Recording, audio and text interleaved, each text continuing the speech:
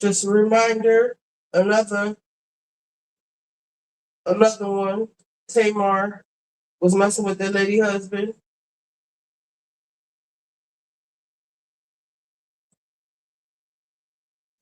I wait for the crowd to come in.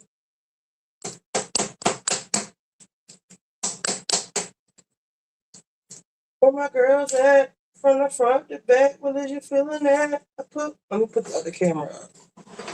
Put one hand up, if you repeat that. See, I don't need See, I don't need that.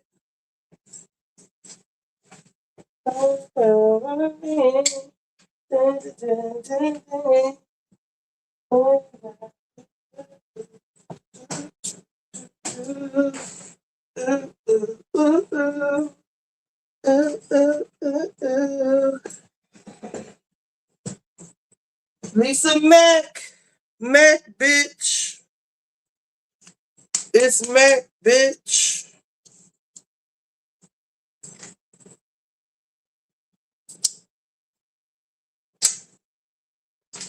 Where my girls at?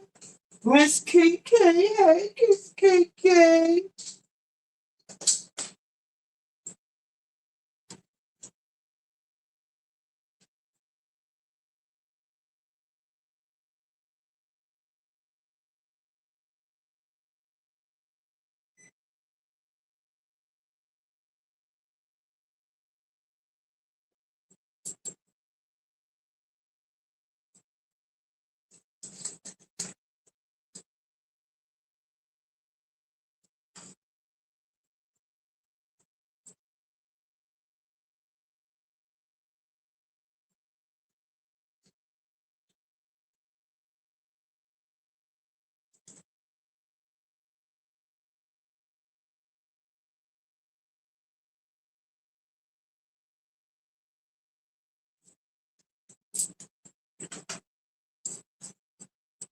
Huh.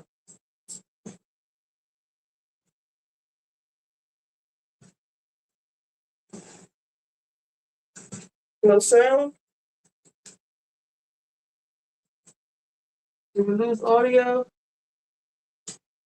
What the happened? Can y'all hear this? No? Hey Lexi, hey Enlightened Soul, why can't we hear? Oh, that's been muted? Okay. One thing that shocked me, first of all, if you saw me in Vail, keep your mouth shut. Part. Yeah. Whether or not that was clear, I don't know, but I did feel like she wanted to make that clear. But the main thing for me, I was Here's not my expecting. thing, Carlos. Go, I'm you, gonna you, cut you, you you, off you, either, you, brother. I'm so No, sorry. I want you to. That's the thing, though, because what kind of sense does that make, right?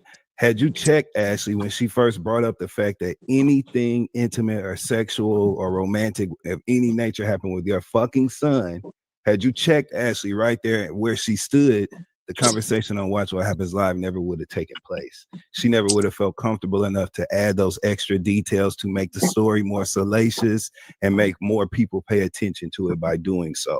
So what okay, you know what I'm saying? Like, I hear you, Sharice, and I'm sure in her defense, right, she was in a tough spot. Her son is a grown-ass man, you know what I'm saying, that has full free will to do whatever he wants with his body and his make whatever decisions he wants to make.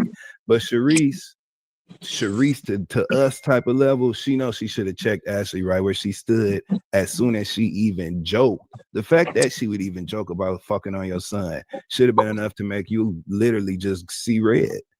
And so when you didn't have a reaction that a lot of other people would have had, not saying that there was anything wrong with her choice to react the way that she did, but had she reacted differently, Ashley never would have felt comfortable enough in her shoes to sit on that stage and say those things and double and triple down and paint a picture for everybody that was watching that show. She wouldn't have done it had Sharice stopped her in her tracks when she first brought that shit up. And that's the point that I think Sharice is trying to circumvent in her analysis of this. But if she would kind of refocus to that moment, like, hey, let's look at this as let's zoom out and look at it on the most basic of levels. This person who is your peer, essentially in this space and environment said that they was kissing on your son and perhaps may have screwed him. That's enough to get you to cuss her ass the fuck out right there as she stands. So sorry, Sharice, that happened to you. You know what I'm saying? And hopefully the next time somebody say they fucked their son, she'll know how to react in the moment and put a stop to all of that. Period. One thing that shocked me, first of all, if you saw me in bail, keep your mouth shut and don't say anything in this group.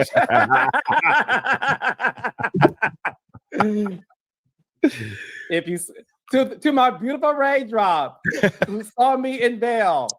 No, you didn't.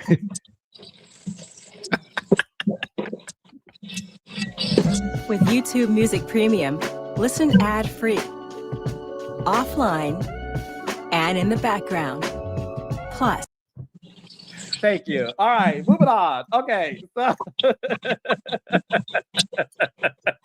I got distracted real quick. All right, fine.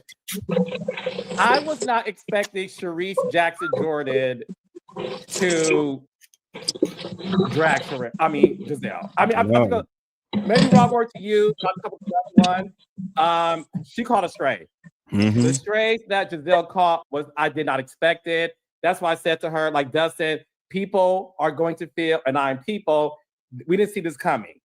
They were damning things, damning accusations, really, really, really, really forceful and final accusations. She lied on me. She stole the spot from me. She tried to push me out. She's the one who spread this rumor and said that thing. And these are all new accusations. Sharice definitely didn't have that energy when she was filming.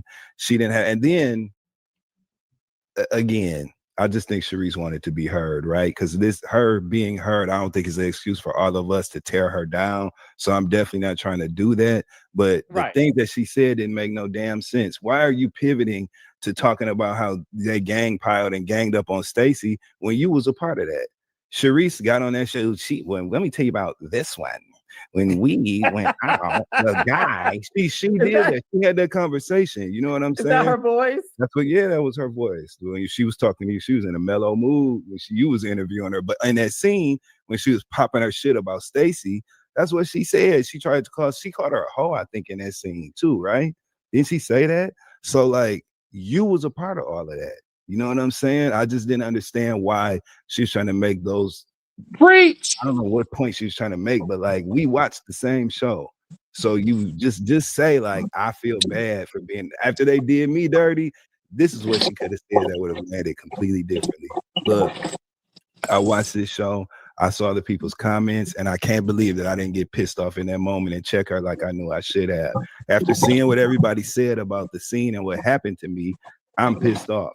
And if they did me dirty like that, I feel bad about being a part of them doing Stacey dirty. I feel bad about what I said about her on TV. Had she said that instead of glazing over the comment when she did vaguely mention it, talking about, and I said, whatever the thing was I said, when she said that to you or whatever, that's her acknowledgement of it, but it's not a direct acknowledgement of what she did and the role she played in that. So it was a bunch of mumbo jumbo, but I felt for her because I feel like she just wanted to be heard. And on a human level, I understood that. You know what I'm saying? I understood that she just wanted to have her say. So yeah. No, I agree. I agree with that. I totally agree with that. So Raindrops, if you haven't watched it, check out my one-on-one interview with Sharice Jackson Jordan. Mm-hmm. It's on my YouTube channel. Giselle and Robin spoke about it on this show today. And listen, I love Giselle, so I know a lot of y'all took it as shade. I don't believe Giselle was shading me. I'm not going to do to Giselle what some of these ladies tried to do to me, which is take fun commentary and think they're dissing me. So when Giselle said, Sharice called Carlos, and Carlos King's like, okay, I need content. I didn't take that as shade because at the end of the day, it's true. Like, I wish I could dap you up right now. Bro, like, I in the words of Monique Minding, I don't feel red. So, but this to me is a classic case of, hey girls, when me, Dustin, and Claudia and Blue are doing our job, recapping something that happened, it's not shade when it's true. Carlos needed the content. Yes, it's nice. I'm the king of reality television, and now I'm the king of content. I wanted to talk to her. And at the end of the day, I will end by saying this, and Dust, I'm gonna let you close this out for me. I'll say this. I appreciate the space that I'm in where people want to get their thoughts out and have their voices be heard. And I'm blessed that I have provided a platform where people do feel safe to say, I can go to all of these people, but I choose to go on Carlos' platform because I know that he's going to handle me with care, ask me all the questions. I get to be myself uninterrupted.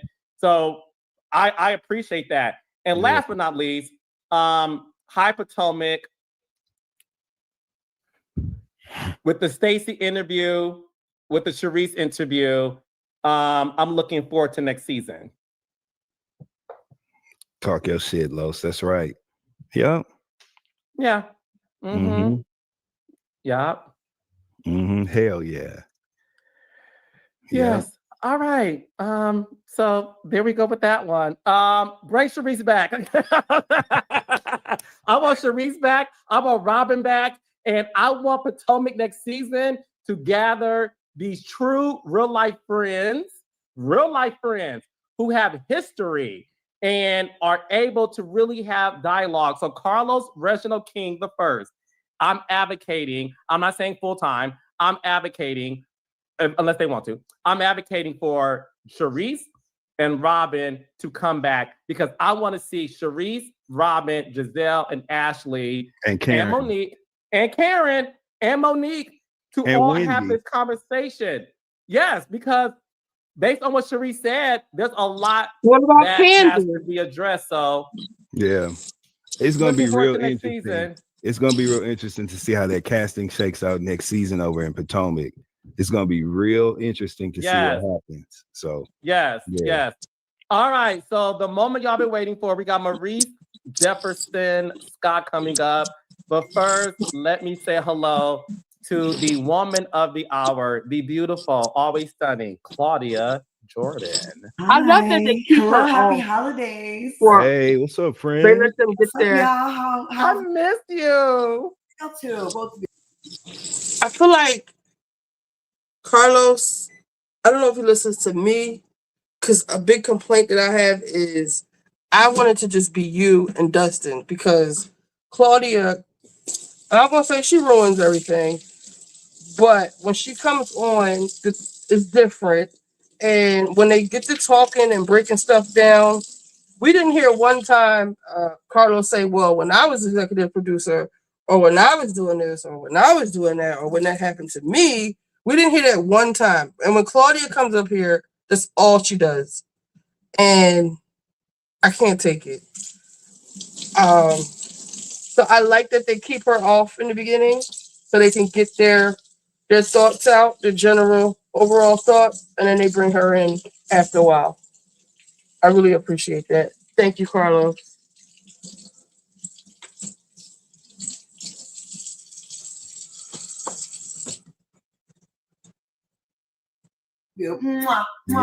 Yes. I'm too long. Y'all look cute. You look beautiful. You look gorgeous. I do. I feel so. I'm so out of breath. This anemia. I gotta kick anemia's ass here. So ladies, get checked. A lot of us are anemic. I have to have next Wednesday. I'm out of breath. A 4-hour IV put in to restore my iron reserves. Check your ferritin. Why are we hearing about this? It should be 80 at least. Mine is the same thing. I can't watch Salt Lake City because of Monica. Life, and I literally am running on 0 iron. So, but it's a lot of projections and a lot of hate for Monica. I feel like so weak, and I don't want to hear it. I had a rough week with the internet and just being dragged, and I was depressed and like sad. All that's related. Like, you're running on empty butts. I have tea. I have caffeine. I'm not gonna be empty for this tea tonight, so we're gonna be good. I'm gonna kick his butt this year. It's something that can be. It's something that can be fixed. You need more Rubik's trips. You got to take more personal time this year, boo. You've been working your ass off. You really have been. Yeah. trying to catch up. I know. No, you've been doing a lot. And look, you look good doing it. My last question before I bring on Maurice from Love and Marriage Huntsville is, when the clock is it struck? Struck. Struck.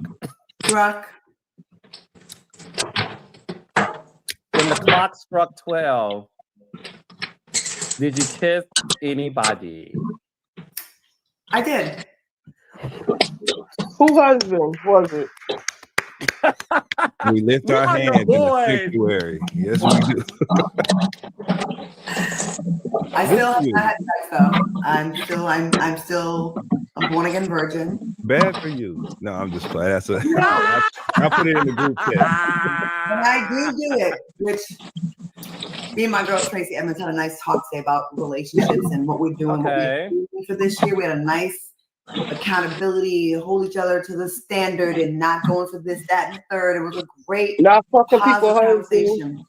And I'm speaking that to existence, but it's not gonna be like I said. I don't do things often. When I do, it's gonna be very worthy. Yeah. And when I do break this streak, the grip, so strong, y'all. A refurbished version. That's all I'm gonna be. Well, look, we have. Wait, y'all. Did y'all kiss? I'm sorry. Well, you have to rewatch the show. Oh, I have to watch the show. I can't just ask my dear friends. I just told them they love me. They do love you. Dustin said he did. Dustin? I did, yeah.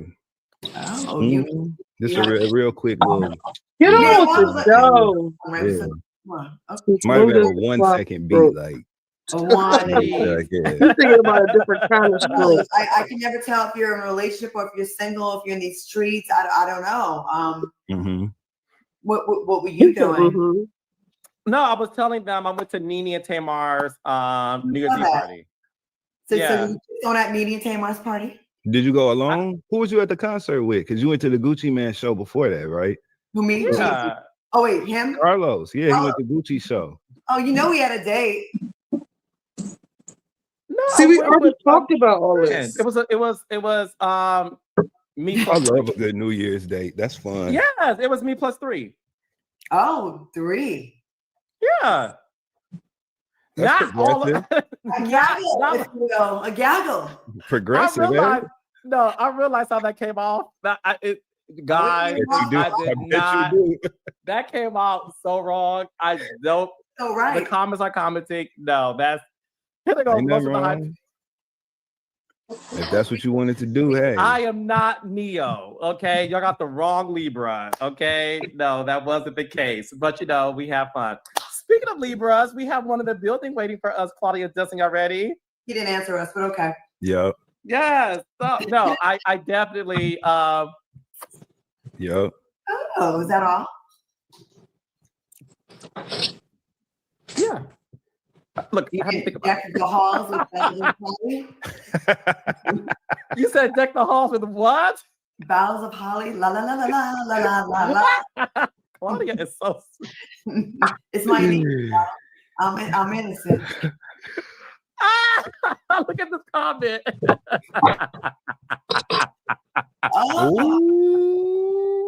Hot cocoa, 5 Anyways, I'd rather y'all just blown up my not y'all too. I was talking about the raindrop because they don't miss a thing. All right. So ladies, gentlemen, gays and days, Love and Marriage Huntsville is back. Last Saturday's episode was a doozy. So we have the man of the hour. Give it up for Don't give it up. The man who may love sex more than Dr. Rude, Maurice Jefferson Scott. Hello, everyone. How you guys doing today? Greetings, Maurice. Happy New Year. How are you? I can't hear Claudia. Can you hear me? I can hear Carlos. I can hear Dustin, but I can't hear Claudia. You can't hear me in this sultry voice. She has a nice microphone, though. Really? You can't hear her, Maurice? Can't hear her. Do I need to like? Oh, you can't hear me say you dead ass on the show the way you did your. really bad headache, but she didn't have any other symptoms except for like a headache. Like it was just, it might be foretelling, you know, the episode or something. Oh, the old, I got a headache. I hope she feels better. Mm-hmm. So Maurice, let's get right into it. Thank you so much for hopping on. Real quick before we start, hold on. I am making I'm making greens and candy yams. I already boiled the yams. They're cooling off. I'm going to use butter, vanilla, maple syrup, cinnamon, nutmeg, brown sugar. And then here we're going to make greens. We have kale and collards. But in here, I have cooked down the turkey tails. I like the tails because there's a lot of fat on them. And if you don't know what a turkey tail looks like, it looks like this. And the only thing I put in here was an onion, chopped it up finely. They'll probably emulsify, which means like melt into the sauce. And the only seasoning that I used some chicken bouillon because I didn't have any chicken stock.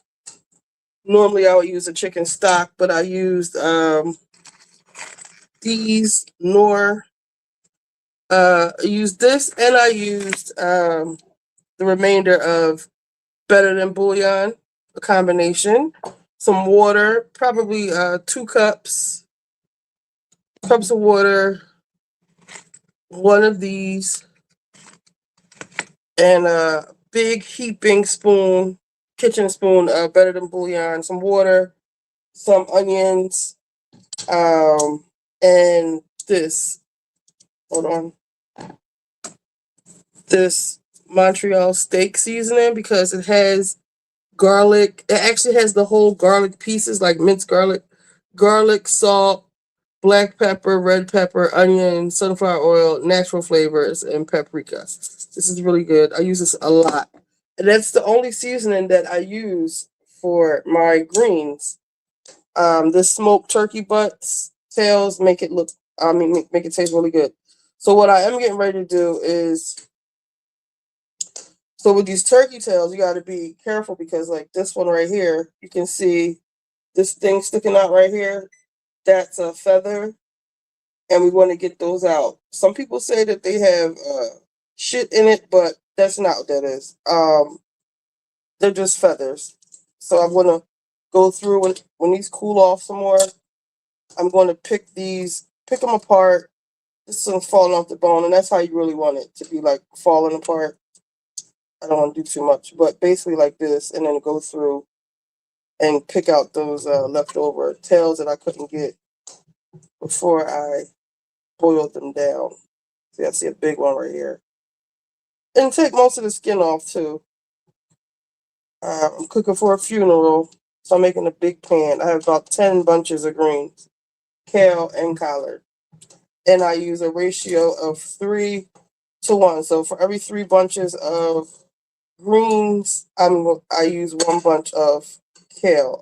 Every 3 bunches of collards, I use 1 bunch of kale. I'm going to transfer it to this pot over here. It's bigger. I might have to use I got a big pot in the basement, but I think this might be able to handle it because the other pot is really too big.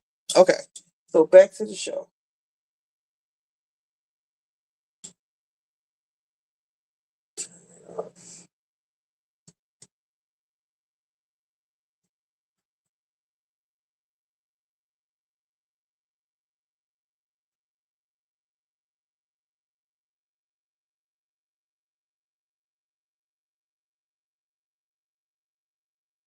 On to Monday Night Live. You know you are cooking up a lot, Maurice, when you are already on your 2nd appearance. Hey, and thank you for coming back. Thank you. We appreciate it. Yes. So let's just get right into it, Maurice. We had a scene where you and your beautiful wife Kimmy were in therapy, and the conversation of sex came up. This scene, even before it aired on Saturday, the blogs picked it up from the Jasmine brand to the Neighborhood Talk. You were trending on social media before, again, the episode on Saturday, where you said something along the lines of, growing up, you were taught that it's easier. Well, how about you say? I don't want to butcher your line. I want to answer this question, right? But can I say it first for those who haven't seen? Yeah, go ahead. Tell me if I got Dustin. Dustin has a better memory. Dustin, do you remember? Do you remember verbatim what was said? Say it, Dustin. Maurice, you said that when you were growing up, you remember people saying that a woman you remember a woman saying that she could lay down longer than you could stand up, right? Yeah, that was a quote. Yeah, it was a saying, right? Yeah. But before I answer this, right, and I'm really curious. I'd like to get each of you, Carlos, you go last because you're the producer. But I'd like to get you guys take about the whole, that whole exchange. Ooh, starting with Claudia Jordan. What would you like to know, Maurice? What would you like exactly to know? I'd like to know your full take, like your understanding of it. I was in a similar situation. I understand. So you want more sex, right? And your wife wants more of the quality time that leads her to want to give you more sex, and she thinks it's going to be a better quality of sex. And it seems like you're frustrated, maybe not getting as much as you like, and you want her to be on the same page with you, like numerically. And I think you guys want the same thing, but she wants more quality. It comes off like you wanted more time, like you just want to do it more. But you probably both want better quality sex, right? I'm gonna reserve my response until we're done. See, this is the shit I'm talking about with him. All right, Maurice. That was very introspective. I like that. Thank you. What about you, Dustin? We on Maurice Night Live tonight, y'all. The hell with Monday Night Live. It's Maurice Night Live, goddamn. Okay, you know what I'm saying? As a guest, let me say, not a guest. but no. So I felt like we were. First of all, I felt like you and Kimmy should be applauded for even having that therapy session on camera, where you were. Even though this is a reality show, and we know that more often than not. A lot of talent is really guarded about matters so personal as something as your sex life with your wife. So that's a private matter. Kudos to y'all both for sharing on screens. You know what I'm saying? That moment with us. I felt like per the conversation and per what you offered and what Kimmy offered to the conversation, it seems like y'all got a really healthy, active sex life. You know what I'm saying? And you like to have a lot of sex. Kimmy has the sex with you that you like to have. And she is asking for more of an intimate roadway to the sex and more quality time it's spent doing things other than having sex. You were unapologetic about your sexual desires, you know what I'm saying? And y'all were trying to find a way to meet in the middle without compromising each other's integrity, dignity, self-respect, all of those things. It sounded like you guys were trying to find a path toward that. And you were offering some context as to some, again, real personal shit from your childhood that may have contributed to your needs and desires and wants today. That's what I got from the conversation. Yeah, thanks. That's wow. Yeah. You're supposed to wait. Don't say nothing. You're supposed to wait. Yeah, you're right. It's Carlos. No, but listen, watch the reunion of Love and Marriage Huntsville coming soon in 2026. Maurice already knows how I feel about it. I did want Claudia and Dustin to have the conversation with you because how do you want me to ask you how about you answer first what you meant by that saying, because there is this question that I do want to ask you on behalf of the audience that has been the most asked question when it comes to that particular scene. But before I get into all of that, what did you mean by that comment and how it really did rile a lot of people up? Well, ultimately, guys, they just don't last as long as women do.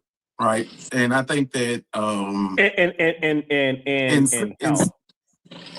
Whitney in Rose was sex, very nice woman guys and don't last housewife. as long as You women. think Like, so? the best Andre performing can't guy hold can't up. last as long as a woman can. You mean Right, men so- are quicker to orgasm? You said I love Whitney Rose. She's a very nice woman. You don't think she is what is the word I'm looking for? Reprehensible, a liar, a conniving hussy.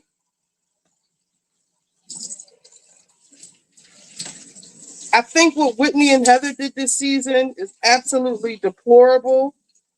They're obnoxious.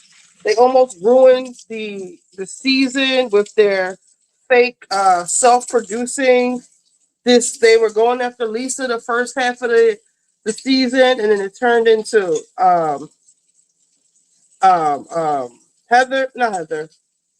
Meredith.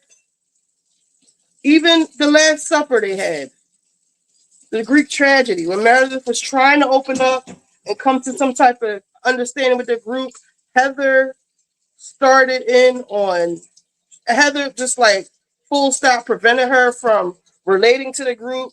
Heather has been, with the help of Whitney, Heather wasn't even at that lunch that Bronwyn and who was it? Bronwyn, Meredith, and Mary. She wasn't even at the lunch, and she was demanding apologies and stuff. And Heather has been absolutely disgusting. She is disgusting, and Whitney is her puppet. And I think that they're scared of Bronwyn because they let her off the hook way too easily. Whitney doing a lot of deflecting because she has a lot of stuff going on. For her to sit up on that stage in at the reunion in the preview, crying, saying she got so much going on in her marriage. But why didn't we see that during the season? I don't want to hear it at the reunion. I think she's disgusting. I think she's a slut. Not even a whore, a slut. And I think she does a lot of deflecting. And I wish somebody would just go ahead and sue her. Because we could go back to the last season. She's still mad at Meredith about the whole Alibaba thing, when in the whole truth and the whole reality was you were buying jewelry from AliExpress and white labeling it, like just sticking your label on it. That's why Lisa threw it in the fucking trash. I think Bad Weather, they're making a bad show. If we didn't have so many other dynamic personalities on the show, it would be a shit show. Even the whole thing with Meredith, like, it's going left. Like, do something else. Y'all have Brittany right there. You have so much other material and so many other things you could have talked about or started some shit about, but you were just so laser focused on Lisa and Meredith, and it was like, for what? We didn't get anywhere. Actually, we're gonna listen to this, and then we're gonna listen to Watch What Crappens. I don't think they didn't even cover that the last episode, and it's too early for this episode. I'm gonna come on tomorrow just so we can listen to it, because I'm curious to see what everybody else thought about what Whitney and Heather did tonight. And y'all notice Angie silent, Bronwyn kind of silent, but they know when to shut up, and they know when they're doing too much. So no, I don't think she's a very nice woman. I think she's more than messy. I think what she does is dangerous. And I would have sued the bitch after I beat her ass. Than women typically in a sexual setting. Absolutely. Okay. That was well said, Dustin. That's exactly what I meant. We got to be clear, man, because all they're going to do is take what you say and twist that shit into something else. So I think we all just need to be crystal clear. Crystal clear. Coming soon in 2026. Mauricio already knows how I feel about it. I did want Claudia and Dustin to have the conversation with you because, how do you want me to ask you how about you answer first? Real quick, before I let this play, the greens, I cleaned out the sink. You laughing. Hey, Malaya, they said I got ads on my channel, on my Twitch.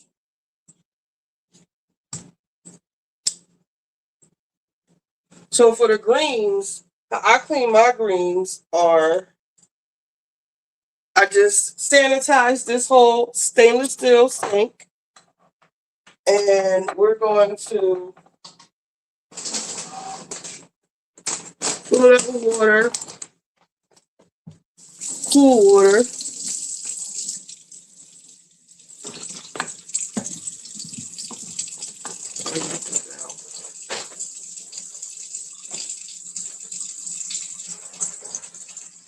We got one. Throw these, unravel these. You know, see.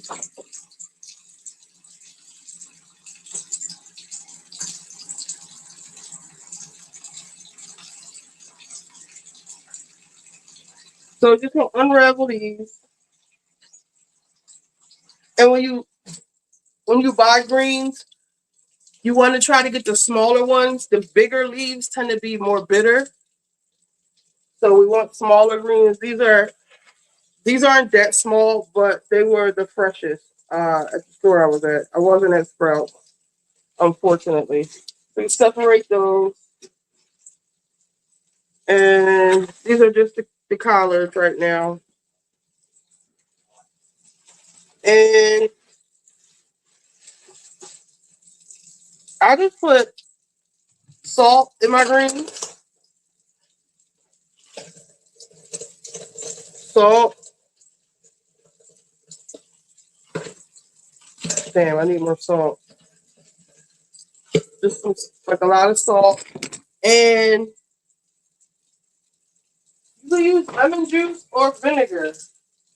I'm going to use, what do I have? I have lemon juice. Not really. Someone uses vinegar. Just a little bit. Salt, vinegar. Just a little bit. Just to get any dirt off.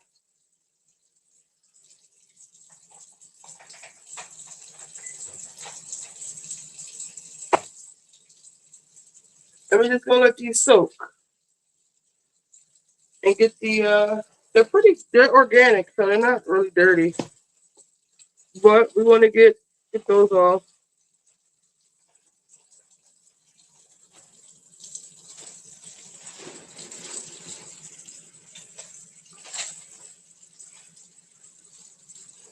I think I overcooked the yams. But it's okay.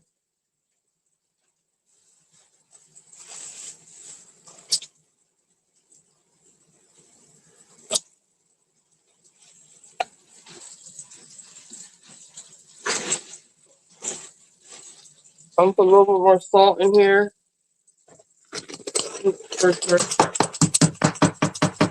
We got some kosher salt. Use this. Pretty sure I should be wasting this like this, but hey. Alright, salt. I got some lime juice. We just want it to be really acidic. Just to get any dirt or slime, or there's no slime on here, but just whatever's on here. Dirt, critters. Collard greens aren't as dirty as they used to be. This is lime juice. I use this to clean my chicken if I don't have actual lime.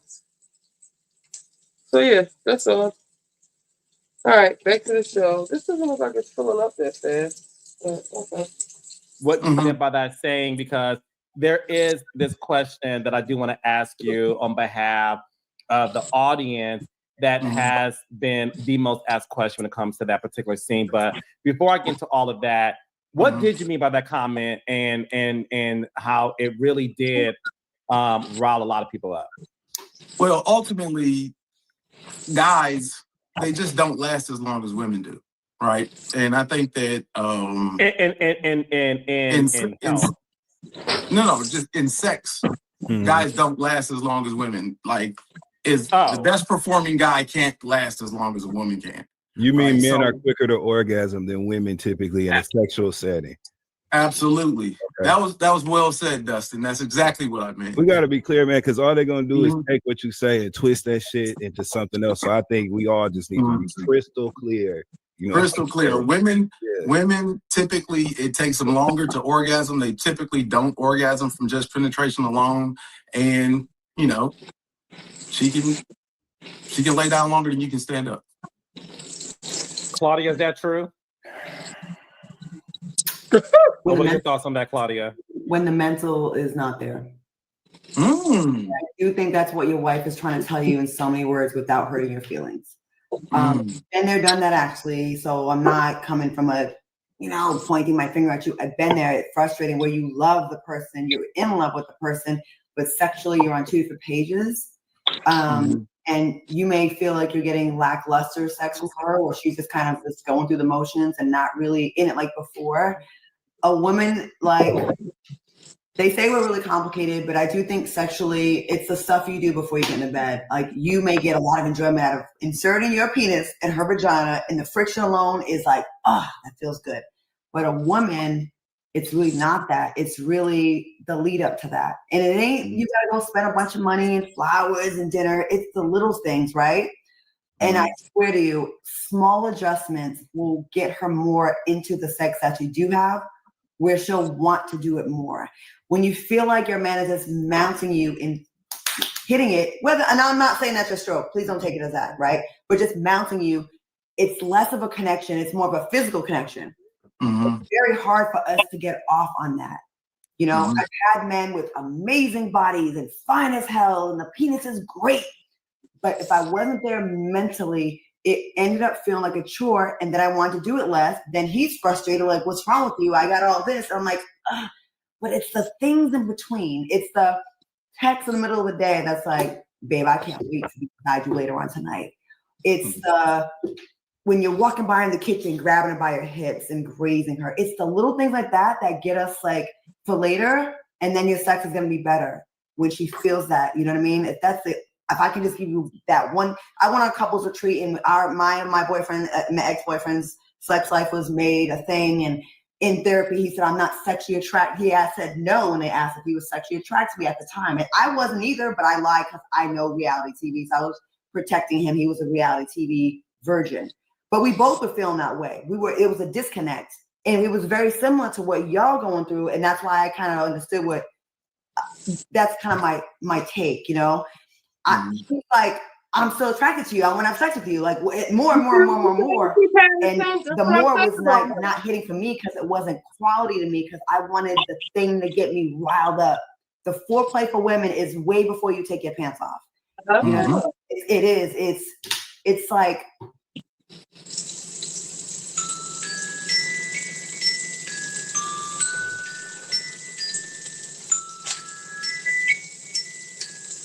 babe, I made plans for tonight. Don't even worry about it. Don't even ask no questions. I got it. Like, we like men that we thought planned something for us. That's enough for us to get on our group text. I promise you, there's a group text with your girl, with your wife and her friends. Girl, today I didn't even have to even think about it. He set up the dinner reservations and laid a dress out for me. He's getting it when I get home. It's stuff like that. It's like the intent, like it's stuff like that that gets us where we want to like give you that enthusiastic sex that you probably had in the beginning of the relationship. And that it ends up falling by the wayside. You have kids, you have families, you have house mortgage, and then you just try to get it in when you can, and it's a quickie, and it probably feels empty to her. And then that makes her not want to do it as much. And then resentment, like, why does my woman not want me? And she does, but she wants you like, it's like you both like steak, you're okay with it going in the microwave, she needs it to be cooked longer. That's it. That's it. And that, that's the best way I can. Claudia. You know what I mean? That's it. And so, yeah. No, go finish, please. Claudia, it's hard to say that to your partner, though. Like, I can say it to you because I'm not in y'all's relationship, right? Because I've been through with my ex, and I feel like that one adjustment would have got us married. Because at the end of the day, he wasn't a complicated man. He just wanted passionate, hot sex like he had from his girlfriend when we were early on in the relationship. Then it becomes a, what do they call it? Like a Mexican standoff, where it's like, you lower your gun, who's gonna go first? You're like, when you give me that hot sex, I'm gonna give you the dinners and the romance. And then she's like, when you give me the dinners and the romance, then I'm gonna give you the hot sex. Neither one of y'all will come off your square, so then it becomes. That's fair. right? And then like nobody wants to go first. And it's hard to go first because you got years of resentment. What about me? And why won't you do this for me? And she's like, why won't you do this for me? And you're like, but you're my wife and I pay the bills and I do this and I do that. I'm telling you, it's oh my one of God. the simplest and hardest things to do. But if you really want to go there, like we did therapy and when we got back, we definitely did make some adjustments, but we just needed to carry on longer. We didn't. You know what I mean? But I feel like a simple, if I could tell you anything, we broke up after it. Y'all are married. Y'all have more at stake. If someone could just go first and put like the pride aside, I'm honestly ready to skip this. It'll make a huge adjustment in your relationship. You know what I mean? No one keep talking about it. Just do it, you know? Maurice, how do you feel about what Claudia's saying? She's 100% on point. I think that I've been in therapy now much longer. So all of the points that she's making, now mind you, they not finished with me yet. The marriage menders are still working on me. I have highs and lows.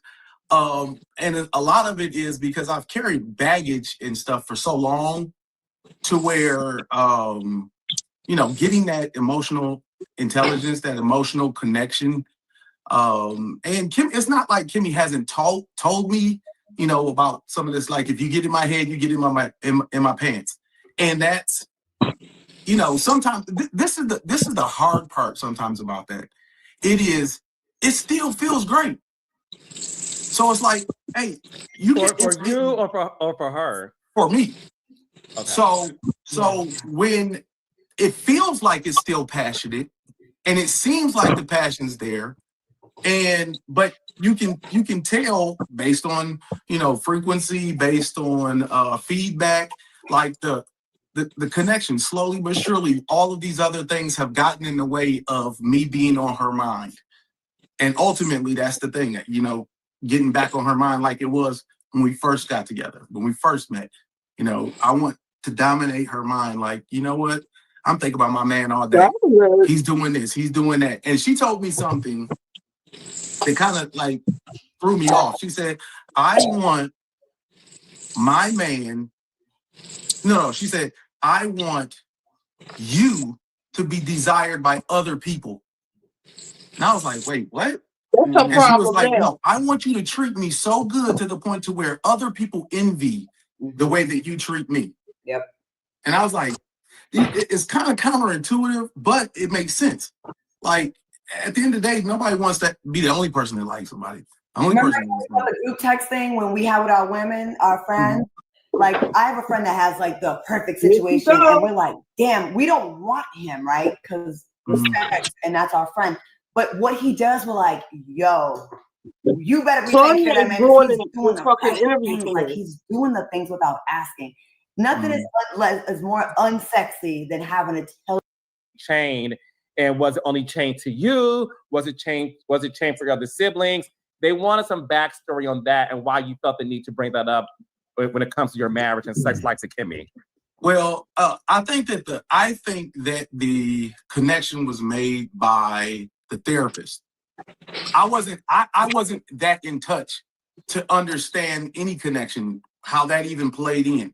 And I think it also goes back to a little bit of the baggage, like I said, that you bring to a marriage. And that was just one of the things. And you don't know it until someone like a professional points it out. Hey, maybe this had something to do with it. All right. But the refrigerator actually had a lock on it. That's not figurative. That was a real lock. It was locked for everybody. And it was because, there's 10 mouths to feed in the house. And if you have all of these, and it's 6 boys, 2 girls, right? Plus the parents. So when you have all of these children that are growing boys, all you need is one. Don't multiply it by 6, and then you have all of these kids that are trying to eat all day long or whatever, and then there has to be a stop to it. That's if you just ate 3 times a day, that's 210 meals that a parent has to provide per week. So I can understand from my dad's perspective, we had limited resources growing up, You can't eat up all the food because then nobody has any food. So it was like a regulation, but you don't get that as a kid. As a kid, you go to the refrigerator and you're like, why can't there's stuff in there? Why can't I have some? And it just didn't register. It didn't make sense. I want to focus a little bit on the emotional intelligence piece, right? Because I like the fact that you said it felt like a moment of accountability when you all were in conversation in session, and you said that you realized that you didn't have any emotional intelligence. There's been several times. Sometimes I think, Maurice, your message gets lost in the delivery sometimes, right? And it's because you're talking about stuff that's hard to fucking talk about. So sometimes it's hard to just directly and blatantly communicate your feelings, right? And sometimes we feel burdened with the responsibility to persuade others into understanding where we're coming from, as opposed to just making our point. And I think that's where the disconnect occurs. A prime example of that is with the offering of the colloquialism, we'll call it, right, about the laying down and standing up thing. The insertion of that phrase threw off everything in the entire session, right? When you were offering it to communicate to the therapist and to Kimmy that I thought that women could last longer in a sexual situation than men, I didn't know that you had these needs, right? But when you offer up that saying, number one, people think that you feel like that, and that's why you're sharing it, right? Which wasn't the case. You were just trying to give some context. And number two, it distracts people from the main point. And I think that with the conversation that we saw a couple seasons ago when Kimmy was going through her treatment, right, to different conversations we've seen concerning your sons, I think that sometimes in the message, are you recognizing a pattern with that after seeing yourself in these conversations, you know, in succession on television? Or like, what got you to the point where you realized there was a disconnect with the emotional intelligence piece? I think going through therapy, and better yet, starting therapy and then going through certain sessions. Yeah. And this is the first time I've actually have done some work as far as therapy. And we started it for our marriage, but then it also, you know, they start digging in and they start finding everything else. And the best way for me to describe it is like climbing a ladder, right? Where I come from, you guys know because you guys, you know, grew up in Michigan, but Pontiac is the hole in the donut. They literally, we called it the hole in the donut because any way that you go outside of Pontiac, you go to this beautiful, you know, space where things look just like magnificent. Homes are beautiful. The schools are better. Everything. It's almost like the air is better.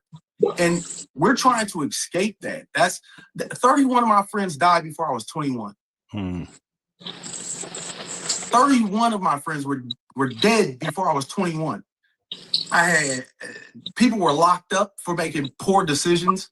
So in my lifetime, trying to escape the gravitational pull of poverty, I couldn't sit around and emote.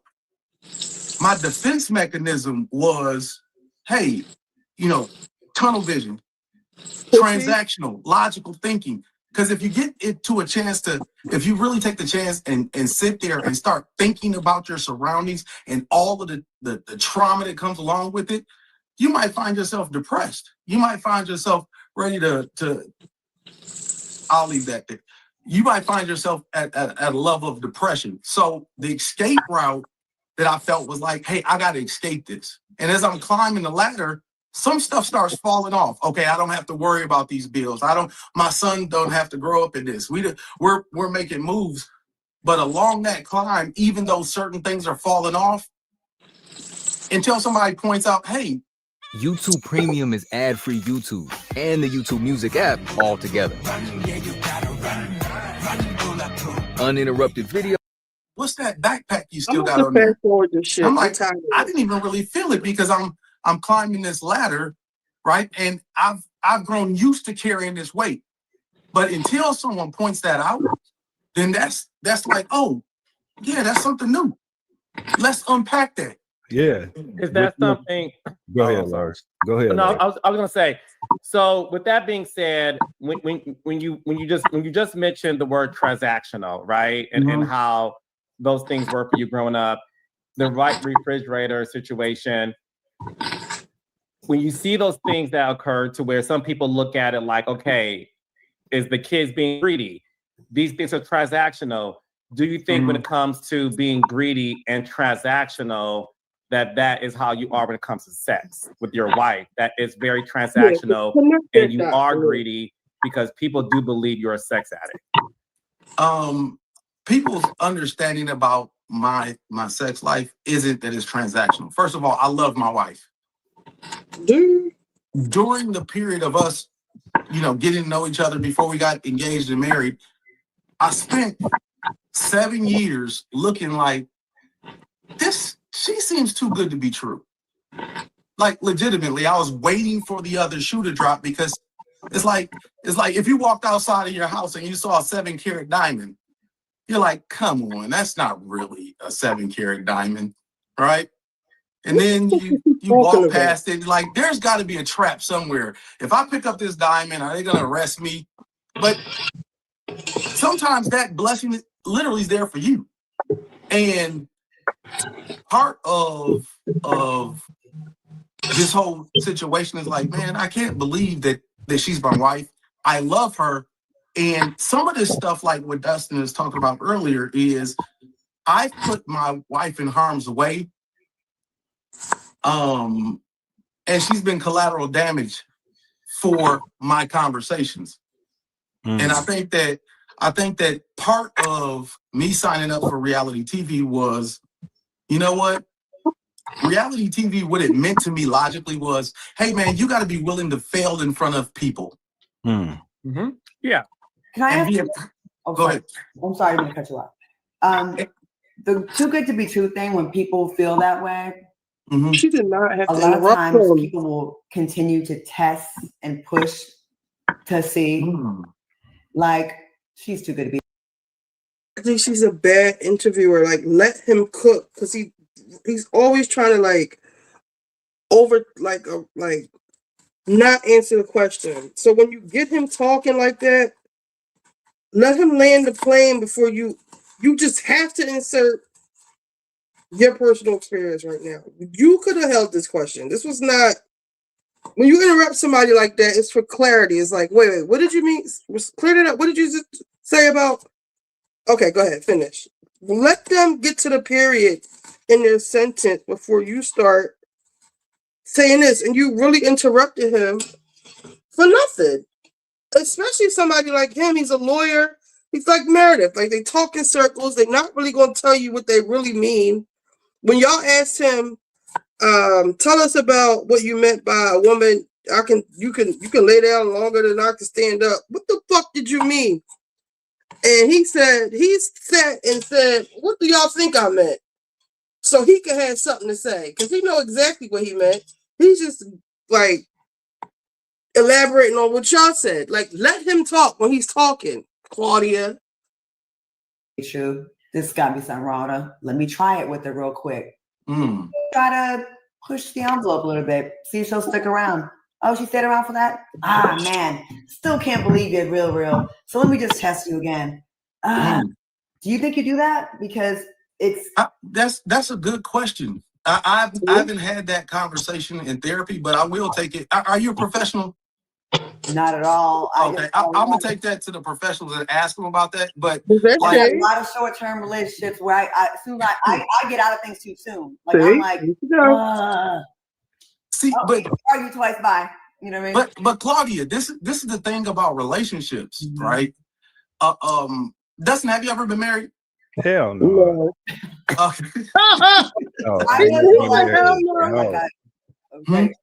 had a marriage less than a year. Okay, so this is the thing to me about marriage. We make a vow for better or worse, right? And sometimes, man, when I read the comment section, it's like, damn, we're doomed when it comes to marriage. This literally is the foundation of our economy, is the foundation of who we are as culturally. Like, we lose so much when we don't have that family unit. So if you're gonna leave and bolt when you see how he's no longer talking about what he was talking about before? What was he saying about the diamond? And finding it. He's not even talking, not even saying it anymore because of her dumbass question. Find out that, hey, your husband or your wife needs to unpack something that they may have been carrying forever, right? I don't know about this lack of emotional intelligence until I get introduced to it from someone else. And I'm like, oh, damn, that do make sense. I did not know you were blocked. You know I did not block you. I don't know what the hell happened with that. I was looking for something else, and I couldn't. I was looking to see why somebody couldn't come up with something, and I saw your name blocked. I said, "How this happened?" Maybe one of my mods did it, DJ. You know I didn't block you, or maybe it happened by accident. I have been known, but no, I would have had to block you in YouTube for you to be blocked.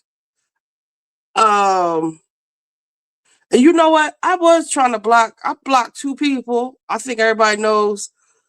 I wish you would have said something to somebody. I didn't block you on purpose. Cause I'm like, well, where Deidre at? I'll be seeing you in a board chat. I'll be like, damn, Deidre, don't mess with us like that no more. You know, Deidre, I love you. I love you down. I fucks with you, Deidre. I might have been trying to block. There's 2 people everybody know who I let me see. They both begin with C, mind you. I don't know how you got blocked, but you're back.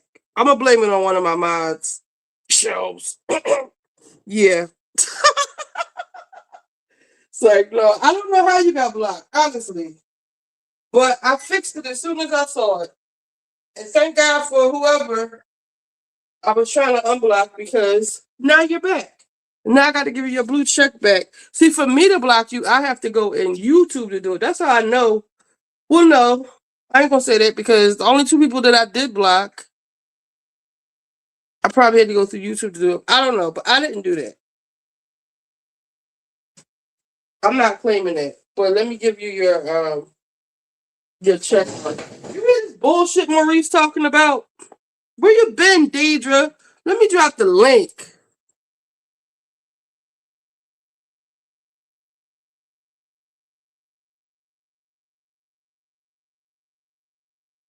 Let me give you your check. I mean, your blue thing back.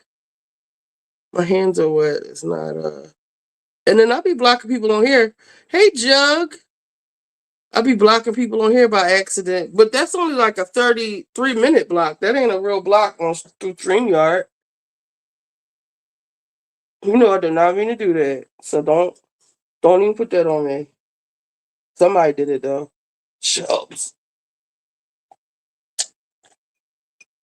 I've been watching you cook but you still be watching. So wait, what kind of block was it then? So you really can't block people. So you were still, so what, you couldn't just chat? Let's try it.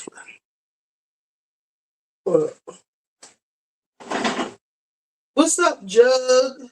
My nigga Jug. Let's see. What cheapy, my channel. They be hating on me sometimes. Okay, they let me do it.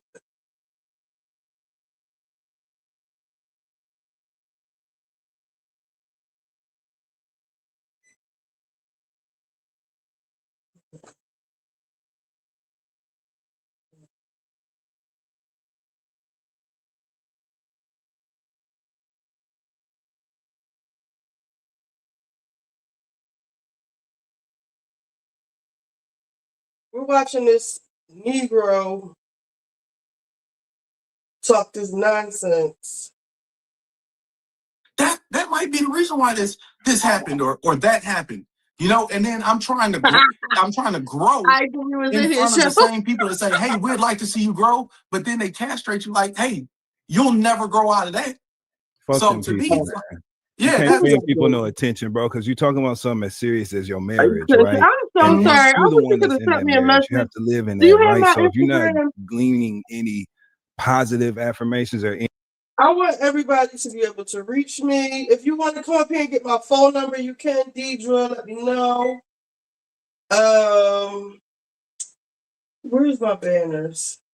Here go all my socials. Are you on Twitch, Deidre? Because we go over there and watch the Housewives Thursday.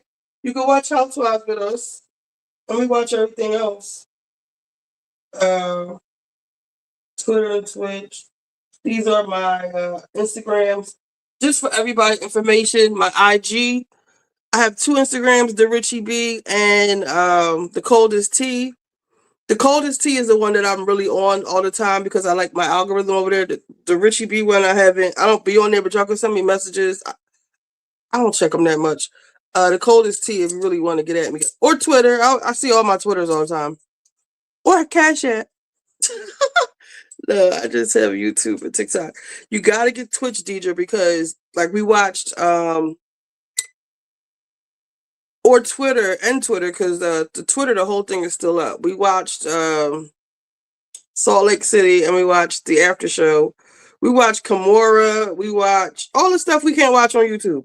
We switched to Twitch real quick and then we come back over here. So I have a Twitch. Remember you were telling me to stream?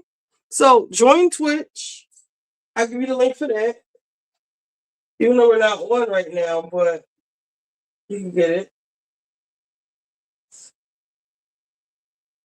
Let's see.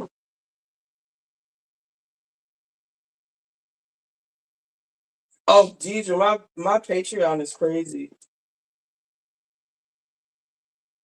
My Patreon is let me show you real quick.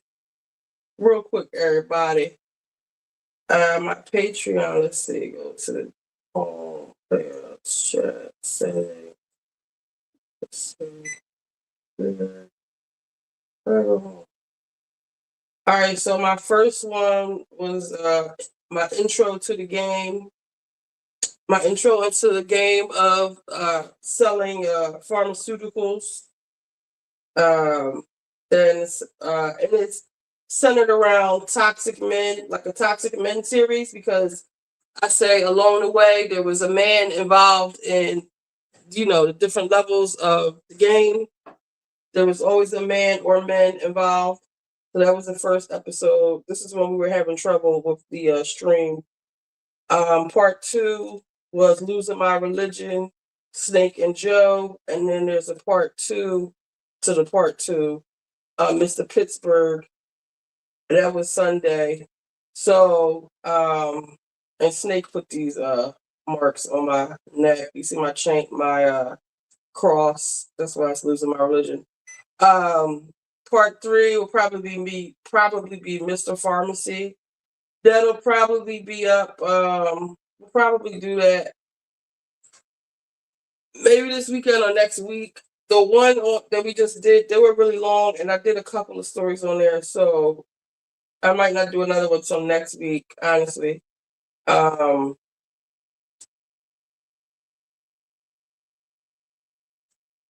So yeah, and I'm talking a lot of shit in here that I can't talk on regular things, on YouTube. So yeah, if you want to join that, that's $4 a month, and $8 one, you get my hair products, which I will be doing this week coming up. Sending them out to my dolls and my generous cash appers. So right now we're watching, if I can find it, them review this. I want them to get the Potomac. So that's what we're doing now. Good things that you could be that would be useful in your marriage.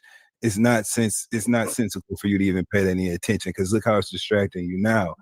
I think that I believe you when you say that the levels of emotional intelligence that are necessary to sustain your marriage are something new for you to understand. I believe that, because that's growth. Oh, wow. I think that it becomes challenging when they see things like what you said to Kimmy. And I really would love for you to kind of clear this moment up for people, right? When you all were in, Kimmy said, listen, I just need some more quality time. I just need more time or whatever outside of the sex. And you immediately interjected and said, that ain't gonna happen. Mm-hmm. You know what I'm saying? Something like that. Messages to the audience, and I'm sure Kimmy, the messages to her that, like, you don't care about their feelings. It's said in a way that is literally, by definition, careless. It's Ever feel like beauty products just aren't made for you? Prose is personalized to over 80 love, and that. Thank you, Maurice. Thank you, Reese, bro. All right, y'all. Good luck. I didn't learn anything while he was up there. I had to whoop a bitch ass like 2 weeks ago, Deidre. Yeah, you have a lot of The insight. Dollhouse Reacts. I did not know Cardi also went on. She Not did? only to mine, but other people's. And It's called the Doll. She I be just flagging think that people? they're on two different pages. I think he's fucking. She flags people? Because I would like to see it. Maybe we'll go back on Twitch. Let me cut these greens up. And maybe we'll go back on Twitch. Damn, I want to see it. All right, let's finish. I want to hear what they're saying about Potomac because I don't know about Angel. I'm happy she's found her voice, but the Bravos, they are sick of her. They are just like, fuck Angel. She is wasting all of our time. Like, they did not care that she found her voice. They're like, too little, too late for that bitch. I'm sick of her. I'll play a little bit of it for you after. Let's see what they say. I know Dustin doesn't like Angel either. He's effing, and she wants lovemaking. Mm-hmm. And it's two different things, and it's like you're having two different experiences. Been there, and it's horrible because if you love the person, you're like, oh, we're just missing this piece. We're so close. We're there, but like one's mental, one's physical. No, that's why I really am glad, and I meant that. That's why I think it's important to always have a woman's perspective when it comes to these conversations because you provided a lot of great insight. So thank you, Claudia. Mm-hmm. So raindrops, Claudia, Dustin, and Carlos. I'm gonna put the turkey. You know, Carlos is gonna blow. Yes, anybody. The latest episode of the Real Housewives of Mick. I can't wait to hear what y'all got to say about this one because there was a couple points I'm like, oh, I know Dustin's gonna say something about this part right here. I got a new attitude. Yes, Patty LaBelle. I got a new attitude. Then people called us and now we got to move. I said, who is this? Did they do a recap? Did they do a recap? Baby, that was a prime example of where you are in your own setting, okay, and you're comfortable. You pop off. But before we get into that, the episode kicked off with Angel, who right in the pot. Setting up Colorado. You know, she's setting things up. She's getting things together. One comment she made as she's in Colorado, she's in her home. Her home is gorgeous. I actually watched, they have this, I forgot the YouTube channel name, but it came on a few months ago. Have you seen it, Dustin? They did a house tour, a home tour of Angel's home, and it's a beautiful home in Colorado. But she made a comment that I didn't move here for the group. They can kiss my ass with that eviction comment.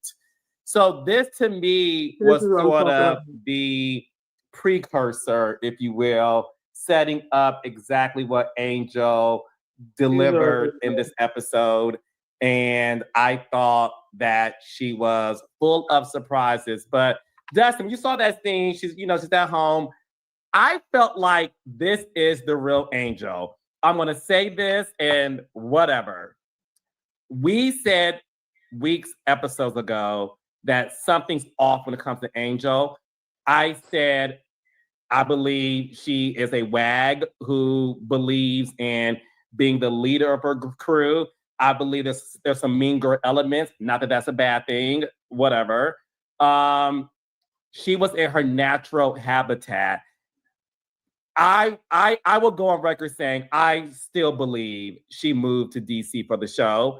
Even when she said, my husband did not even want to go to that party. He does things for me. He does things to support me. It was like, yes, the three of us were saying weeks ago that he is only doing this show because you, as his wife, sacrifice your own situation to be a football player's wife, and you pour so much into him, and he feels the need to return the favor. And I thought they did a great job opening up this scene with us knowing that, because to me, I thought Angel owned this episode, and I was here for it. Dustin. It was a good episode. Stacey had me rolling when she was talking about Monique's event, and she's like, it's a lot of self. That was funny. I thought that it was funny to watch Greg. I don't know if he was drunk at the beginning when Kiana's billboard was released, but when he started sputtering, he was talking, see the accolades. He started sputtering. That was funny. There were so many good elements in this episode. I loved it. So you see what I didn't say anything about, right? Because I wasn't impressed. I'm sorry, I'm not impressed. It was not no. Hold up, because it was not. I was not impressed. Sorry, I wasn't. There was nothing. It was nice to see Angel smile. I think that was the difference in this episode. We watched her smile a lot more, which was good to watch. But I didn't see this groundbreaking moment of, that's Angel. You know what I'm saying? I didn't get that personally, and I didn't think that it was just business as usual to me. You know what I'm saying? Same old, same old. Hands clasped. I know you saw her sitting at that table doing like this because she was so mad. You know what I'm saying? Hands clasped. She was upset. But I don't think that what makes, for me at least, I'll just speak for myself. You know what I'm saying? What makes people interested on TV for me is not just seeing them in conflict or seeing them rightfully check a person. You know what I'm saying? We watch these shows to get to know people. It's called being a television personality. So we watch these shows to get to know these people and enjoy them. If they make us laugh, great. If they make us think, great. If they make us see things in the world differently, even better. You know what I'm saying? But I didn't see anything that was like different from, and I want to make sure I'm being clear, right? Because we're not in the business of being mean over here. So I'm not trying to tear the lady down. All I'm saying is, how everybody else is saying that this was Angel's breakout episode where she really showed up and really held these women to task or really cleared up something that people were confused about. I personally just didn't have that moment in this episode. So, well, Claudia. I 1000% agree with Dustin, and I also feel like it's too little, too late. I think, like, how on Housewives, on other shows, people think, and Carl, you've mentioned this, people think the way to be a star in Housewives is to come for Nene, come for the queen, or be mean, or read someone out. It felt like, I'm going to do this to this person. I'm going to put Giselle and Ashley in a room together. I'm going to not let them be at my house. I'm going to separate them. It felt too like fake mean. And then this is when she lost me. I was hoping when she got to Colorado, she could be in her element and she'd be comfortable. This was so corny. I felt it was so corny. Which I don't have a cowboy hat, right? When they arrived, yes, hat on, and she ate. She was like, "Oh, it was so funny. It was so anticlimactic." She thought and you could tell she was like, "Oh, I'm about to eat this. The camera's gonna be on me. I'm gonna have a cowboy hat on. It's gonna be like a Western movie where that music, and it did not." And I was like, it was so anticlimactic. With her hand in her pocket, like Alanis Morissette. She had one hand in her pocket and the other one holding a cowboy hat. Okay? Yeah, it was that. Right? That's what it was. No, the thing is this. Okay, listen. I love this because I disagree with the both of you. Okay. I'm gonna tell you why. And again, not to make it all about I said I just don't think she's being herself. I think she's listen, when I say mean girl, please don't take offense to that. That doesn't mean you're like a mean, horrible person. Right. Mean girl to me I think she's snooty. I think that's who she is. Her hair was different. Angel's hair was different in Colorado. Her confidence was different. Her outfit was different. Now, yes, I thought it was corny, but I think that's corny who is she good is. On these shows, though, right? Yes, it can be quirky. Yeah. Yes, I think. Thank you, because they'll say corny, and that'll be the thing. Angel, I'm not calling you corny. I think that shit was corny as fuck, and I like Angel. I want her to win, but that it wasn't it. And all the little premeditated mean shit. If you're mean in a moment responding to people, I can get behind that. I'm like, hell yeah. Now, and she does have a reason to be mean to someone because they were mean to her. But some of it was, I would have been a little bit more like, I'd rather stunt in a different way. Like, you know what? Y'all bitches was mean to me. Wait till you come to Colorado. I'm gonna show y'all who's the real housewife. But I think she. Okay, I believe. Go ahead, Dustin. I don't want to make your point, and then I'm gonna jump in. Okay, this is fascinating because we normally don't disagree on a lot of stuff, but I love it. I vehemently disagree with the two of you. I thought Angel was herself. I think Angel should have contacted me, other producers to create a show in Colorado. That's fascinating. Oh my God. Not me. You just took the what I was going.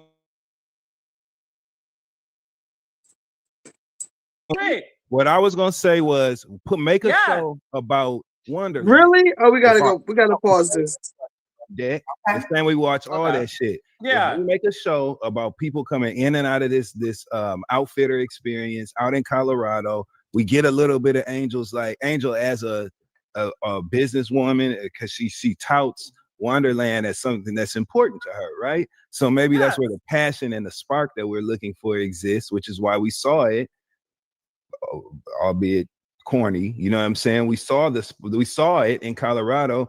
I don't want to watch. I'm not enjoying watching Angel as a part of this cast, but I might enjoy watching a show about a Black-owned luxury outfitter company out in Colorado and the people that come in and out of it.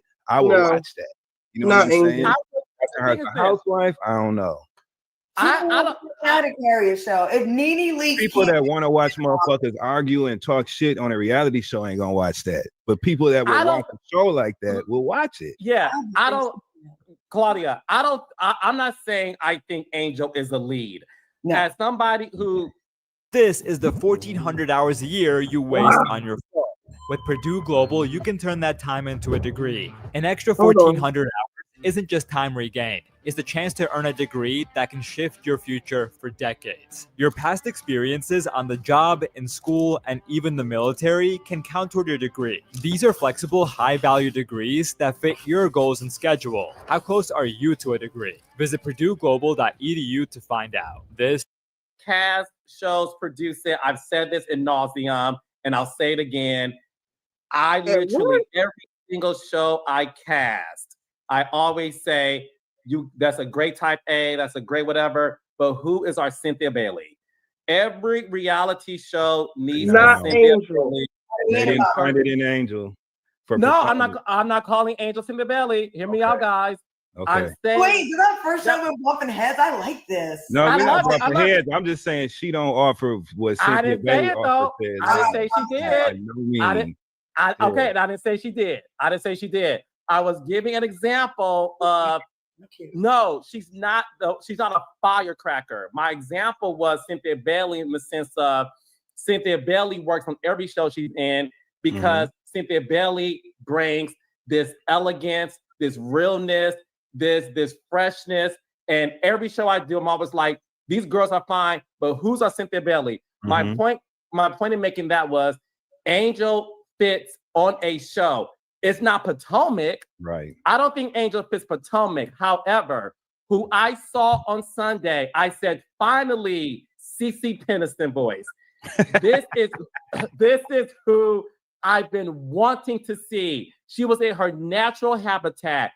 The way that woman heard Giselle say the word eviction, and she twirled that cowboy hat and went down the basement stairs and said, now what you say, I'm not saying she gave me Puerto Rico. I'm not saying she gave me, I'm not saying she gave me Heavenly versus Mariah Hawk. But what I am saying is, it was the first time I looked at Angel and said, now that is somebody who is themselves, and I want to see more of it. Now, I will agree with Claudia. It is too late. It is too late. 13 episodes to get this little bit of personality is crazy. But I appreciate it. I appreciate it. it. That's fair. I think that's fair. Y'all watch the Olympics? I cooked them for about an hour. 4x100 meter relay. Everybody gets to run 100 meters. I cooked them for about an hour, Lexi. The first leg gotta be strong. The second leg gotta be strong. The third leg gotta be strong. You can't wait for the anchor leg to finally sprint. Normally I wouldn't do all of this, but I couldn't get the I couldn't get these out. The little feathers or whatever they are. They might just be these can't all be like shit things. These are like they're feather. I couldn't pull them out because they were too big. They weren't really smoked all the way, which is actually better because it gives that pot liquor in there is really good. It's really good. I put a little bit of more bouillon in it, and it's gonna get a green so much flavor. So normally I wouldn't do it like this. Or you can use a turkey wing. And my uncle broke down because he's really like a meat grill master. My uncle, my mom's brother, he was saying he could tell my sister used turkey necks because the bone on it, when they smoke it, it gets really bitter. The butts I like because there's fat in there. Where people used to use like ham hocks or pork, they do it because of the fat too. The flavor is in the fat. So I got all the fat rendered out of here. But like I said, normally I would leave all of this in. But it has too many of those things in the back. And somebody old told me, oh, you gotta clean those out. Those are shit. And you know how ignorant niggas are. So I don't want nobody thinking, I didn't clean my greens. Blah, blah, blah, blah, blah.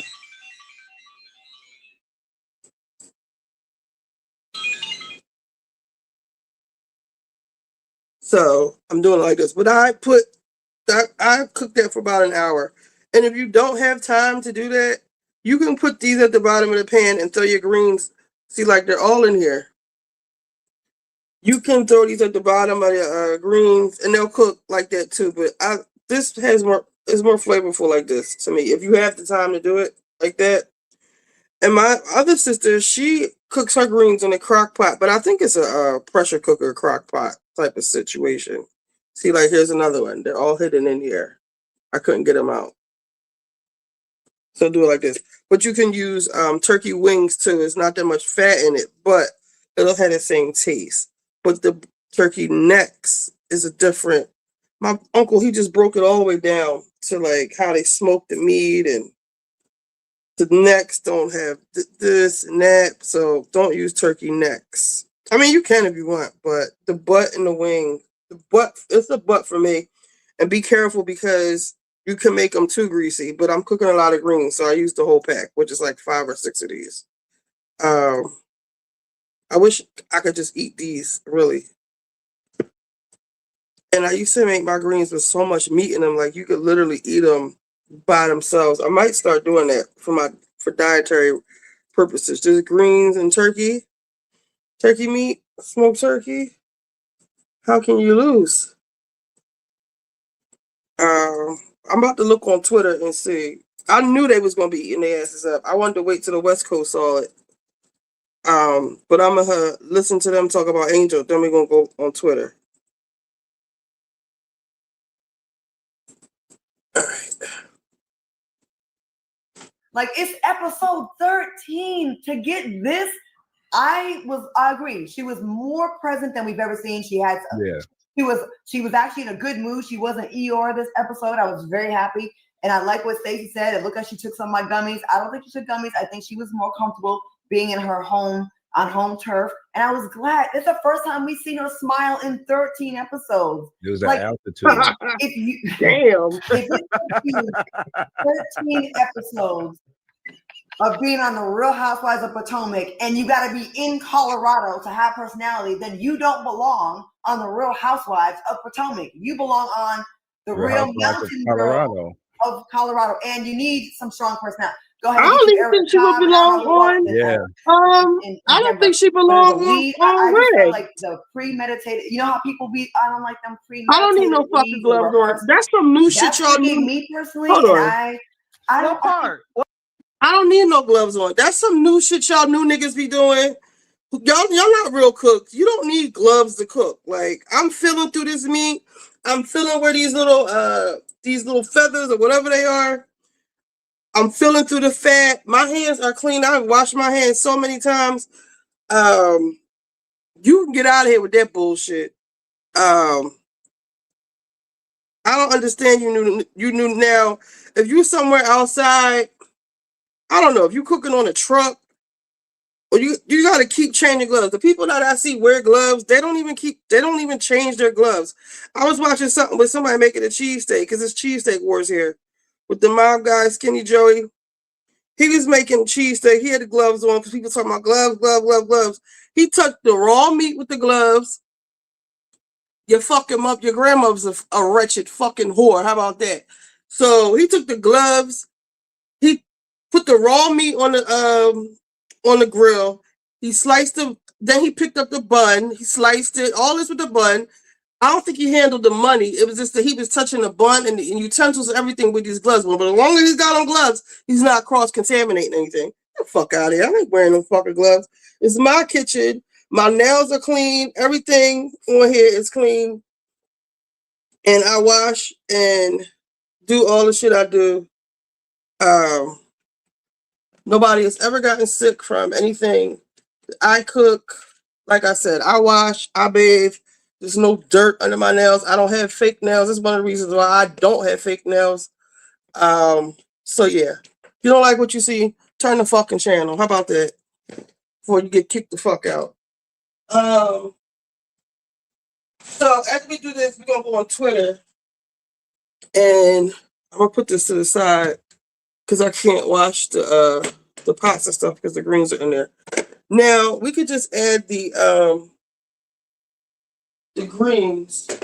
I'm gonna start cooking the greens. Let me wash this off my hands.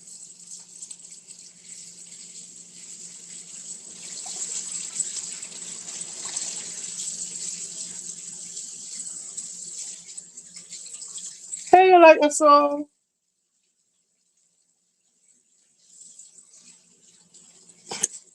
Do your granny use gloves when she's sucking dick? Your grandmom probably take it straight from the ass to the pussy. Get the fuck out of here. You ain't coming up here bothering me. I ain't even gonna block you or kick you the fuck out because I could do this all night. All night. Connie. Bitch. Your mother should have swallowed you.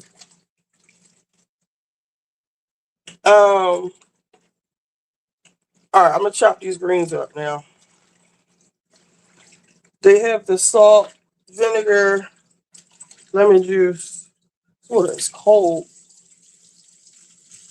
Well, she's a dead bitch. How about that? Give a fuck about your grandma.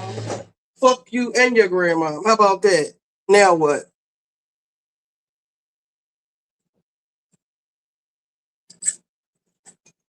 My mother's dead, and I hope she beats your fucking grandma the fuck up, wherever they at. Now, what about that? How about that?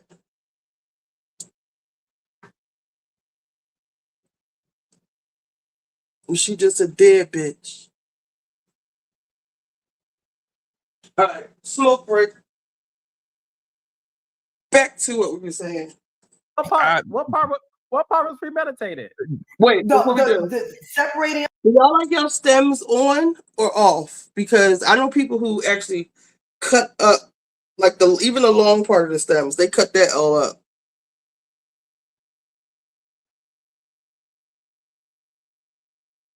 I can't wash the counter like I want to. Let me get these greens out the sink. The girls in the different cars, and then putting Giselle and Ashley in that stank ass room with them little baby ass bedrooms, and then giving Wendy. Don't do that though. Come on. That is so old. Been there, done that. We did that in season 7 in the Philippines. But Claudia, they all do it. I'm not gonna say that's her. Now this is one time. And an hour away from your house. If I'm bragging on my house, and then I put you in a hotel. girl. I don't care about none of that part of it personally, right? Because that's the stuff that makes the episode interesting, right? Is that stuff not being organized. So that part I'm cool with. What that Claudia was. Why is it skipping? And Carlos, I know you're gonna know exactly what I'm talking about. Viewer than to watch somebody have a determined, when you're watching an ensemble cast reality show, right? When you watch, let's look at Twitter real quick while I before I start placing these greens. I'm gonna get that ass this time. That is irritating to watch, and you know it. We've discussed this previously with other cases, right?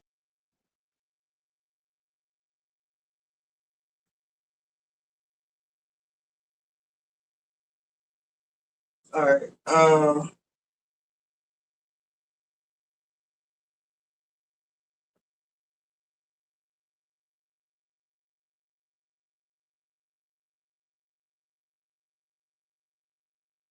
you didn't tell me this person was in here. Let me see what type of time they are.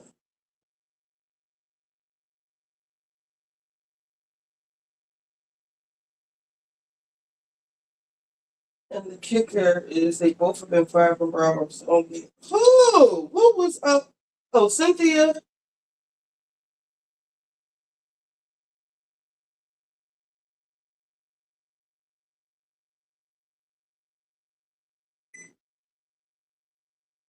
Oh, Carlos and Claudia. True, right? That's why I called it the not the first wives club. What did I call it? The bitter wives club. Like he gets all the fired housewives over there to talk shit. I wouldn't let Carlos set me up like that. You growing mustard greens? This was so rainy here. I thought it doesn't rain in California.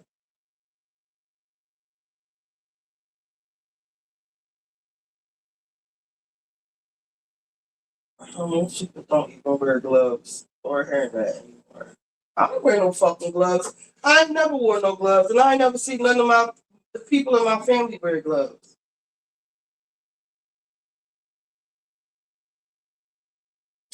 Connie, get the fuck out of here. You don't even have no good insults.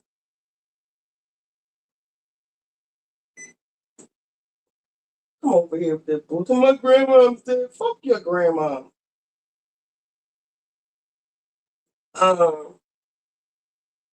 Let's see. Potomac.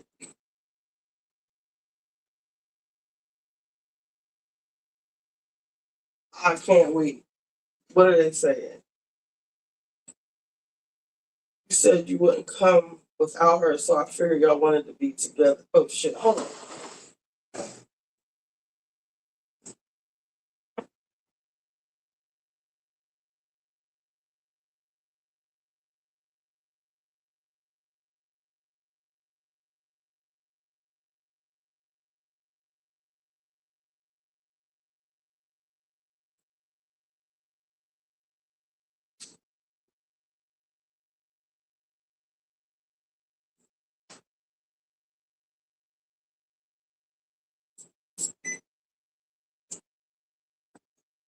I forgot I made this spinach dip earlier. That's what the microwave was beeping about. But I want to put some mozzarella cheese on it.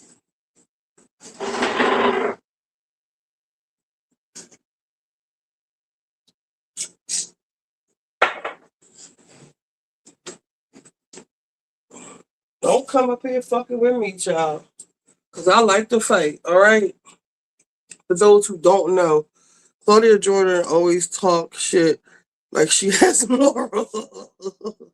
The number one husband fucker. And her crew is a bunch of fucking, what do you call them? Not black widows. What do you call the women like spinsters?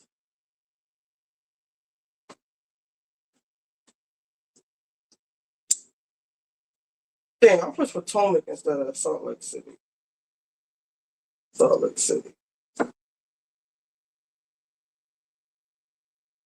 producers have made a monster out of Heather. She literally thinks she's in control of everyone, and it's actually scary. She behaves like a cult leader. The bitch was high. I need to tweet that. I need to do that picture of Heather. How can I wrote? Y'all cannot tell me Heather and Whitney are not high and drunk this whole season. I'm gonna say trip. No. Trip and season.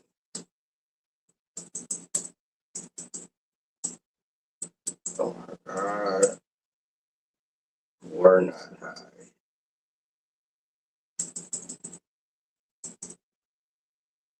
Y'all cannot tell me Heather and Whitney were not high and drunk this whole trip and season. Mary is literally holding her head. I don't want to hear about this thing. You would think by now Heather was screaming. You would think by how Heather was screaming that it was her marriage that was being talked about this season. It was her that was being ganged up on, that it was her that's being called a pill popper and drunk. Like, why are you crying? Right! Lisa is materialistic, yet they all copy her and wear her exact brands. They're not wearing Target while Lisa is decked out in trendy. These women hate that Lisa just does it better. Retweets. You need to stop with these overly dramatic Heather-produced season finales. Thank you. Season 6 recap. Whitney's broke. Bronwyn's a pathological liar. Heather bought a new face and thinks she's senior staff at Bravo. Angie is Greek. Mary was there. Brittany's kids hate her. First half, Lisa gets yelled at. Second half, Meredith gets yelled at. That's it. That's what I said. Lisa is true ride or die for Heather, for Meredith, and Heather is livid. Lisa isn't that type of friend for her. 51-year-old loser. I said the exact same thing. Sorry, but I'm not falling for Bronwyn's dramatic rant. Everything about that her is performative. Let me say what I said about Bronwyn. Bronwyn's what was that? Outburst. Bronwyn's soliloquy. Bronwyn's outburst. Angry. Let me see. Fake outrage towards Meredith. It's like a red herring. Should I say that? Does that make sense in this context? Is a red. How do you spell herring? Is that it?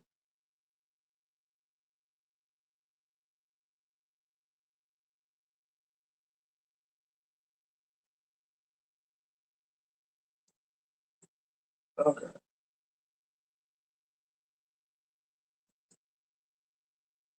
Meredith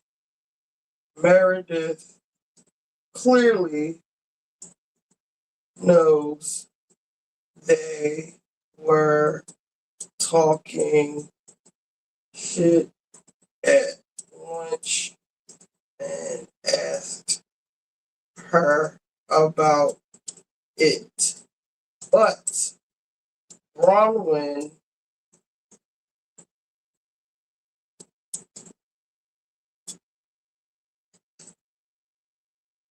and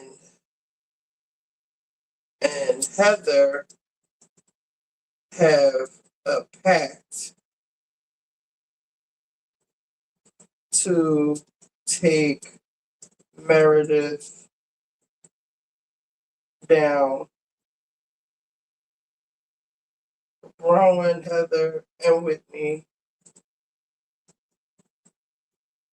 have a pact to take Meredith down. So she's showing her loyalty to them in the car. Is a red herring. It's not a red herring. It's like what is it? Like she's doing all. It's a red herring, and it's for them not to talk about her shit. And deflection. It's performative, performative,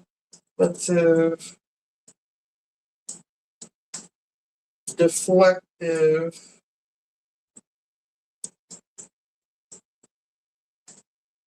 Brown's fake outrage for marriages is a performative, deflective red herring.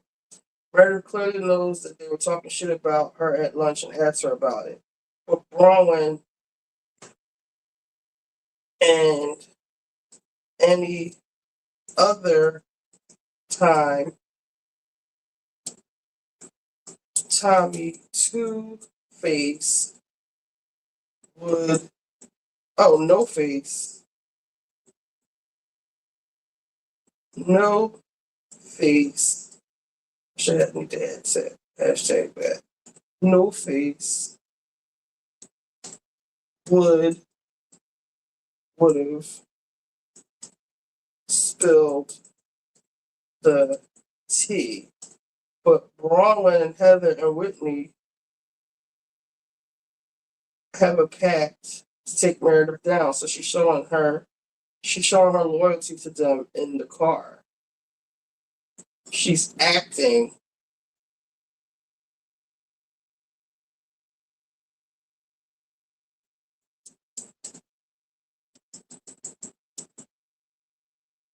them in the car. So she can maintain her fake friendships so nobody talks about her marriage.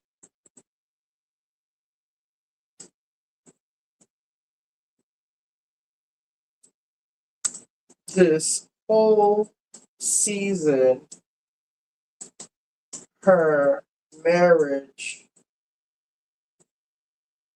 was falling apart, and nobody was allowed to question her. Fuck Bronwyn. The no-faced God. Like the many-faced God.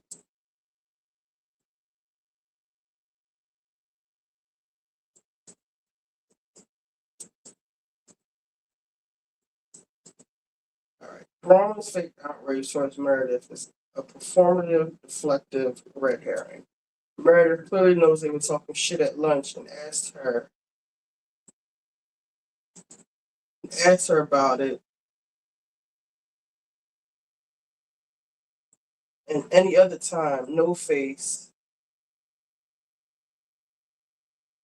would have spilled the tea, but Bronwyn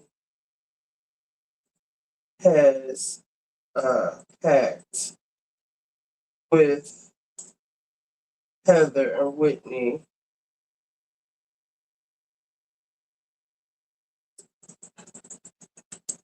to take Meredith down. So she's showing her loyalty to them in the car, so she can maintain her fake friendship. So nobody talked about her marriage.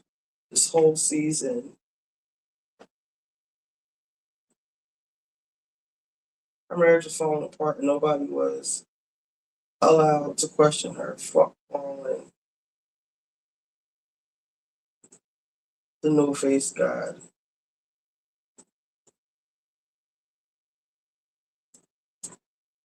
I wish I had try out the new article composer.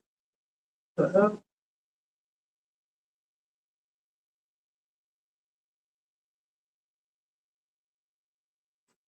I'm gonna have to make a video with this. Have a video the whole season. I need to find that video.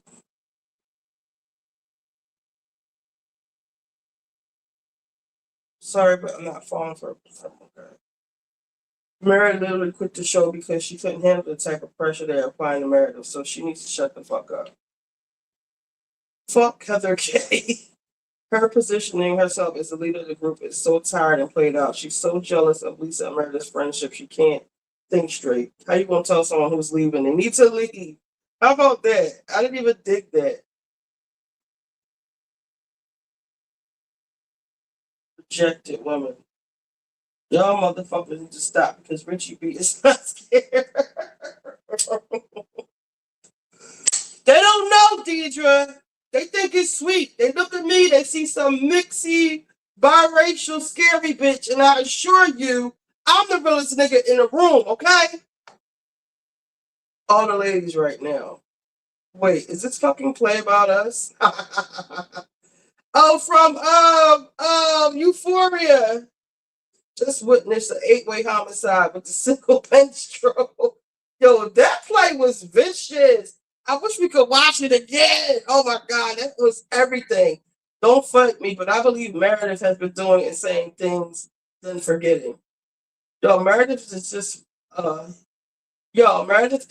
a fucking human struggling with depression, probably. So I would love all of them to shut the fuck up and not project their family's substance abuse onto her. If you want her to seek help for anything, attacking her is by any chance you don't get at it. I like that. They almost had a nice moment until this bitch had to ruin it. Yes, this Shrek looking ass bitch. Stella, you're messy as hell, but I love it, babe. The play is taking it. No, not one lie was told. Watching the smile slowly leave their faces makes the scene even funnier. Yo, we might have to run that back. There's a little thing called mental health. Shifts in attitudes, moods don't have to be addiction related. As a human, we go through things. Last time I checked, Whitney wasn't a drug addict, a drug and alcohol consultant. She is trying to turn this into intervention. Yes. All right. I'm so glad everybody on the same page. I honestly enjoyed this season. I was really happy to see her stand up for Meredith the way she did. The cast did everything in their power to shake their friendship this season from episode 1, and they both stood 10 toes down for themselves and each other. I love it too. Mary's behavior tonight was disappointing. She took absolutely nothing from the play because while she may have meant well, leading the Meredith gang up was wrong. It's because Robert Jr. is strung out and out of control doesn't make you a substance abuse expert. Right. Y'all projecting onto her. I don't remember the last time Mary was a good friend to Meredith, so Meredith's concern for Meredith is disingenuous. True. Bronwyn is a low-down, nasty bitch. She didn't have to say it in front of the group at all. She could have texted the picture. She wanted everyone to hurt because that old-ass man is cheating. Arguing with you is like shouting into a maze. You drift for brilliance. You drift between brilliance and confusion. That's Meredith. Damn. Bronwyn is so full of shit. Using Seth in NYC with another woman was an example of putting up a wall when my marriage is discussed. It makes zero sense. Whitney's face when a woman said Lisa was the oldest. Heather, you're a joke. Rest in mascara. The playwright after reading everyone for filth. The playwright knew these women for all of 5 minutes and somehow was able to put words exactly what I think of all of them. Damn. Meredith can't even be happy and make coffee for everyone without getting heaps of backlash. I cannot fathom the obsessions you have. Hate on her, right? Why this writer kind of ate them up. I want to watch that part again. Who's learning words? Not Meredith Marks, but Heather Alke Gray. Yes. The women were on Meredith's neck all season about everything, but she didn't budge an inch, and I love it. She's always been an emotional roller coaster. Why can't she be pissed 1 minute and happy the next? Just when she was being vulnerable, here's Heather to rehash bullshit.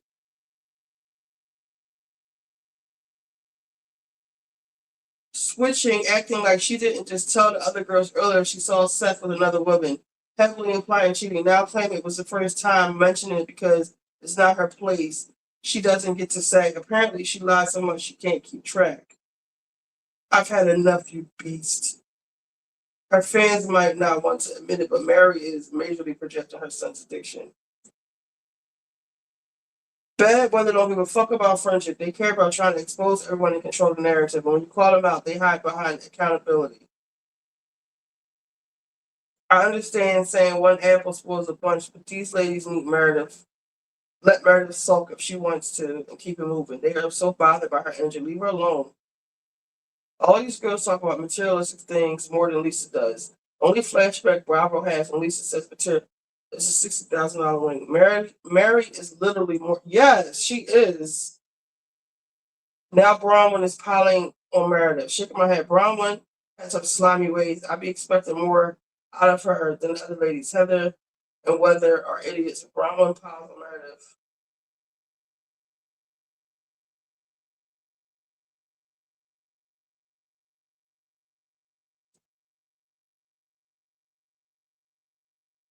I feel like this season, Salt Lake has been all over the place because the women are now self-producing to the point things don't even make sense. No one wants to tell the truth about anything. Right.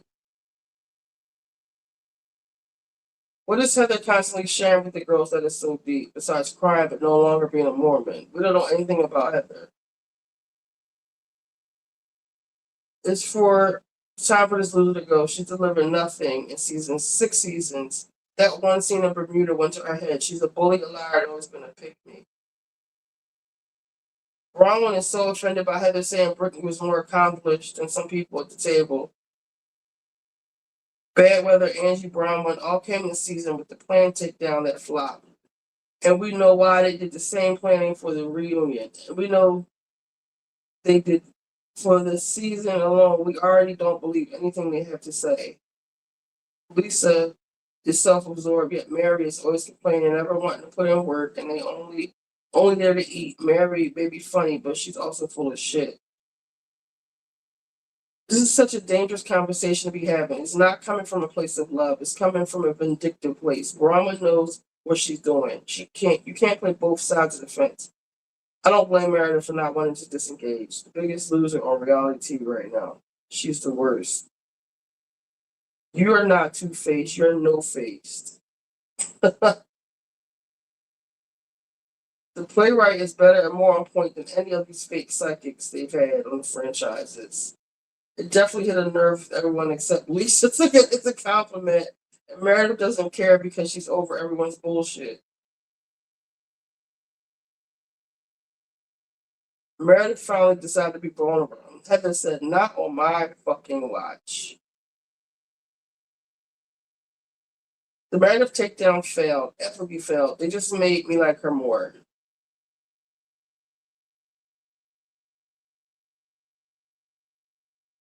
What is Bronwyn even mad at? She's so weird and unstable. Exactly. Lisa about Whitney. Putana.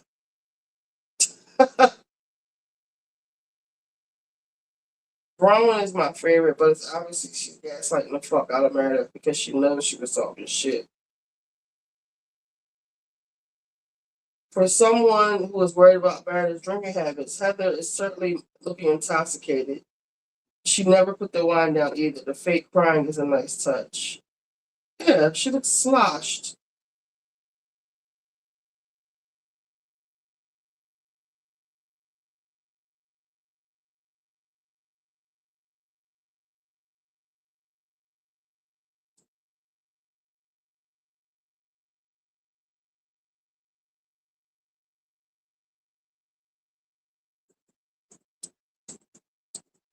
All right, let me get these.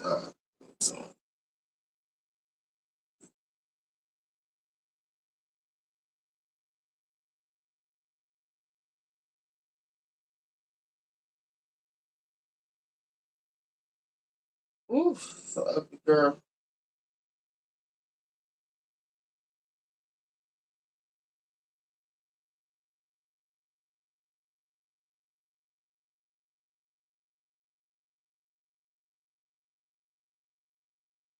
The way Heather is scared to post on her actual Instagram feed, like she used to the day of every new episode, because she's getting dragged in the comments, is so satisfying.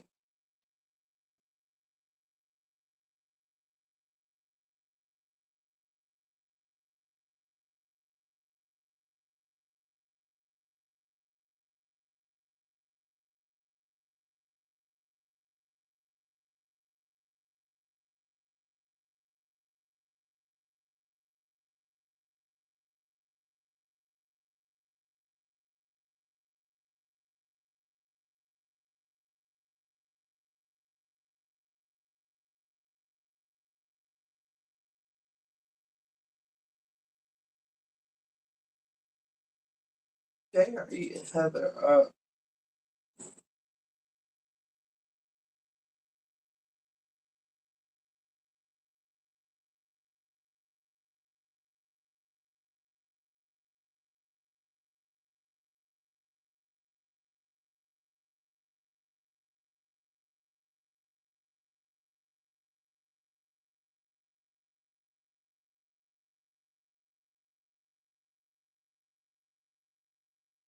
The two girls accused of Meredith being an alcoholic have snuck a flask into Bronwyn's citizenship event and had an entire bottle of wine just so they could stomach steaming their own clothes. Like, let's be serious. Didn't one of you get so drunk you flashed your...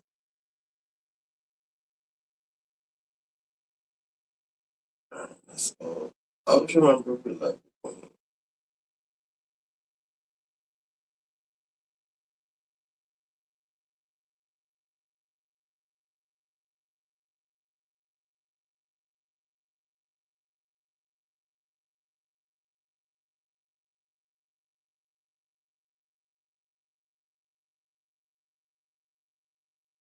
Given the tea that Monica spoke about the alcoholic on the cast.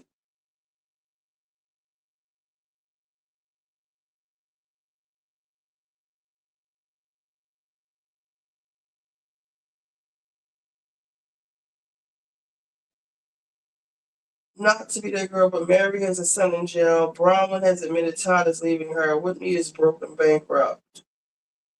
And bankrupt her husband. And Meredith is the one not being honest about her life.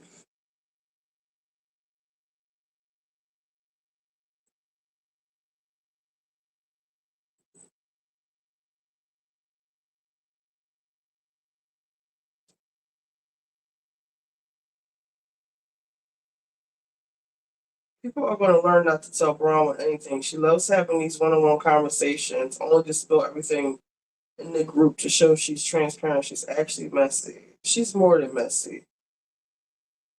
Meredith opens up, she gets attacked. She doesn't open up, she gets attacked. Here's the inbred sisters go attacking for anything, as I say. Need them to take Heather down. I need Heather to take down Bronwyn.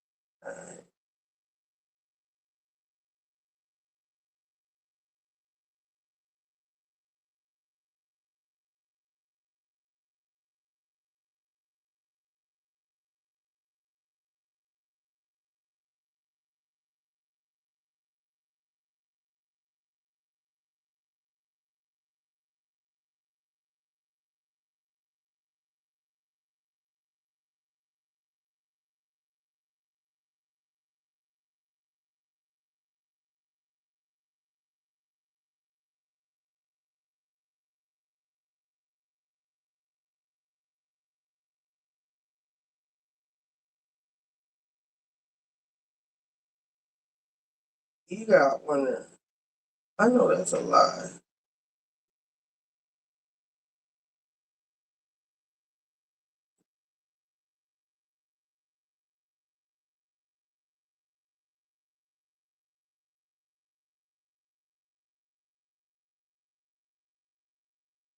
She's a big liar.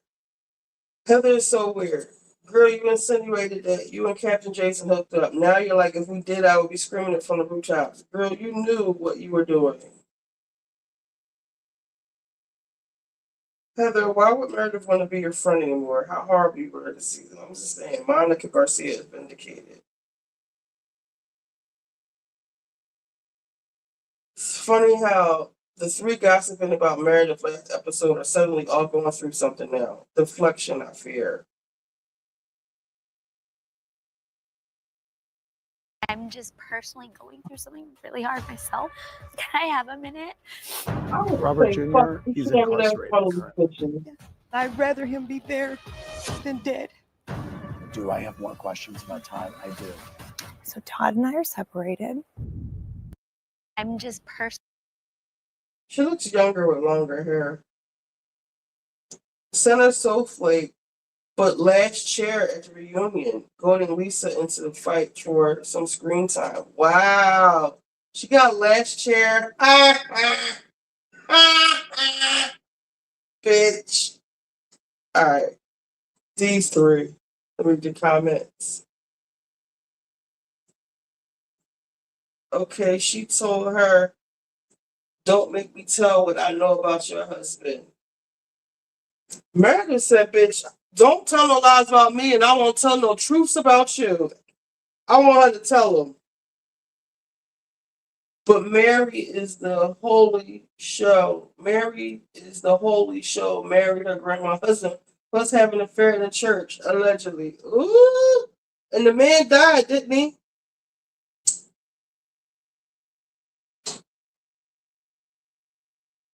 Y'all, I want to watch it again. I need to hear this play again.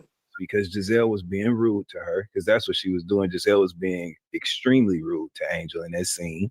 And when Angel turned around and had that fiery exchange on the steps. Erica Cobb, and I don't know who else is in but as a lead, I just felt like the premeditated, you know how people be, I don't like them premeditated reads and rehearse. That's what it gave me personally. And I don't. What part was premeditated? The separating of the girls in the different cars, and then putting Giselle and Ashley in that stank ass room with them little baby ass bedrooms, and then giving. They don't do that though. Come on. That's so old. Been there, done that. We did that in season 7 in the Philippines. But Claudia, they all do it. I'm not gonna say that's her. Now this is one time. And an hour away from your house. If I'm bragging on my house, and then I'm in the hotel. Girl, see, I don't care about none of that part of it personally, right? Because that's the stuff that makes the episode interesting, right? Is that stuff not being organized. So that part I'm cool with. What I think that Claudia was referencing as far as like it being inauthentic, right? Is like, and Carlos, I know you're gonna know exactly what I'm talking about. There's nothing more frustrating as a viewer than to watch somebody have a determined, when you're watching an ensemble cast reality show, right? When you watch somebody with a point to prove, or somebody who has like, I'm gonna get them the next time I see them, I'm gonna get that time. That is irritating to watch. Yeah. And we discussed this previously with other cases, right? So when Angel turned around on those steps because Giselle was being rude to her, because that's what she was doing. Giselle was being extremely rude to Angel in that scene. And when Angel turned around and had that fiery exchange on the steps right there in the moment, it was so different from what we've seen for her that it indicated like a premeditated move. Like, okay, well, when they go on this trip, they in Colorado, so I'm gonna get their ass here if they do it, you know. And it's not who she was. So that's the part that kind of feels the same as like the rehearsed lines that sometimes people use on the reunion stage and shit. It just didn't feel real. And at this point, listen, Angel's had a great opportunity being seen on this show for this season. Her business has been featured at length. We're about to see them go on some of the excursions that she does. They've made note of the fact that she wants to open an East Coast branch of it. I think all of that is great. We got to see her beautiful Black family, them kids and shit on TV. It's been a win for her. You know, she's not a good fit on this show, but she got something good out of it, you know. I've just washed my hands at this point as a viewer when it comes to having hope for excitement or something for me to be interested in as it relates to the mechanics of being on a Real Housewives show. Again, like I said, I will watch a show about her business in Colorado with an interesting cast of characters coming in and out of that motherfucker, I would watch that. But I'm not enjoying my experience watching Angel as a housewife. I think that's it. I want to get into Monique's book party and what occurred there. So Monique Samuels has a book. She wanted everybody to write in their individual binders how they felt about the girl. Again, fun shade, you know, Giselle left hers blank about Stacey. Under Kay's tab, Wendy wrote she was fake. Wendy was intimating, obviously, that she felt, she didn't say the words camera, but we all knew what it was. When the cameras were rolling, that's when Kay decided to have an issue with her. But in this moment, because I want to stick with Angel, I'm going to go back and I can't wait to hear Dustin's thoughts on the Ashley, Giselle, and Wendy scene. Okay, back to Angel.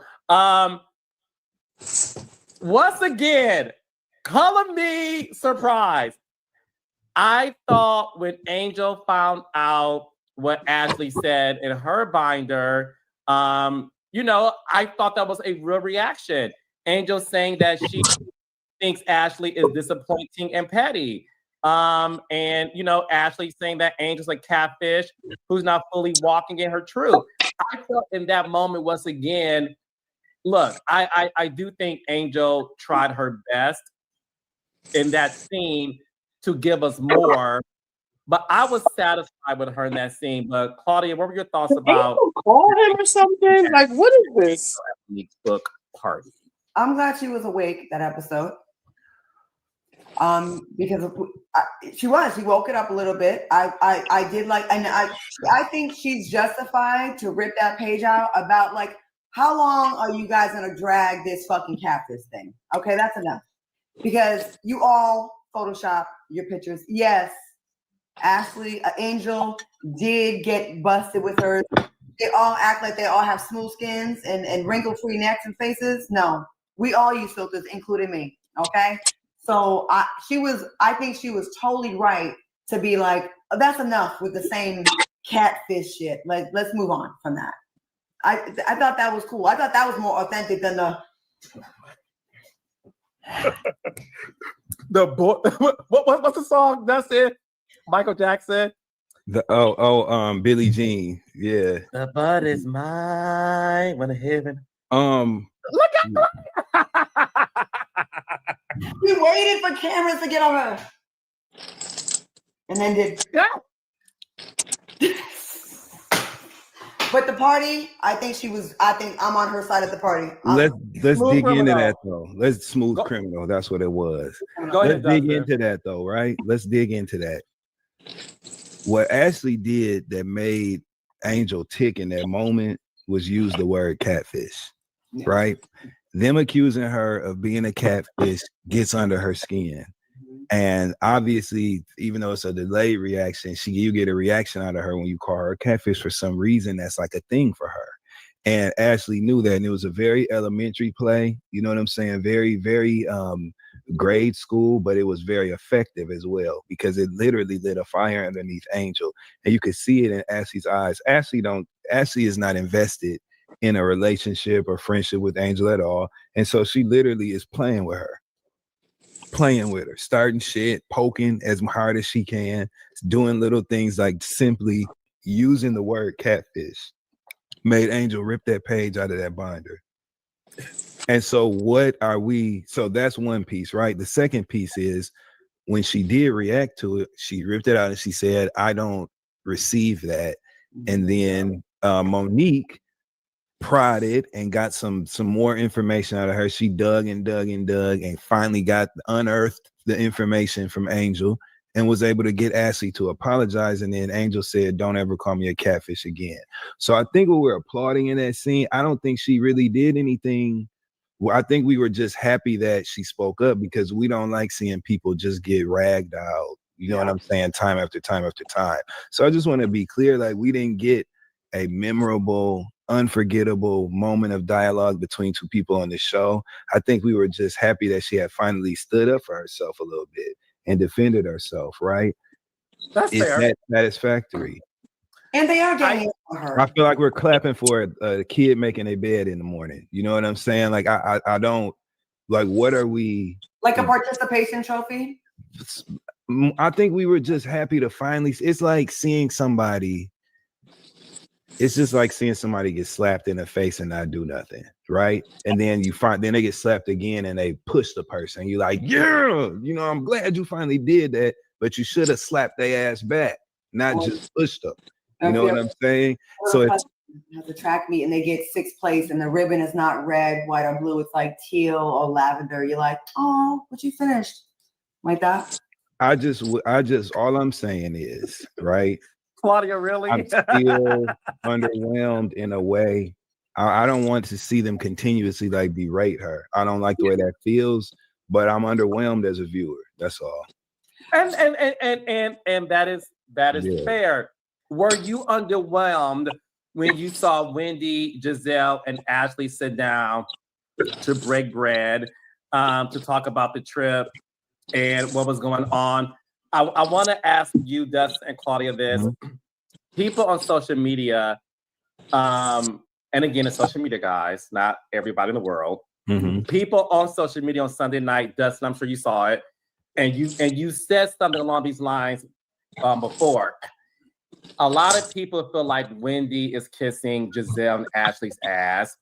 They don't like seeing how she is joining in on this gang up. They think it's off-brand for Wendy. They think Wendy is so happy to finally be friends with Giselle and Ashley that she is now participating in things that doesn't make her look good. Dustin, do you agree with that? Partially, right? I think that from day one, I've always felt like Wendy wanted the approval of Giselle, Robin, and Ashley, right? When it came to that show. Season 5, her actions in season 5 turned me off to her. I didn't start liking Wendy until season 6. But I think that it was very clear that she wanted the approval of Ashley and Giselle. Now that Wendy has been hurt by Ashley and Giselle earlier, we all remember when they were out in where were they, Carlos? Out in Chesapeake or wherever they were at in that house. Mm-hmm. Now streaming on Hallmark Plus. Join hosts Matthew Lawrence and Chili. Are you ready? In a Hallmark Plus original series. And Wendy checked Giselle and Candace called Ashley a filthy milkmaid and all that other shit. You remember all of that, right? You came down here with your breast leaking. Yeah, Go ahead. Yep. So you remember that, but after Wendy experienced all of that and she had to defend herself and essentially go against Giselle and Robin and everybody else and find friends otherwise in the cast, I think that Wendy feels like she's earned a certain level of respect from them. And so now they can kind of preside in the group as the veterans and the OGs of the group, right? And she considers herself a part of that clique now. And that's why she's so comfortable holding court essentially at a table like that with them. What I will say is Wendy looked fucking incredible at that lunch. Okay. She looked so good. And that if we've noticed, this is the 3rd time we've seen Wendy in that silhouette, a dress or shirt that comes up like this way and has that white collar attached to it. She had it on in black at the Peakers or whatever that thing was, that horse race they went to, Preakness. Then she had on it on in red in her confessionals with the flip. Remember, with the red with the white collar, and then she had on the Barbie doll pink one at lunch with the white collar and the headband. That's a silhouette that works for her. So shout out to her and her team for understanding that. She looked beautiful, but she was, you could tell that she felt included. You could tell that she felt like she was a part of something when she was sitting with them. They had the same vibes at that lounge when they repeated that rumor about Angel and the realtor. Wendy had that same energy when it's the 3 of them. So that's what that was. Yeah, it was a lot of weird shit going on this episode. So they have that, right, where they're like potsied up. I do think also, you got to think Wendy also knows what's coming with her, the stuff with her case.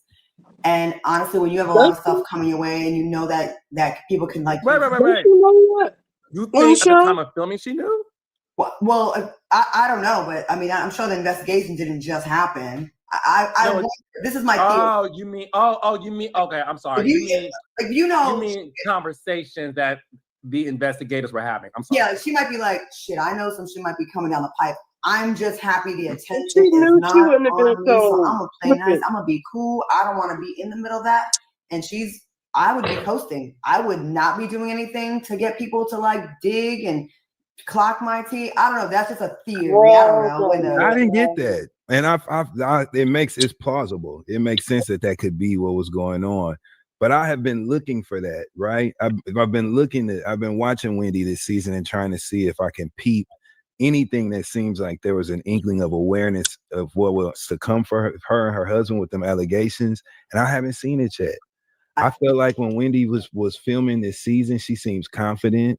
She seems really self-assured. She seems okay with judging the other lady. She seems okay with starting shit amongst the cast. I don't get that she heard rumblings, or at least I haven't gotten yet in these 13 episodes that she knew something was afoot. I haven't gotten that yet. What did you think that made you feel like that? I just feel like she's playing it a little smaller than she could. And Wendy's big personality. And I will agree with you. Drop dead go. I remember Wendy having some wigs. I'm like, whoa. Yeah. There's no traces of that this season. None. Head to toe makeup, hair. Like she is body. She is coming with it. Which is another thing you do when you got some shit coming up, like you make sure the looks are together, because you're like, you may call me a scammer, but what you will not call me is dusty or that I don't have my looks together. You will not call me not fabulous, because I'm gonna come and take over all these things. Like she's the best dress of the show. Yeah, her and Kay, but her for sure. Yeah, Kay is the most beautiful to me. Yep. You know what I mean? I think she's a little safer. Like she's not really in the A. Okay. She's not being an A character. She's not a B or C. She's like an A minus. Like she's kind of staying out the way. She's saying a little bit here and there, but she's not doing anything to make it all come to her. Where it's mostly what we talk about every week: Angel, Stacy, and some K, and a little bit Giselle. But like, she's not really the ones that we're really talking about that much. I don't know, just my opinion. So they have their thing, their get together where they're like all posse up, they're all cool. And I have to just go on to Angel real quick. Then in the car, that weird shit, I have no problem with you. I thought that was so weird. Like, this is a lot of weirdness. Felt mercurial. It was very mercurial.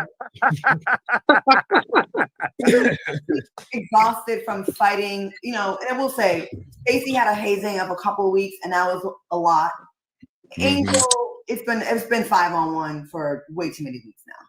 Or 4-on-1, whatever you want to call it. It's been a lot. So it's a little, I get why she's like that, but yeah, it was, I don't know. But how did you guys feel about, okay, so I can't believe I'm caping for Angel this episode. Okay. Yes, you are. How things have changed in one episode. Wow. That's my reality star. You're only as good as your last episode. Always know that. Because I have a lot of positives for Angel this episode. Okay. I hate it when people do that. I'm sorry, Carlos. Them double question marks and stuff. Oh, this comment? Just have your feeling. Giselle thought her saying she was gonna make this shit. Oh. So look, the thing is this.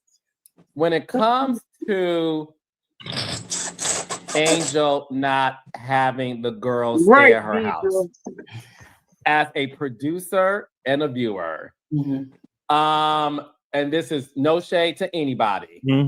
I don't know too many people that can have 10 girls in their house and they got their own room, right, or their own bed. So that made no sense to me. I am on Angel's side when it comes to I'm not going to have people in my home, your sanctuary, where you're paying the mortgage or the house to be paid off. I don't know.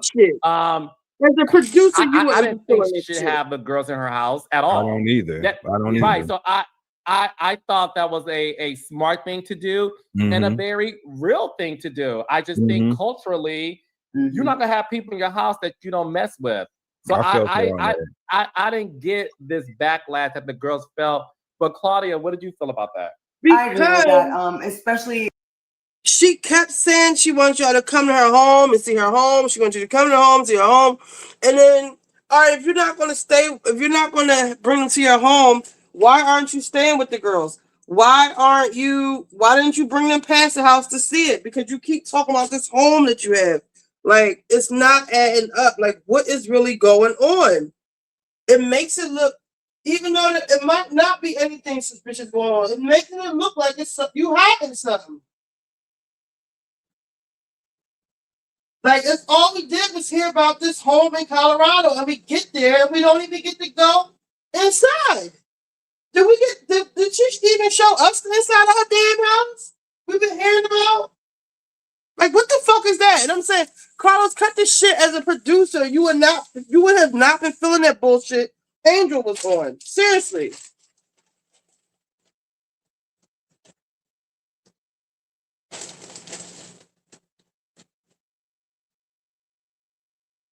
I should have did this shit in the morning.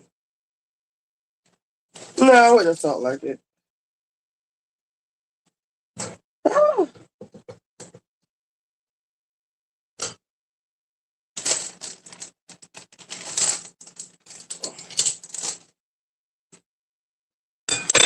Some more seasoning in here. She had them standing an hour away from her house. Right.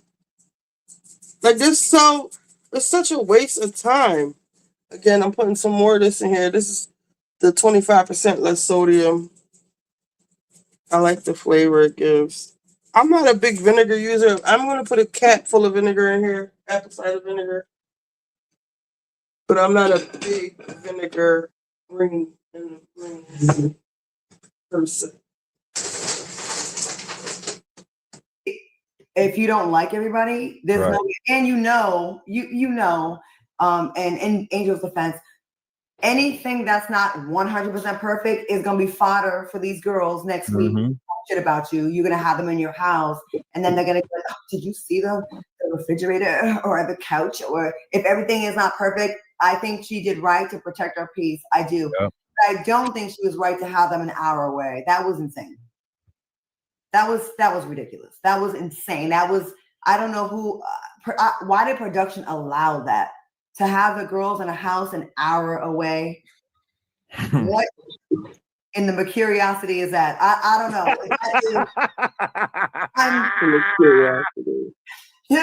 I don't get that, but I do. She's 100% right. I would not have her where my husband is, my family, y'all ain't bring your bad juju in my house. Right. I put 2 capfuls of this in here. She was. I agree. Dustin?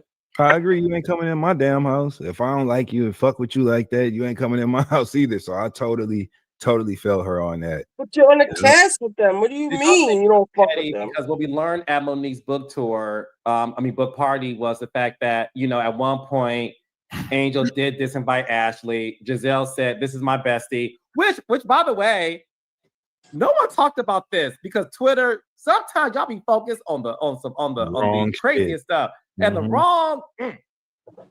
I was shocked when Giselle referred to Ashley as her bestie. Yeah, when did that happen? But see, again, here's the thing, and this is what I mean about people missing opportunities. Angel, she literally inserted herself in a conversation that had nothing to do with her, and then leveraged her attendance like it meant something. That was your opportunity. Instead of just saying, "Okay, I understand." That was your opportunity to be like, "What? First of all, don't either one of y'all ass have to come. And when did y'all get so cool? Because last time I checked, you were saying her ex-husband was XYZ. You could have just ran it. You know what I'm saying? But what do? Hot sauce for the green. Or hot you need sauce. to stop ingesting. Oh yeah, You know hot what I'm sauce. saying? I like That's it. what I she know needs to people stop put doing. Stop ingesting. They'll probably react. Like my aunt, she puts sugar, hot sauce, vinegar. Yeah, all of that in her greens. And they're good. Now that you pointed out, Richie, Claudia does not let others talk. She does the same thing. Right. I'm telling y'all. Let me run to the bathroom real quick. She does the same shit all the time. That's why I like the fact that they are not having her on the pod in the beginning. It's just him and Dustin in the beginning. I guess that's all they can justify for her. I don't know what they told her to make that like, oh, let us do the intro or whatever, because it used to just be them two, and then they added her for whatever reason. She talks too much, and then she's always inserting her own stories into it. We don't need to hear what happened when you were a housewife for half a season. When you flopped as a housewife. Like, come on. I like hot vinegar. Hot vinegar? Like spicy vinegar or vinegar that's heated up?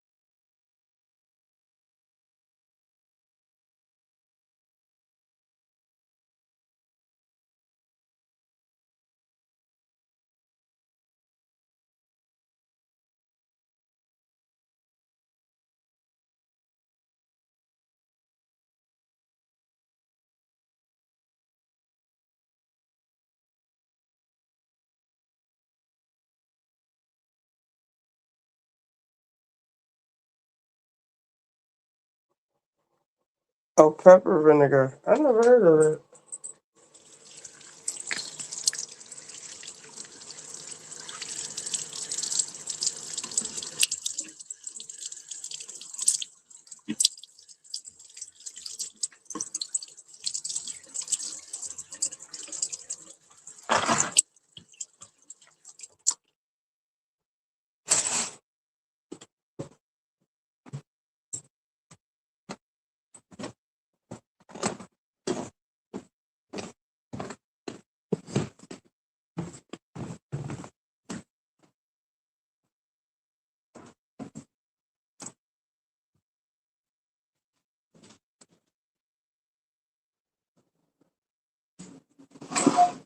Your butt is mine. Next week. How do what? She'll probably react next week. Oh yeah, exactly. Or at the reunion. You know, I thought about when you said to me at the, you know, we're gonna get that. That's what we're gonna get. No, Justin, please, just for me, my Christmas gift. Can you please mimic Angel cussing out Ashley and Giselle at the reunion? That is allegedly taping this week. 5, 4, 3, allegedly. 2, go.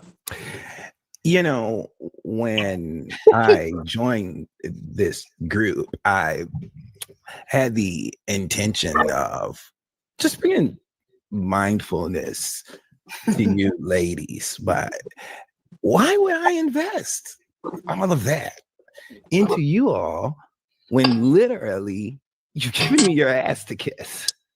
I just don't think that I would be doing myself a good service. What if you can create your own website by saying, this is what I want? With Wix, you can. First up, let's talk about AI color themes. You can get any combos you by doing so I'm not gonna anymore. You bitches can, and I do mean bitches, you can forget it. And then she's gonna pull her hair back like she do in the scene and shit. You know what I'm saying? That's what it's gonna be. So, and hopefully it's gonna be entertaining. Hopefully it'll be good. You know? That was so good. Thank you. That was bravo. Put it in there. Man, y'all crazy. She really gonna hate me now, but she hates us now. That's the issue, man. You know you're a funny motherfucker, but you have Claudia Jordan speechless and laughing her ass off. I have never seen. I think I'm funny. Claudia has never done that shit to me. Claudia was so impressed that she turned her head, could not stop laughing. I love an on-point impersonation. No, I never. The way he got her pauses and the tone of her voice, like that was really good. And Angel, I gotta say this because I know I've been hard on you in this episode. What did you just add? I just added, like Tyra Banks said. I added 2 capfuls of vinegar that this Mom's Bragg apple cider vinegar. This one, they say that's the good one. One with the mom stuff in it. With mother, whatever that is.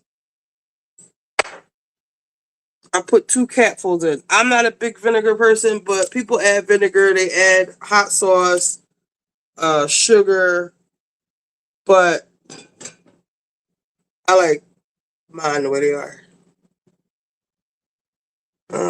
Vinegar and greens or top sauce on top of it. Yeah, hot. My dad likes hot sauce on top of it, but I know people who put hot sauce in the greens.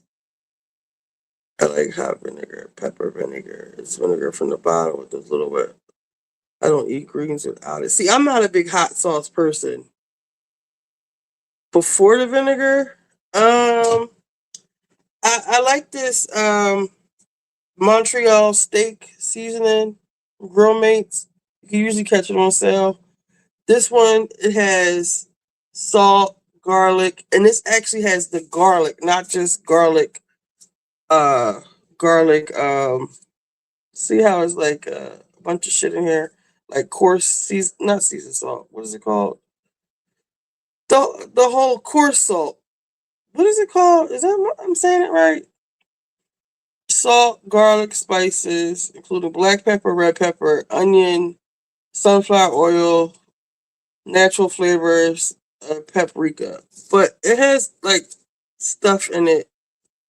It's not just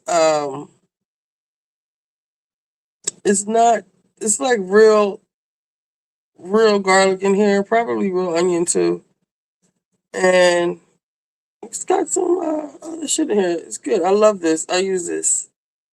But this one is the 25% off sodium. And the Grill Mates, they have all kinds of stuff.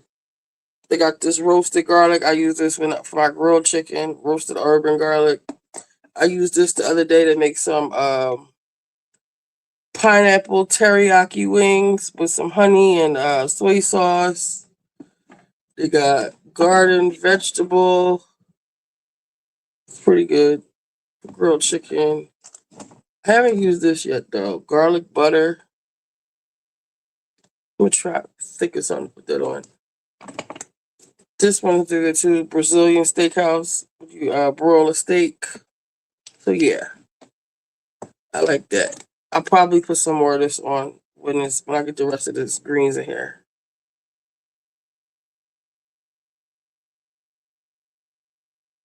She does the sideshow at the same time. That's why she's late now. Who? I'm so glad Carlos King cut his little bit of hair off. His bald head. I mean, however, I haven't baited him out. So you just make it. You just put hot water. I don't put water in my cornbread. I use heavy cream. Hot water cornbread is the same. I have to look that up. I'm gonna make it the next time I make cornbread. We were rooting for you. We really were. And we were for sure.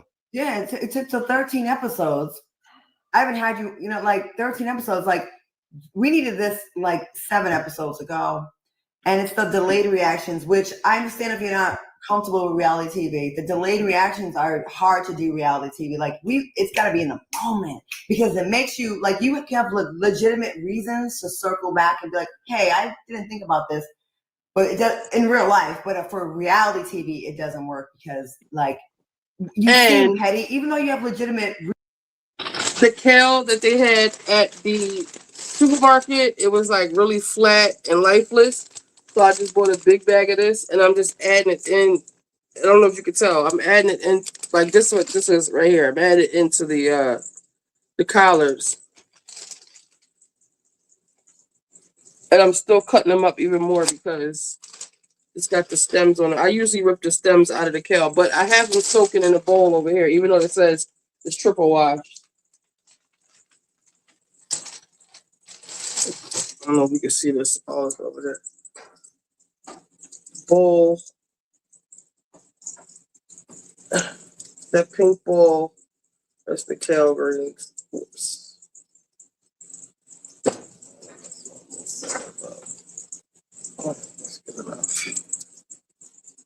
reasons. Like these girls have definitely done stuff to you that you yes to feel away. You do. Yes. You did have a reason to shade Giselle and Ashley. They've been wrong. They've been rude to you. You did. But the delayed reaction sometimes you can't see what I'm doing with the green. Some people and I think that's what hurt. Some people take the stem out. I don't know if you can see. You just pull it out. Some people do that. I like the stem in. Like this right here. This one with a long stem. I would just break that down to like right here and break that off. I like the stem in here.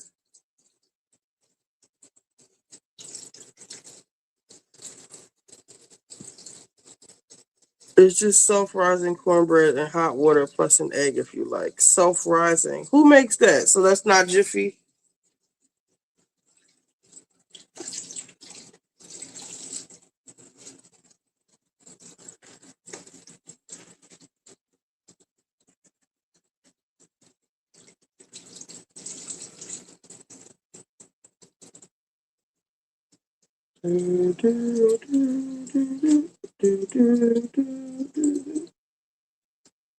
Now, what I will consider doing, what I should have did was tie my hair up because it is in my way and I don't want it to get in the food. But I've never had hair in my food ever once. But with my hair, I should have put it in like a bun or something because it's in my way. Believe it or not, the steam is good for you. From what?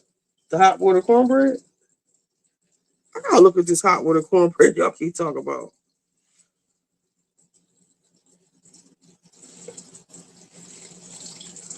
All right, this looks thick. Thicker than the Snickers. Put one more on top.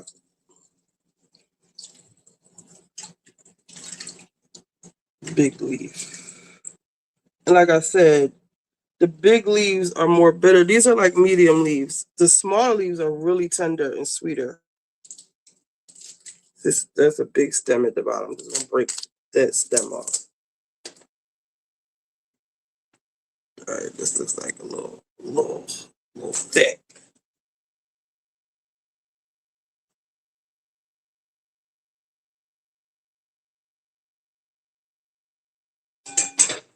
Oh yeah, you see all the steam coming out.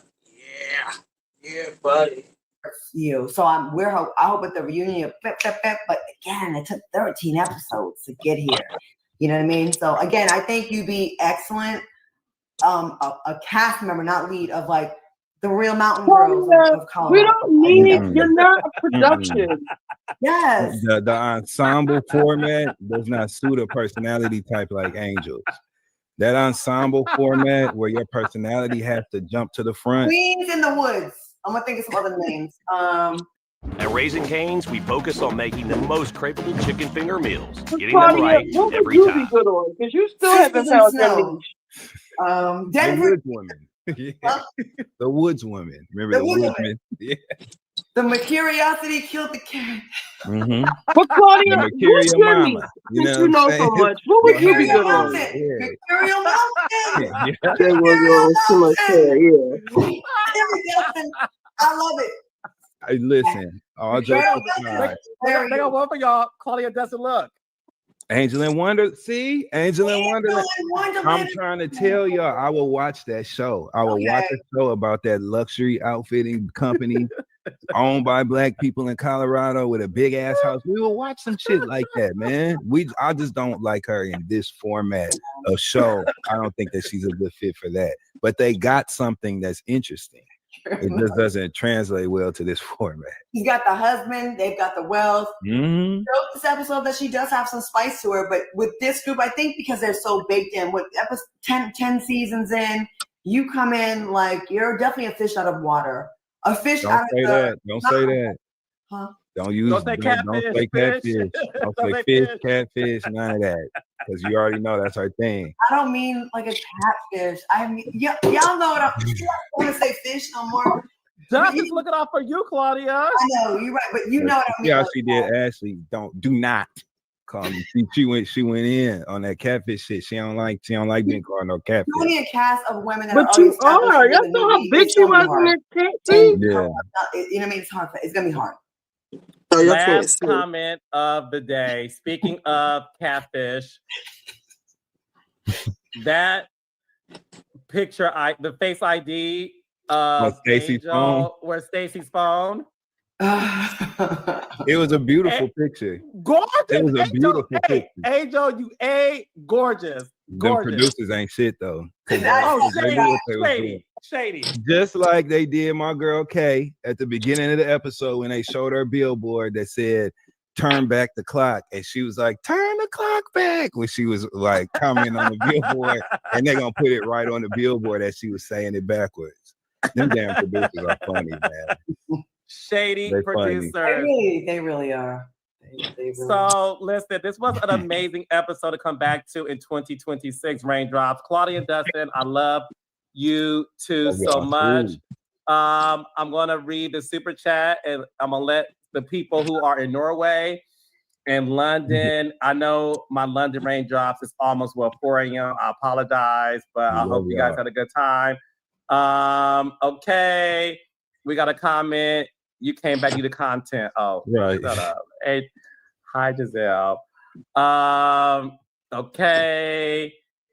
Judith 7056. Hey, Justin. I love your voice. At Carlos, I want Rita Sass and Candace too. Justin, I love your voice too.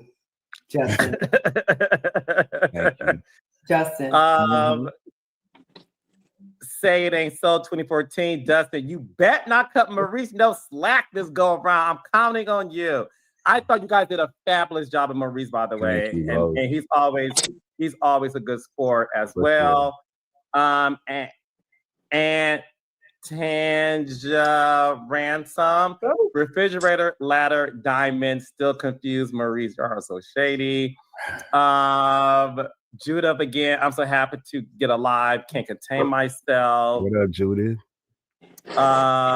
We have Conscious Beauty 80. Had the show been in Colorado, she would be different. She used to being the HBIC WAG and Little Fish. Okay. Leah, they all owe Stacey a piece of their check.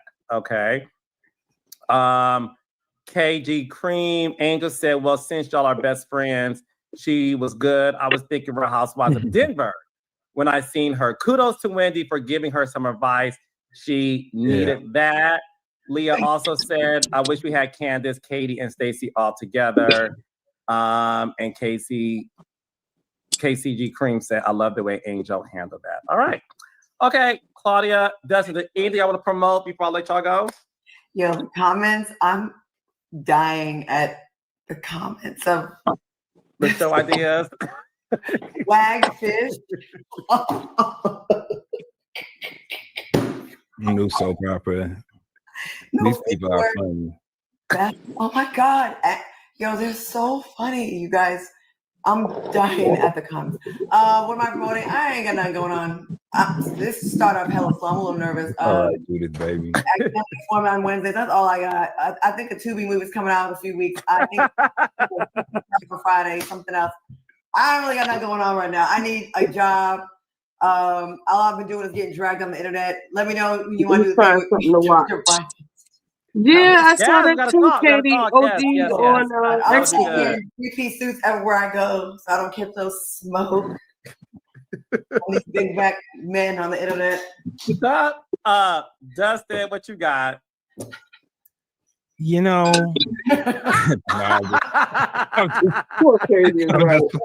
I'm just playing. Nah, but you can catch me every Wednesday on the Friend Zone podcast. Everywhere podcasts are heard, 10 years deep in that thing. So, and there's some exciting new things coming this Q1, and I'm so happy about.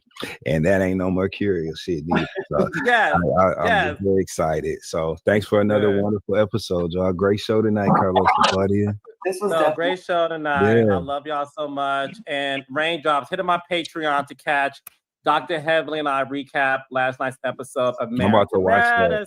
I'm about to watch y'all now when we hang up. I'm gonna watch you, Carlos. You got interviewing.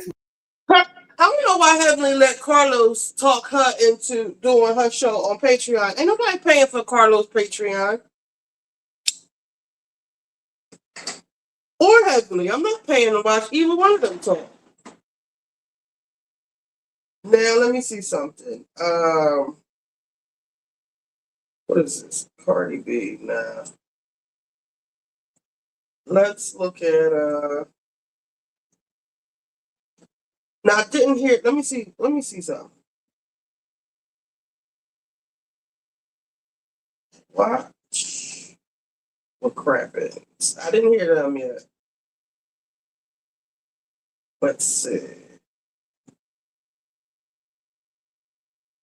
How the Frankel stole Christmas. Crappers Rewind, New York escape from Lucatran. That's probably funny. Okay, they have Potomac trick of the trademark. They don't have the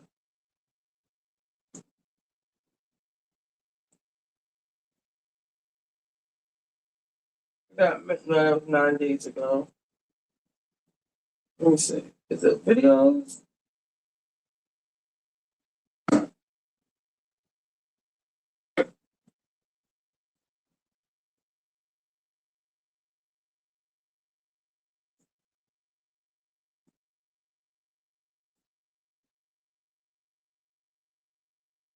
They're missing the Salt Lake City. Let me see if it's on their podcast.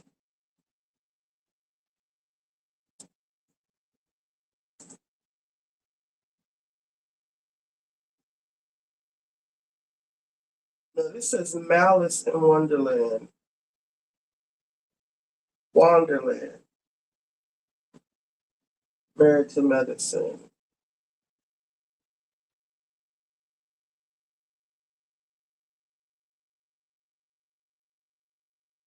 Now this says Don't Let the Sun Go Down. That must be a different episode.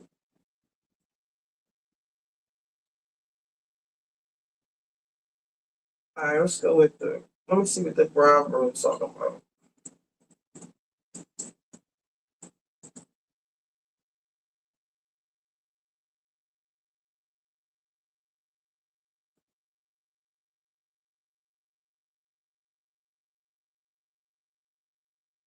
Amanda.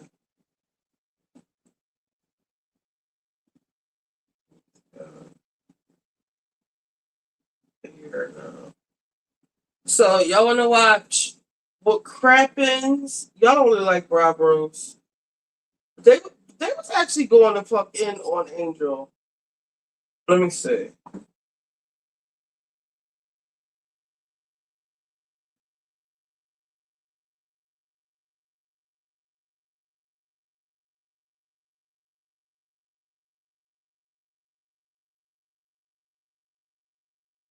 Potomac.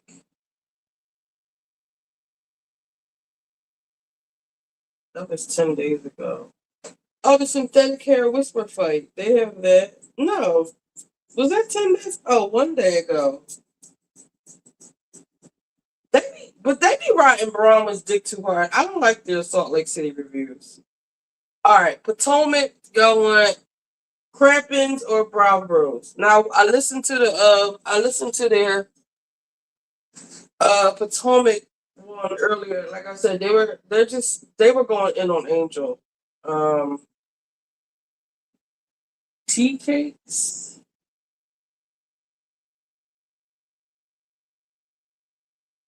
I thought she'd been lost custody. That's what I'm saying, Callie. Alright, so let's go with Crappins.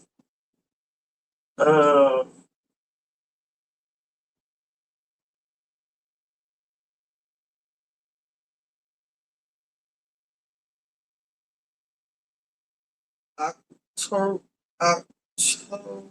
Seed. Okay. This is called Malice in Wonderland. They did a review of Real Housewives of New York, Old New York. Y'all want to watch that? Crappins, okay. Y'all want to listen to Potomac, Married to Medicine, or Old New York episode? How come your YouTube isn't see something? Don't let the sun go down on me. That must be an old episode. No. Let me see something real quick. That like you may have difficulty hearing the person right in front of you, but at a cocktail party, you. This is Stacy's potato salad, so that's old. Okay, we'll go over here. So, Married to Medicine. All right.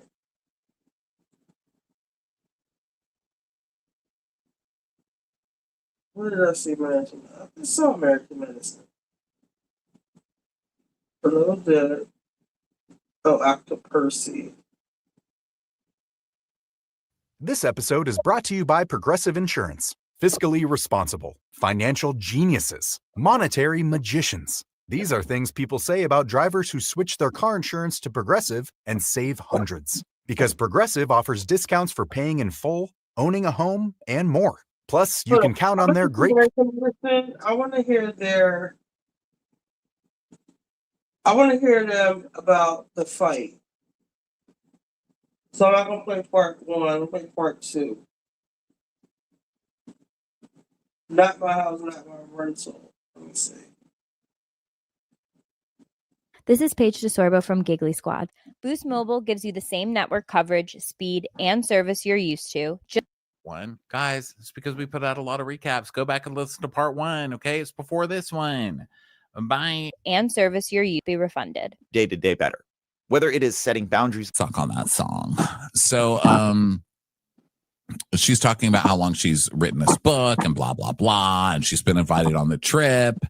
And Angel's like, well, most of them are going to stay outside on the 36 acres. I'm not even going to let them into my house. And they're like, ah, ha, ha, ha, ha. Wait, I forgot Monique did that book thing. That was this episode too? Monique did the book reading thing? All right. Let's see. Malice in Wonderland. My family, it used to be very, very tense. So now Sheila's like, oh, Jessica couldn't be here, but I just stop being such a weirdo about it. And second of all, I really don't like when people talk about themselves as versions because they did something that got them fired a few years ago. You're not a new version of yourself. This is just a different season. Stop acting like you're a totally different person.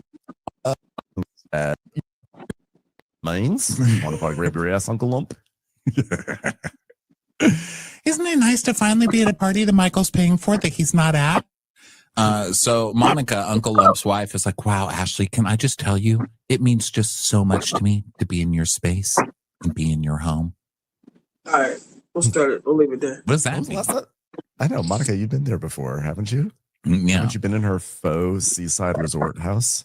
Yeah, well, they're saying, because now Ashley's not even mentioning Michael. She's like, well, previously, because of whatever relationships were going on between my ex-partner and my family, it used to be very, very tense.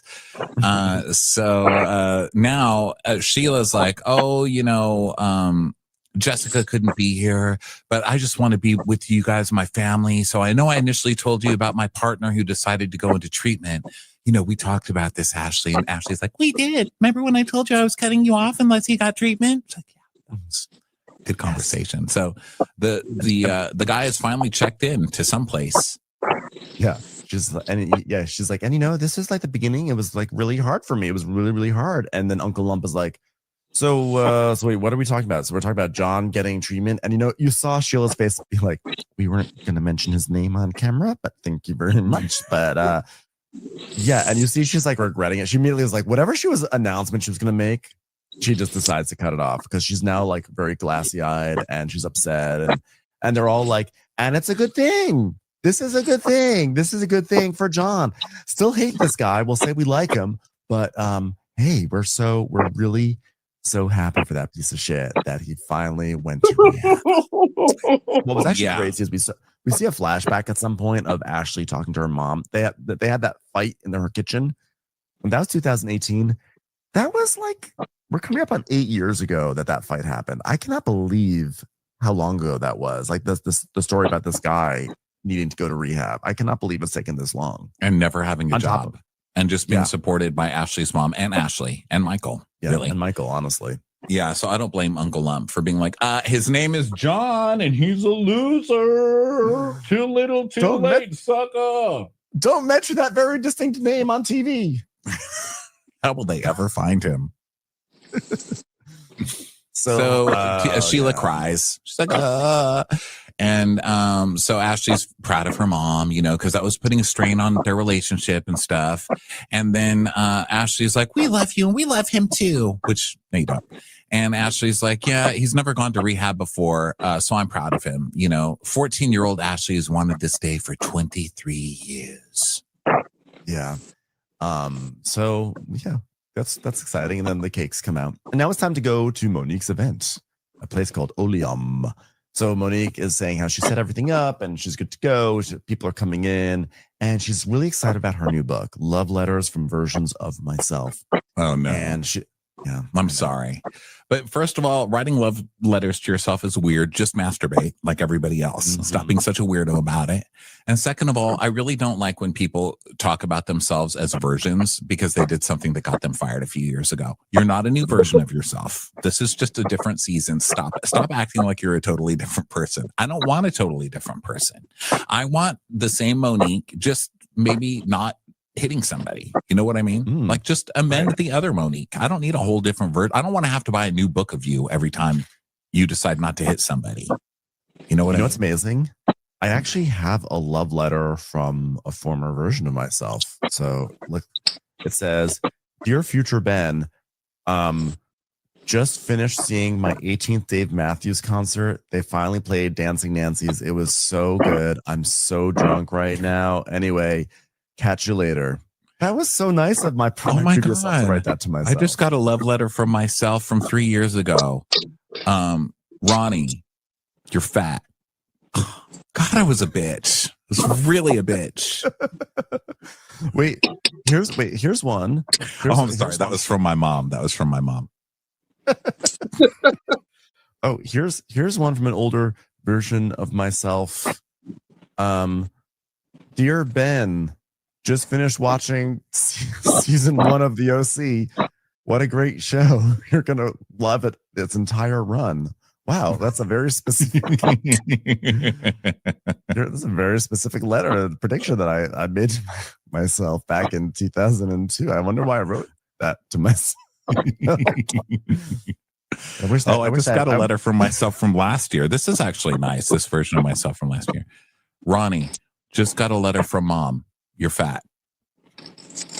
I'm not opening these letters anymore. Why would I even write myself? Oh my God. Oh, I just got one. I just got one. Dear future Ben, just had the most amazing time watching Kelly Dodd on Bravo. She is so funny and so great. I can't wait for the network to embrace her and for her to be a legend and on the future Housewives Rushmore. Wow. What could go wrong?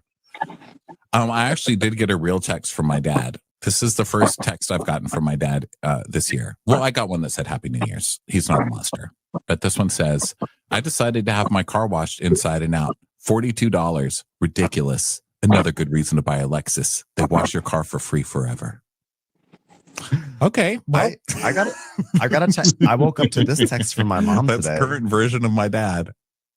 I got this text from my mom this morning when I woke up, and this is a true text. Ben, after consulting a few Indian cookbooks, I made my own version of mulligatawny soup that Dad and I really loved. I thought I'd share this recipe in case you want a hearty soup/meal on a dreary January day. So, P.S. You might notice that I've taken all Indian products out of this recipe. Whenever moms say, I made my own version of an Indian soup, what'd you make, chicken noodle soup? I don't believe you. I want to taste the soup. I'm assuming that she mixed multiple recipes together. You know what I would do? By the way, if I had a sassy Indian restaurant, I would call it a Mulligatawny Lawlins. Never mind. Oh, here's a note to myself from 5 minutes ago. Ben, I have this great Megan Mullally pun that you can do. Please make sure you stick the landing. P.S. Ronnie's fat. Okay, so Monique is talking about her healing journey, and the reason she wrote this book is because I did not realize how many other women who had experienced some of the same things. So if I could be the voice for that person that feels alone, that's what I want to be. So she should have called it Not for Lonely Moms. NFL, it would still be NFL moms. You're right. Yeah. And she's I love that she's just writing for everyone. Like, for any woman who is married to a tens of millions of air football fan who's kind of a jerk and who made poops bigger than the toilet, this book's for you. For any woman who has sex with her husband and emerges looking like a fruit roll up.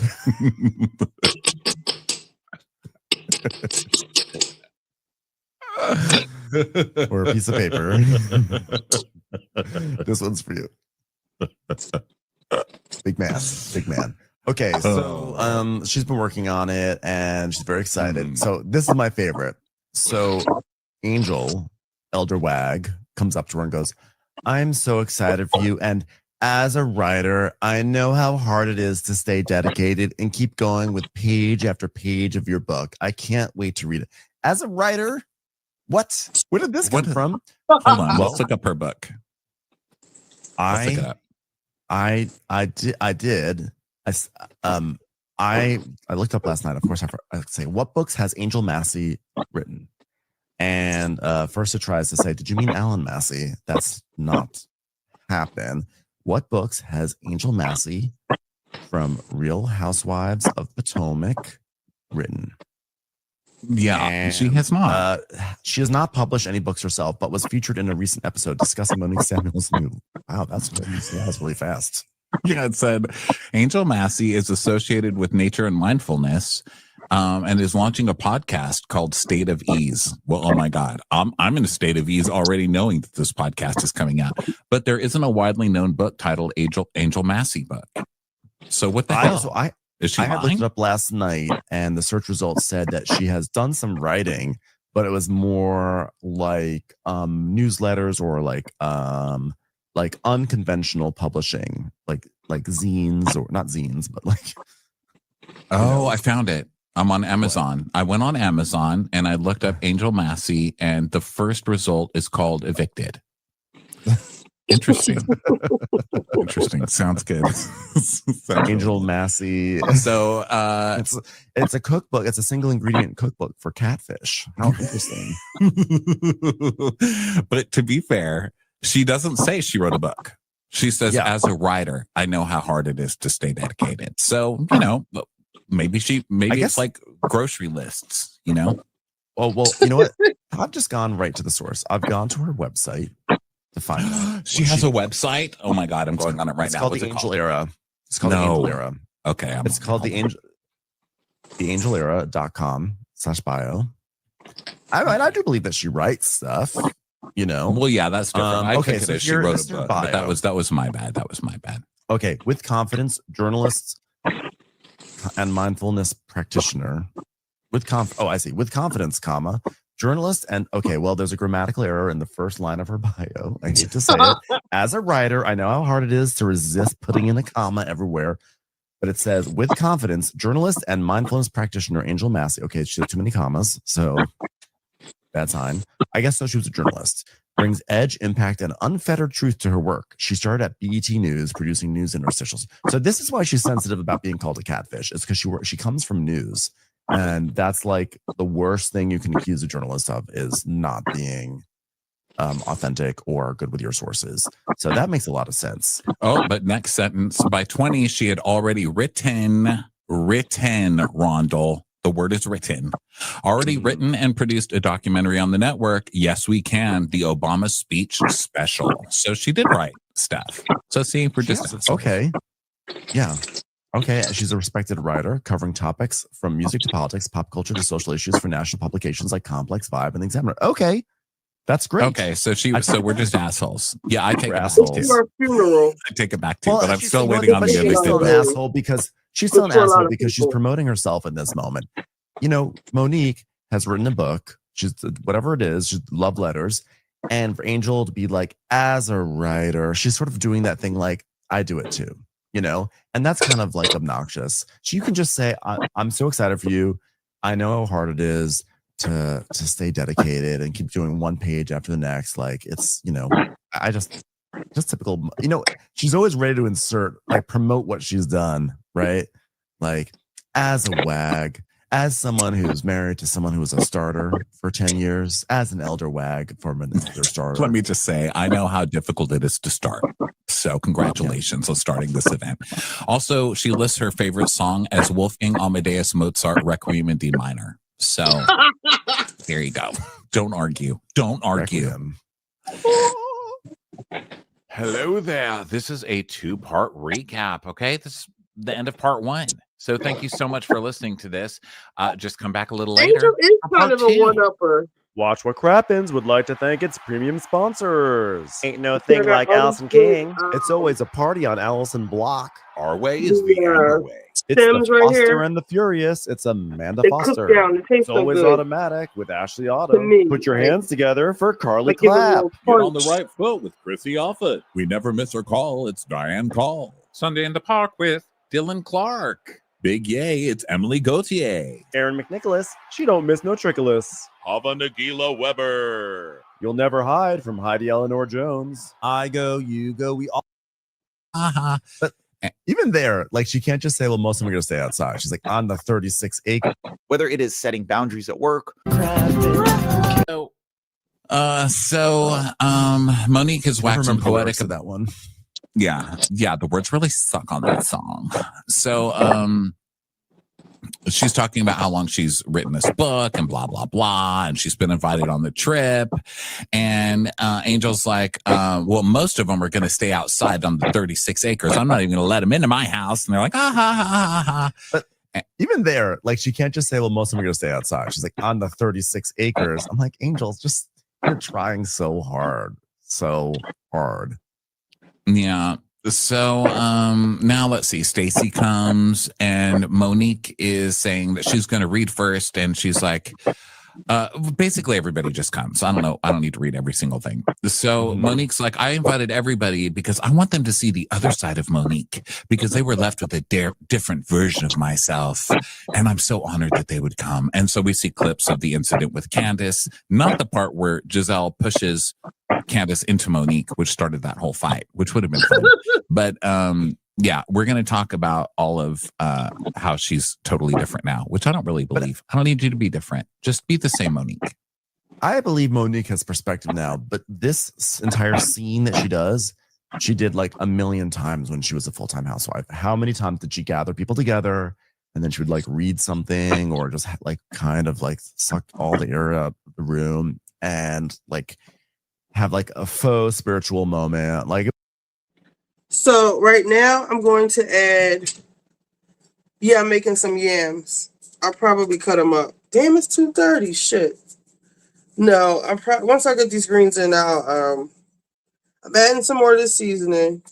And I want to add a little bit more of the chicken bouillon. This one, because I tasted it and it's a little, the flavor kind of, this is a lot of greens. Under normal circumstances, what I used would have been enough. But these are a lot of greens. So I'm going to add some of this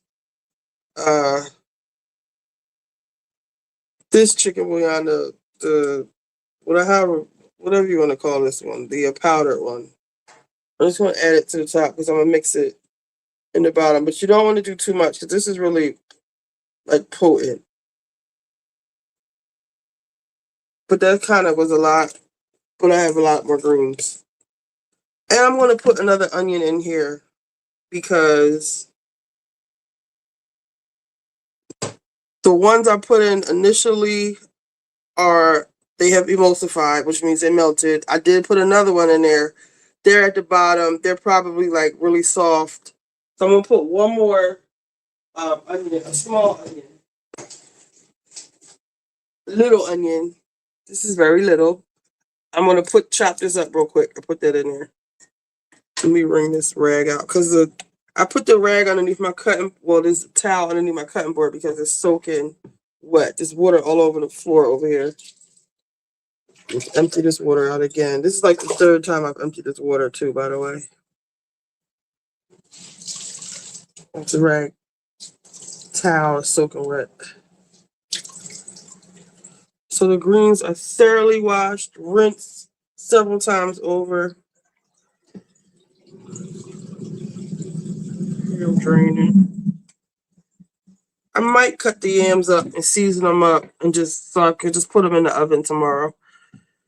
Or maybe not, because I might not have enough room for. Well, maybe I will. We'll see. No, I didn't make shit. I should have volunteered to just make some damn chicken. That would have been easier. But it's my friend's wife's father who died. So if my dad died, I would be no good to nobody. So I'm doing this for my friend.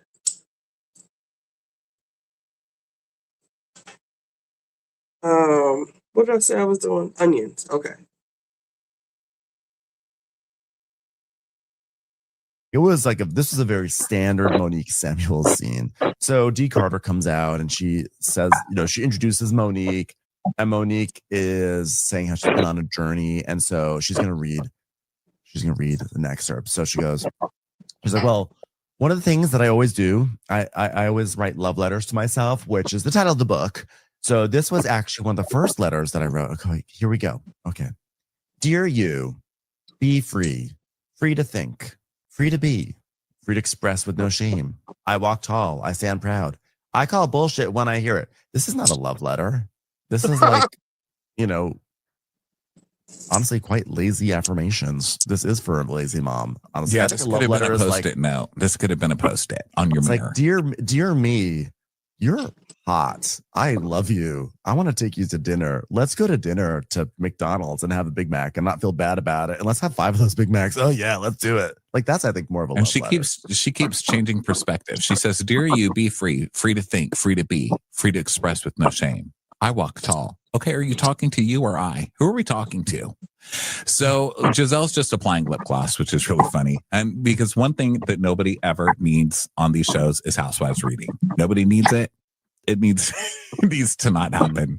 And that is it. Today is no different. Everybody's like yawn, stir, yawn. Well, because you know what's going on for 30 minutes, like just empty affirmations. I don't know how many times I can say affirmations on this episode, but we have a lot of them. It's just like these very like facile, proclamations, like stand in your light, follow your dreams, walk on that sidewalk we call life. And when the sidewalk ends, hashtag Shell Silverstein, and you step on that road, and that's a road that's going to take you down a road and a path at the same time, because they're all going to take us on a journey. And at the end of the journey, you're going to find a new you, and you love that you. But you know what you also love is T and V, the letters that are beside you, because you can't get there without a village of letters, and village of V, which is the letter next to you. Get a fucking diary. Like, I don't need it. So they're all talking about how long-winded this is. Stacey says, "I'm loving this event, but there's a lot of self." Mm-hmm. Yeah, a lot of self. I played dressed up for long enough. I'm free, and my time is now. Love your highest self. Oh my God, I do love my highest self. You know why? Because I'm high. That's why. Listen, everybody's free to feel good. Everybody's free. Oh my God, masturbate at home. Seriously. So Monique now has bags for everybody, and she's like, "You all know me as the binder bitch." And they all look scared because the binder is famously where Monique whipped out a binder at the reunion with receipts on everybody, most namely Giselle and her cheating fake husband. So they all open up their bags and they have a binder. And now they have to write in the binder. I want you to write about how you see yourself. So they have to write. And meanwhile, all the other guests at the table just have at this event have to just sit there and watch 7 women write in a binder. Like, okay. And now everyone's like, okay, cool. That was fun. I wrote about myself. And then she's like, and now the fun part. I want you to write what you think about everyone else in the cast under their tabs. And everyone's like this is like a lot of writing. This is like it's a lot of writing. Binder.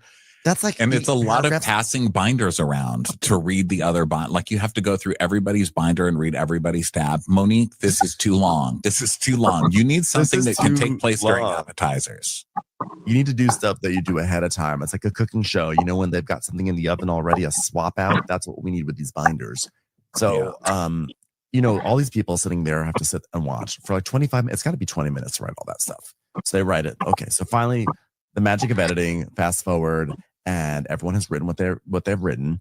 And Giselle is like, well, for me to be at a place where I love a binder is crazy. And if Monique does not get binders by Monique by now, there's a problem. Monique, start marketing your things, girl. Okay, so now she shuffles the binders, and now they have to read from the binders, basically. And Monique's like, let the healing begin. Okay, who got Stacy's binder? And so now Giselle's, the Giselle tab. So Giselle reads it. And she says, Stacy said, I get that you don't trust people easy. I hope you could do better. I didn't get a second page. Damn, it was getting good. And Monique is like, well, I wonder what Giselle got to think about Stacy. So Stacy turns to Giselle's behind her. She turns to the Stacy tab, and there's nothing there. It's just blank, which is the ongoing theme with Giselle. Stacy. Stacy considers herself lucky. She's like, I love it. I'll take it. Yeah. So what does Ashley think about Stacy? So we see Ashley's, and Angel reads hers. Stacy is complicated, confused, nurturing, and fun. Complicated, confused, nurturing, and fun. So Stacy's like, I'll take that. I will take that as well. Yeah, she's okay with that. So now Wendy's binder, and it's the Kierna tab. So Ashley reads it. It's kind of hard. When you watch it, it's easy. When you watch it, it's easy, but it's funny when you say it. It's like, it's Wendy's binder, and where she's going to talk about Kierna, and Ashley's going to read it. Yeah, someone else is going to read your thoughts on someone else. Come on, man. It's a convoluted game. So Ashley is like, well, something I found interesting in Dr. Wendy's book was under case tab, and she wrote fake, F-A-K-E with a period. And Kierna's like, but my bags are real. So everyone's like, was there a joke about? This isn't Married to Medicine. We don't care. Yeah, that's later tonight. So Stacy's like, can I have the mic, please? Okay. So I want to go back to what Wendy said. Why did you say that Kay was fake? And Kierna's like, yes, please, elaboration. So Wendy's like, well, I feel like before we resumed as a group, me and Kay were in a good space. And then once we resumed, now she has a problem with me. And so that just comes off as fake to me. Meaning we were friends, and then we started filming, and she knew she had to step it up this season. So she just had to come at me to have a storyline. Yeah. So then it's the Ashley tab. And so Ashley believes that she's a bubbly, she's a bad bitch, growing and glowing to be the best. Wait, who wrote this? Ashley's binder, Ashley tab. Oh, this is what Ashley thinks of herself. She's a bad bitch. She's growing and glowing to be the best mother, sister, friend, daughter, human I can ever be. Please stop singing. I'm sorry, that was mine. And Giselle says, I don't think Angel agrees. So then we see what Angel wrote. It says, disappointing, period. Strong mother, resilient, petty.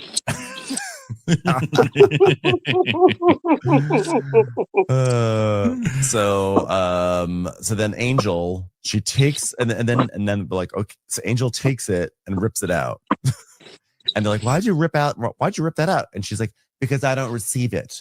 It says catfish. Oh, because that's what Ashley wrote about her. About Angel. Right. So Angel is like, she's like, I don't receive it because it says catfish, not fully walking in her truth. You don't think I'm walking my truth? Why are you coming to my house? Maybe you should revisit that decision. And Wendy's like, so is Ashley still invited to Colorado? She goes, you know what, Miss Wendy? I have put so much love and thought and care into this trip, and for every single person here, and for someone to question who I am or my motives or why I would continue to put that time, love, and effort into them, that's just hurtful.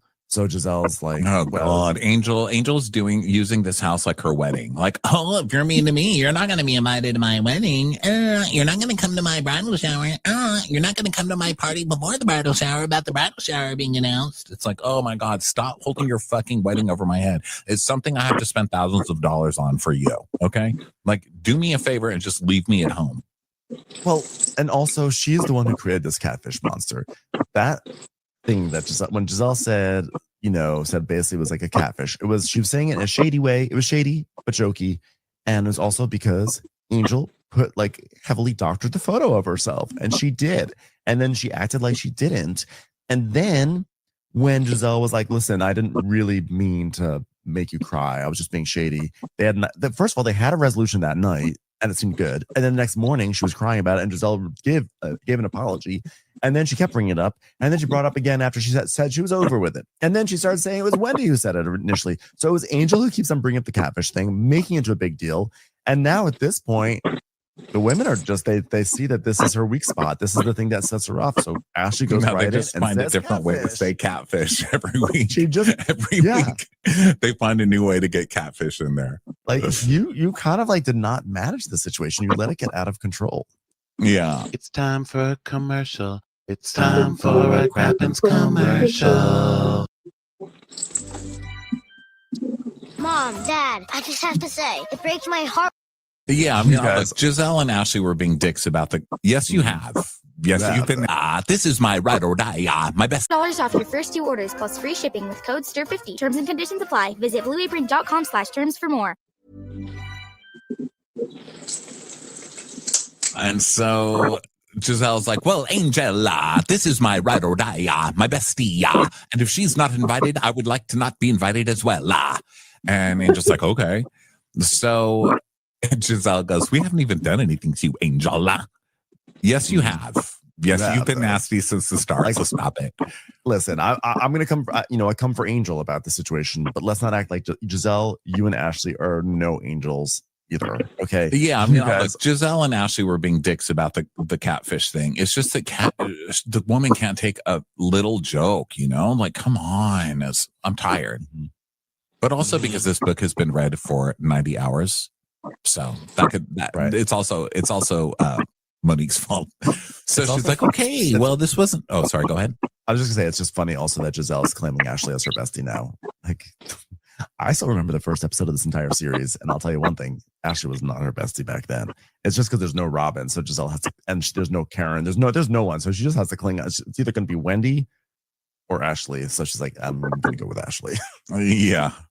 So Monique's like, well, that took a turn I didn't think it was going to. Okay, well, enjoy love letters from versions of myself. Okay, thanks, everybody. Like, great event, Monique. So Angel is like, well, when I showed up to Potomac and Ponies, I was late and I was flustered. And, sometimes when your husband doesn't want to show up to something and blah, blah, blah, he said, we'll get there when we get there.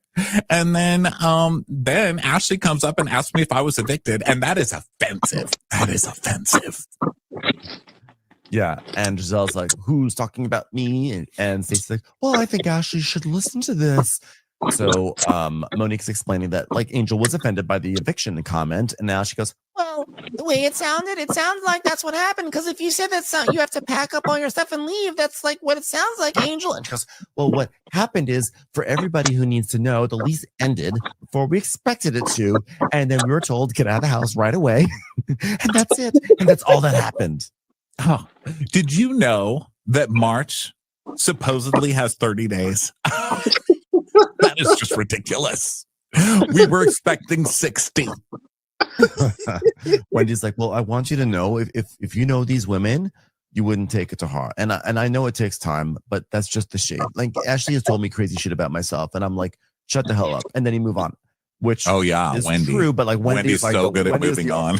She's the chill one. As we sat through 3 seasons of her being angry at Giselle and Robin about like did Eddie cheat thing. Like, I mean, I would be that was a too, big but thing. like it's a big thing, but also like it carries over with her for a while. Yeah, Wendy has learned to kind of go with it, but it's taken a long time for Wendy to learn, for sure. So for her to be like, oh, come on, it's all just fun, is hilarious. So Monique is saying, really okay, doing well, Ashley, can anything to you her. acknowledge that the use of that word offended her? And she goes, yes, Angel, I apologize that the word evict came into this vernacular. And Angel's like, as a writer, I appreciate that you use the word vernacular, and I accept that. Thank you for such a thorough apology, and don't ever call me a catfish again. And the word is dead. Yeah. So Giselle goes, so are we going to have catfish in Colorado? Wow. So now they have to go packing. Yeah. So now it's 12 hours later, and we're at Stacy's house, and she calls Angel. And she's like, so what was this warning about altitude? And this becomes a big thing. Like, oh my God, in Colorado is so high, you're all going to die. Please drink water. Don't have more than one drink. It becomes a huge thing, which everybody tells you when you go to Colorado, like, the regular things, but they really play it up in this episode. Yeah. Angel. Well, I think also Angel, it is a thing, but I feel like Angel really relishes being able to tell everyone how to handle the altitude sickness. I think it gives her a sense of like authority. I know I've been here. I've done this before. As an elder wag, I can tell you about altitude sickness. I've had to come to Colorado so many times. I travel so much as being someone married to a football player and being a writer occasionally. So I definitely make sure that before you come, you are drinking like double the amount of water you consume on a daily basis. And even the morning back from Maryland this morning, I woke up and I was just like super thirsty. So I'm just saying this as someone who understands. I'm someone who's been around a mountain. I've seen a mountain before. As a mountain viewing person, I'm just giving you a little bit of advice. Drink a lot of water. Yeah, you're gonna need it, guys. Yeah. So they go over altitude stuff, and Angel is saying, I'm so excited to see how people experience my world. I built a state. And Stacy's like, wow, I hear joy in her voice. It's almost like she found a sweater with a camel on it. And so then we're at the airport, and Wendy's like, where's the person whose trip it is? Where's Angel? Dun, dun, dun. And Tia's like, well, she's gotten to Colorado already. She's getting everything set up for us. And Wendy's like, I've never heard of us not flying together somewhere. I'm like, wasn't there an entire trip where Robin showed up like a day late because she missed the flight? Like, wasn't she always late to the airport? Wasn't that like the thing? Yeah. They just have very selective memory about these things. So they are going to fly. And then Wendy and Stacy, or I'm sorry, Stacy and Kieran are like sitting next to, or Tia and Stacy are sitting next to each other. And Wendy's like, oh my God, hell is frozen over. Whoa. So now they go to Colorado. We made it to Colorado. Nothing happened. Nothing funny happened in the airport. They just got to Colorado. And Monique is having a moment where she's like, wow, like just hitting me. I'm a little scared. I'm like, I like traveling alone. This is crazy. So she's having a moment because she hasn't been on a girl trip in years and years. So we get to Colorado, and Angel's there, and she's being nice to everyone. She's like, hi, everybody. I've got a cowboy hat.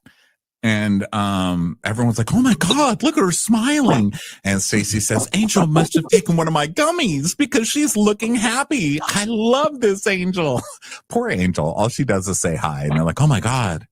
It's like Angel's out of the mental hospital. She's so happy now. So she has arranged like 2 vans, and then she also has her big pickup truck that she has brought to pick some people up. And Wendy's like, it feels like there's 10 cars. Doesn't it feel like there's 10 cars? It's like a whole Sprinter van. I kind of feel like she wanted to show off her pickup truck. So instead of having a Sprinter van, they have just all these vans. It's a motorcade to go into the mountains. So Wendy is like, Angel, why is it just me and you in the car with Stacy? Because Angel has said, like, okay, everyone's gonna go in these vans except for Wendy and Stacy are gonna come in my pickup truck. And Wendy's like, why is this happening? Why did I get? No one wants to be the one selected by Angel in any of these events. Yeah. And she's like, I'm dressed like I'm going to Saint Tropez, and she's dressed like she's gonna dump me in the woods. It's not matching. Why does she not take Stacy's with me? She says, but Stacy's with me, and I know I can run faster than Stacy. So if anything happens, she's gonna get Stacy first. Yeah, that's true. And they show Stacy like doing like the giddy up thing at the rec center. But why? I'm surprised she didn't take Kierna in the car. That was an odd. by choice. Yeah, I don't really know. I don't know why Angel does what she does. I do know this. It all bores me. Because all of this seemed to be exerting some it all type seemed of to be weird orchestrated control. to make people mad. Like everything she's doing is kind of orchestrated, like she's making an effort, but it's just not landing, you know. So we go to the cars, and the husband is calling Angel, and Stacy's like, well, we were going to answer the phone, but I thought maybe we shouldn't do that. You really don't have much of a sense of humor. She's like, yeah. She's like, yeah, don't answer for Bobby. I'm the only one who can speak to Bobby. Listen, this is WAG privilege, being able to talk to Bobby. So unfortunately, you guys are not WAGs and can't do this. So then they're driving on the way. And so Angel kind of turns to Wendy and she's like, Miss Wendy, I like you. And we have things between us that we need to hash out. But generally, I like you as a person. Which I'm like, what an asshole thing to say. Generally, I like you as a person. Like, what the fuck? She's like, she's on like a power trip on this trip. yes, right now, she's on a wedding trip. She's I'm like, telling you, this is what it is. It's the same thing. Like, we're coming to my house and it's my wedding and I do what I want. Oh, good. How like, and I've given you the privilege of being in the front seat of this pickup truck. And I'm going to tell you that, you are privileged to be in this carriage right now. And that I like you, generally speaking, almost to implying like, if you work harder, I might like you all the way. And it's like, no, Angel. Yeah. So Wendy's like, well, I don't know why Angel's now inundating me now with love, but it's a little too late. I love Wendy's laugh, but I can't do it. I was doing it last night. I'm like, so they're asking if there's going to be food, and Angel's like, oh, there will be a chef. Okay. A wandering chef. And I'm going to let you in on a little secret. Giselle and Ashley will share a room together. And then we get Wendy's laugh again, and I start cracking up. So now we go to another car, and Jazzy is saying, oh my gosh, we're getting so high. And Kieran is like, I feel great. Did you guys take a pill? I took a pill. Yeah. And they're like, no, we didn't take that pill. And Kieran's proud of herself. She's like, Colorado is 1 mile above sea level. And Angel warned us that we would get to some altitude sickness. So in preparation, I wanted to pop some meds just in case. And so she's like really happy. She's like, oh my God, I prepped so well. And Jazzy's like, hey, can you let me know about, did anything happen at Monique's that I should know about since I wasn't at that event? And Giselle's basically like, well, I don't know whether you know this or not, but Angel was evicted. Giselle's just gonna keep on saying evicted. And Jazzy's like, well, she was asked to leave. She was like, no, she wasn't evicted. First of all, she was not evicted. Giselle, you need to cut the shit. You know, it wasn't, I'm asking you to leave. It was just like a thank you. It's been fun, but the lease is over. That's all it was. And Giselle's like, well, I have a totally different view of that, but I want to keep it to myself for now until there's a group scene after we've been established. Commercials. Here comes one right now. Plan. Dreaming of getting the all-new iPhone. And so now she's having flashbacks to her husband, Chris. And Monique says, you know, reminds me of one person doing everything. And I don't know if it's the same situation, but some of the ingredients look very similar to the recipe. Or she says very similar to the recipe I was cooking up. Similar. I just wrote a book. Similar. Okay. Yeah. So I just wrote a book that's very similar to this. And I was stuck in my illusion. So her marriage probably sucks too. I have a love letter for myself. This is a letter from me to you. I love you, which is why I'm literally putting you in the word similar. Similar. Then Kierna says that she tells Giselle, we're okay, be on our best behavior. Okay, you make me proud. This is why I got in the car with you, so we can have a little pep talk. You know, be well. Don't be mean to Angel. And Giselle's like, Angel has huge shoes to fill because the Nevis was 5 stars, top to bottom, head to toe. I'm like, was it 5 star? Because I seem to remember you guys went into town and it was like 2 souvenir shops like, by the beach, and you guys went back to your Airbnb. But it does answer why Kierna was put in the car with Giselle. Answer to that one. And so then we go back with Ashley, Tia, and Monique, and they're talking about not having service. There's only WAG service out here. Sorry, suckers. Only for elder WAGs. Yeah. Five WAG service. That's it. Sorry, guys. WAG Ryzen. Only for WAG Ryzen subscribers. So they get to this. Are we at the house yet? No, Let's just please go to long the house. time Let's just go to driving. the house. Let's just go to the house. Let's fast forward to the house because I can't. Okay, so they see this house, and Ashley's like, wait a minute, is this Angel's house? And no, it's not. And she goes, oh, wait, so we get a rented house? So she has rented them a house. Right. So Angel has made this whole to-do about the fact that she doesn't want to bring Ashley's bad juju into her house. And it turns out they're not even going to her house in the first place. And Ashley, that's basically what Ashley says. She's like, I thought that's where we were going. So Angel's like, okay, everyone, I want to introduce Bianca. She is Wonderland Outdoors head movement and mindfulness guide. And she's going to stand next to me while I take you guys to your different rooms for now. What a job. What a job. Yeah. You're nodding right now. Thank you. Thank you, head movement. Thank you, movement. Thank you, head movement specialist. Thank you. She is not Jenny Slate, but she does kind of look like her. But we want to have, we like to have employees on our roster who look like Jenny Slate. She does do a pretty good Marcel the Shell impersonation. That's who Bromwood should hire on Real Housewives of Salt Lake City, a head movement specialist. And it's really funny that you would say that because last time I checked, I did try to do that and you didn't allow it. And that's fine. And just a reminder, girls, 1 drink here is like 2 drinks anywhere else. So once you're done nibbling, we'll check out your rooms and then we'll do some breath work and then I'll leave you to relax. Breath work, shut up. Can we just have a vacation? Get out of here with your breath work. You work on your own breath. Okay. We've already had the Stacey storyline. I don't need more breath work.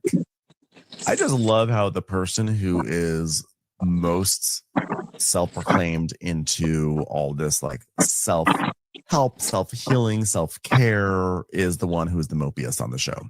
So yeah. So Angel's like, and then I'm gonna go back to my house. And they're like, well, Monique's like, well, why aren't we at your house? She goes, well, it's just not enough space. But some people are at my house and some people are here. And you can tell it's like the Hunger Games. No one wants to volunteer. No one wants to be in the house. Oh my God. Everyone wants to stay here. And Giselle's like, okay, well, Giselle of all people goes, girls trips, girls stay together. We function together. And you piecing out, you're going to your home and you're taking some of the girls with you. Like, what is this? I'm like, it sounds like it's that trip where you and Robin got a hotel room in the middle of it because you didn't like your rooms. Is that what it sounds like? Or the party that you had but didn't let anybody come into your house and made them sit outside. Yeah, I think that's what it sounds like. Giselle says, well, we're here and we're going to have a grand old time. So they cheers and Angel's like, okay, well, there are room assignments and then I have a really nice welcome party for you guys. And then you'll be able to come to my house. So Tia and Kay are going to go with her. And Tia Stacey's looks so bummed, by the way. Tia's like, oh, that's exciting. I get to be far away with Kay and Angel, an hour away from all the other fun girls. Yay! Yeah, because it's an hour away, we find out. The house she got them a house that's an hour away from her house. Now that's the craziest thing that's happened. That's where it's crazy. That's nuts. So yeah, like when Giselle and Robin got that hotel room, they just were in town. They were like 20 minutes away. But like an hour away, it's like you could not find another house closer to that. I mean, I guess maybe not. I mean, it is the great outdoors out, it's Colorado, but still at that point, you don't stay at your own house. Get a house where you can all stay, including you, and then you can take everyone to your house. You can have dinner at your house, and you all go back like you do. It is weird. It's really this weird. is a fail. This is a super weird fail. And Monique's like, do you not like us? And she goes, no, I like you a lot. It's just space. It's just space. So Monique's like, what's up with all this gas we're wasting? I mean, we're driving so far away from the airport. We have to go to this house and drive another hour to get to your house when we thought we were going to be staying at your house. We're not even staying in her home. So Ash is like, okay, well, let's get our rooms. Okay. So now they go look at the rooms. And like here, Stacey's room is right here and it has a view and it's beautiful and there's a tub and it's gorgeous. And then all of a sudden, like this room tour stops because Wendy's like, everyone look at Kay. Kierna is like sweating and crying and like out of it. And they're like, what's going on with Kierna? Did she think she's on a billboard somewhere? Because Kierna stood up after when they were going to look at their rooms, and she's like, "Oh my God, you guys be careful because I just had one shot and it feels like 3." So I guess Kierna did get wasted because of the height or whatever. The height, and she's also on some pill that I'm not sure it was the right pill to take, or yeah, I don't know what it is. So she starts crying. So they start looking at the other rooms, and Stacy definitely got the best room. And then we see, let's see. Well, Wendy Giselle gets the whole downstairs too. By the way, she winds up with the whole basement. She got like a rec room down there. But ultimately, what really matters in all of this is that Giselle and Ashley get put in the smallest room that has 2 twin beds in it, which is a total throwback to the first season. Ashley's RHOBH home with twin beds for Giselle and Robin. And Giselle is not happy. Ashley's not happy either, but Giselle is really not happy. Yeah, and they deserve it. Giselle, no one deserves this more than Giselle and Ashley. They're such assholes, and they've done this to people. They've both done this to other people. And just watching how Giselle treated Stacy on her last trip, she deserves it. And I love watching it, and just watching how they get like, "Oh, we are not. How dare she? How dare she? I'm not staying like this." Well, listen, you're the one who says this is just housewives, so you're addicted to somebody, and she does this to you. You have to suck it up. Like, what are you gonna do? Didn't they do this also? Did Mia do this to Karen once? And so Karen was like, "I'm not gonna stay in this room," so she slept on the sofa in the living room instead. Like they every season they do this to each other. Yeah, everyone gets out of the shit room. So now they check out Wendy's big rec room, and she not only has like a little full-size bed, but she also has a bunk bed down there. And they're like, "Well, why didn't they at least get this room?" You know? Yeah, they should. I mean, clearly that's where they should have been together, but you know, Angel was being petty, and you know what? She's owed at least a little bit of pettiness. But the thing is that she just can't take the pettiness in return. I guess no one can, because obviously Giselle can't either. Yeah, they can't take it either. But I love that Angel just goes, "Gratitude is a virtue. I hope you're happy. If you're not, I'm so sorry." Yeah. So then Giselle's like, really, really not happy. And Monica's like, "Well, she got her lick back." And Giselle's like, "Lick back for what? Lick back for what? Like, that's weird. That's weird. I haven't even done anything." And Monique's like, "Well, it was the Ashley eviction situation." She goes, "Well, but she got evicted." And Tia's like, "No, wait, guys. No, don't do this." She goes, "Well, I'm going to evict myself." And Angel's like, "Well, you should, because what didn't happen is me getting evicted." "Well, we have more information about that, and I'm going to leave that right there. She goes, "Oh, but you don't." She goes, "Yes, we do." And she goes, "Yeah, we do. Yeah." So Jazzy's like, "What is going on with Giselle? She said she was going to behave. This is not behaving." So Angel says, "What's your information?" And she's like, "Well, it's not my information to tell. It is only my information to lord over your head until somebody else tells it." And now she's like, "It's not my information either. By the way, I've got a song. Killing me softly with your song. Evicting me softly with his rent, kicking me out of the house." I like that they are suddenly acting like they can't say this. They're just saying that's not their information to tell us. That way they can pretend like they were like being somewhat I can't think of the right word, is like careful with this, you know, like or mindful. So subtle. Yeah, that they're being like, whose no, information is it? Wendy's? Because Wendy was the one who said that she had the friend that heard that she was looking for something that looked $50,000, but it was $2,000 or something like that. I want the good things. So Angel's like, "I'm going to tell you guys right now that if we don't get this out, I'm going to shut shit down, because what's not going to happen is people coming to my home, having crazy lies about me, and spreading toxic energy on my property, which includes various books that I've written. So who has more information?" There are 36 acres you are not allowed to speak about this topic on. And she says, "Because I got to hear this before you guys enter. Step through the threshold of my home. You will not speak of this in my home." Oh, Lord. So funny. Angel is just so ridiculous. But that was the to be continued. It's a cliffhanger. We'll have to see what happens on the ongoing saga of Angel's eviction. Ooh, dun.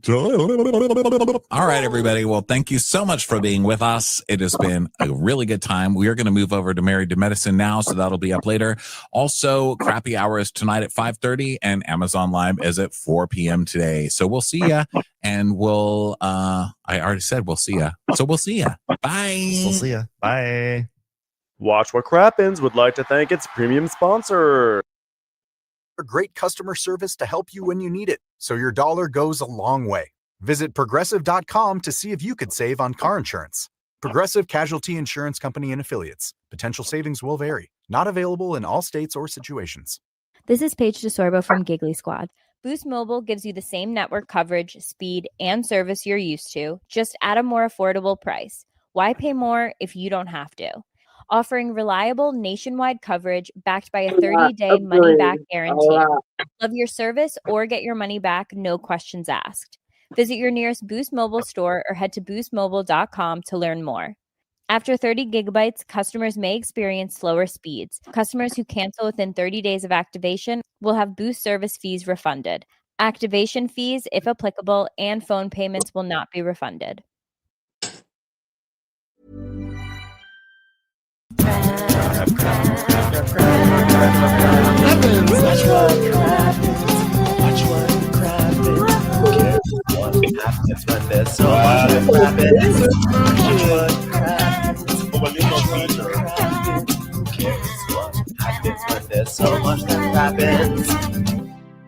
Well, hello and welcome to Watch What Crappens. I'm Ronnie, and that's Ben over there. Hello, Ben.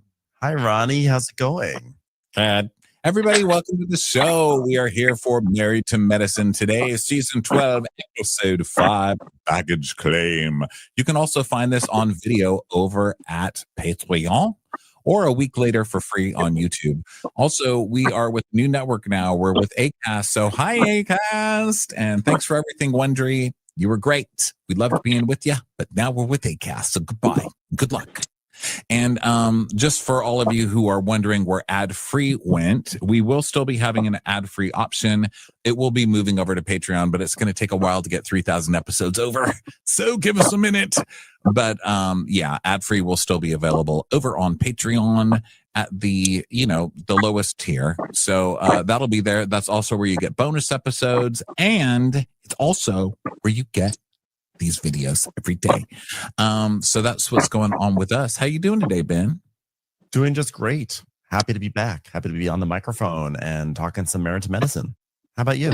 Married to Medicine. Me too. Love this show. I don't want a life without Heavenly. You know, when this season was starting back up and they said Heavenly was only going to be a friend of, I was not happy. Still not happy, to be honest. But God, she makes me so happy when she's on my screen, just dragging Toya. He was quite deserving of dragging, by the way. A lot of times it's Heavenly's fault. This time, no, it's Toya's fault. And I love every Heavenly second I get. I want to move so I can vote for Heavenly. Yeah, Heavenly is hilarious.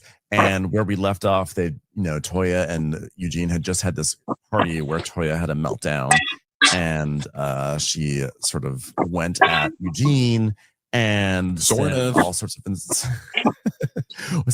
insulting things like be a leader, lead the man, because she just wanted them to play a party game where she was going to humiliate Eugene of who can get in the best shape for going to the Caribbean. So now it's the aftermath of that. Yeah. She wanted to have a game where she could humiliate Eugene with a sports thing and hula hoops.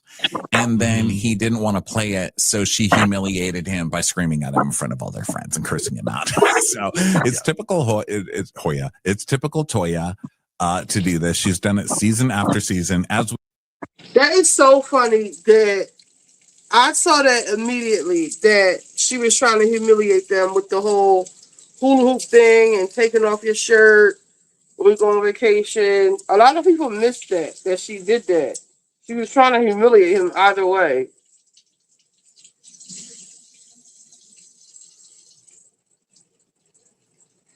We see in a clip later today, and she's an asshole. And I love that she never gets it, because that's something else that's really good about Toya. Toya never learns. Toya never changes. Toya gets worse, I think, with every year. She doesn't get better, but it gets more fun to watch. Yeah. She is. My favorite thing is the opening credits, or in the interstitials where you just see Toya standing with the group, like hunched over, like she's like a dent in my car door. that's the look in her face. She's like, what's wrong with crayons on the dining room table? Avery, did you leave this milk out here? Like she's just ready to scold us. She's trying to be sexy and be like, ooh, me. And there's like one shot where like when they're like going to a Toya scene, they have like a close up on her face, like Toya, and she just is like trying to serve a look, and it's just not working. And it actually really reminds me of season 2 of Top Chef or season 3 of Top Chef. This was like the origin of our Gail and Padma joke, because in the promos for that season of Top Chef, they would show Gail Simmons, and they had there was like a wind machine in her hair, and she was like trying to like look at the camera like, I'm Gail Simmons, Top Chef is coming back. But then Padma will come on and be like, hi, I'm Padma Lakshmi, I'm a supermodel looking for a Gail. She's trying to serve see you, and you know what the rest of that is, and she just can't do it. Too bad. And that's like what Toya is serving Gail Simmons. Yeah. And it's hilarious. It's menacing, I will say. It's a bizarre choice that they went with on this opening. So Eugene has set up pool down in the basement. He's just like waiting at this sad little table, and he calls her down, and she's like, why are you sitting at this table? And he's just at the sad table, like family meeting. He looks like he's at the part where he's already test driven the Honda, and now he's ready to sign some paperwork, and so they've put him at a table, and they're gonna make him wait a little bit before someone comes and helps him. Like he's ready to decide what he's gonna add on to his model. It's like his CRV. I actually just went through that experience getting my niece a car. My niece needed a car, so we were getting her a car, and man, they are so nice to you when you're on that lot, and the second they sit you down at that table, they bend you over and they just start pounding you. Yeah, every single oh, by the way, the interest rates are 10%. Get the fuck out of here. I just spent 6 hours here, sir. You waited until 6 hours later to tell me this. And they have that type. They do. I swear to God, I think it's purely just some sort of negotiating lever that they pull. I don't think they ever have to do this. They'll be like, oh, so wait, you said you want air conditioning in your car? Hold on 1 second. And they leave with a little circular table for 25 minutes. And then they come back like, yeah, looks like we can add air conditioning to your car. I'm like, I know you can add air conditioning. You just let me sit here at the table for a long time. It's like some sort of tactic to like you sit at that table for hours and hours and hours. Yeah, we wanted the car for like 4,000 less. And whatever. We did the numbers and all that. We're like, we can get this car for 4,000 less somewhere else. And so they were like, okay, we can do that. Are you sure you can do it? Yeah, we can do it. So we sit down at the table, and of course the little guy comes up. It's the same price. And I said, this is not the price. And he said, oh, well, you see, normally what we do is when we sell you a Toyota of Round Rock, by the way, is who I'm talking about, you dumbasses. When we actually sell you the car, we charge you $4,000 above this for all this stuff, like a coating on your car and a tinting on your car, this other $4,000 package, which we didn't order anyway. But they said, we charge you this on top of the car, but we won't put that stuff on. So we'll leave that off. I was like, okay, so you're going to give us a bunch of stuff that we didn't ask for, but you're still not going to give it to us, but you're not going to charge us for the stuff we didn't ask for and keep the car the same price. Goodbye. And they're like, well, is there anything we can do? And I was like, yeah, you could tell me what you told me 6 hours ago instead of making me sit here like an idiot. I would rather drive across town than ever do this with you again. And they're still texting me like, oh, are you coming back? No, I'm not coming back, you jackasses. You're tinting. Get the fuck out of here. That's crazy. So yeah, the point is Eugene is having a family meeting with Toya at the pool, in the pool room. So they're going to play pool. And he's like, I was making margaritas to make up for yesterday. You might notice I have 2 margarita machines. Sure, we just need one, but who cares? We'll make you some margaritas. Without actually any like margarita glasses. Well, actually, no, he's got tumblers, so that's okay. But so she love that you're ready to bring them down for their glass choice. Well, because they have a whole little scene with their glasses. They seem like they don't know what to do, right? Like they sort of like they've never made margaritas before. It seems like, even though they just did in the last episode outside, but they have like a debate over what sort of glass it should go into, and it's actually hilarious because Toya's like, "What about a mason jar? We can use a mason jar." He's like, "Well, what about let's do a cocktail glass?" She's like, "In a cocktail glass?" Like she's never had a margarita in a cocktail glass. She's like, Toya's horrified. She thinks it's the craziest thing she's ever heard. So anyway, Eugene, you know what they need on this channel is they need a hookup with decent pina colada machines or margarita machines, frozen drink machines, because they just suck on this channel. We just saw it on Southern Charm. They couldn't make them on this. This one, it was all watery as well. I mean, come on, somebody's got to step into this market and make it was like slime. Yeah.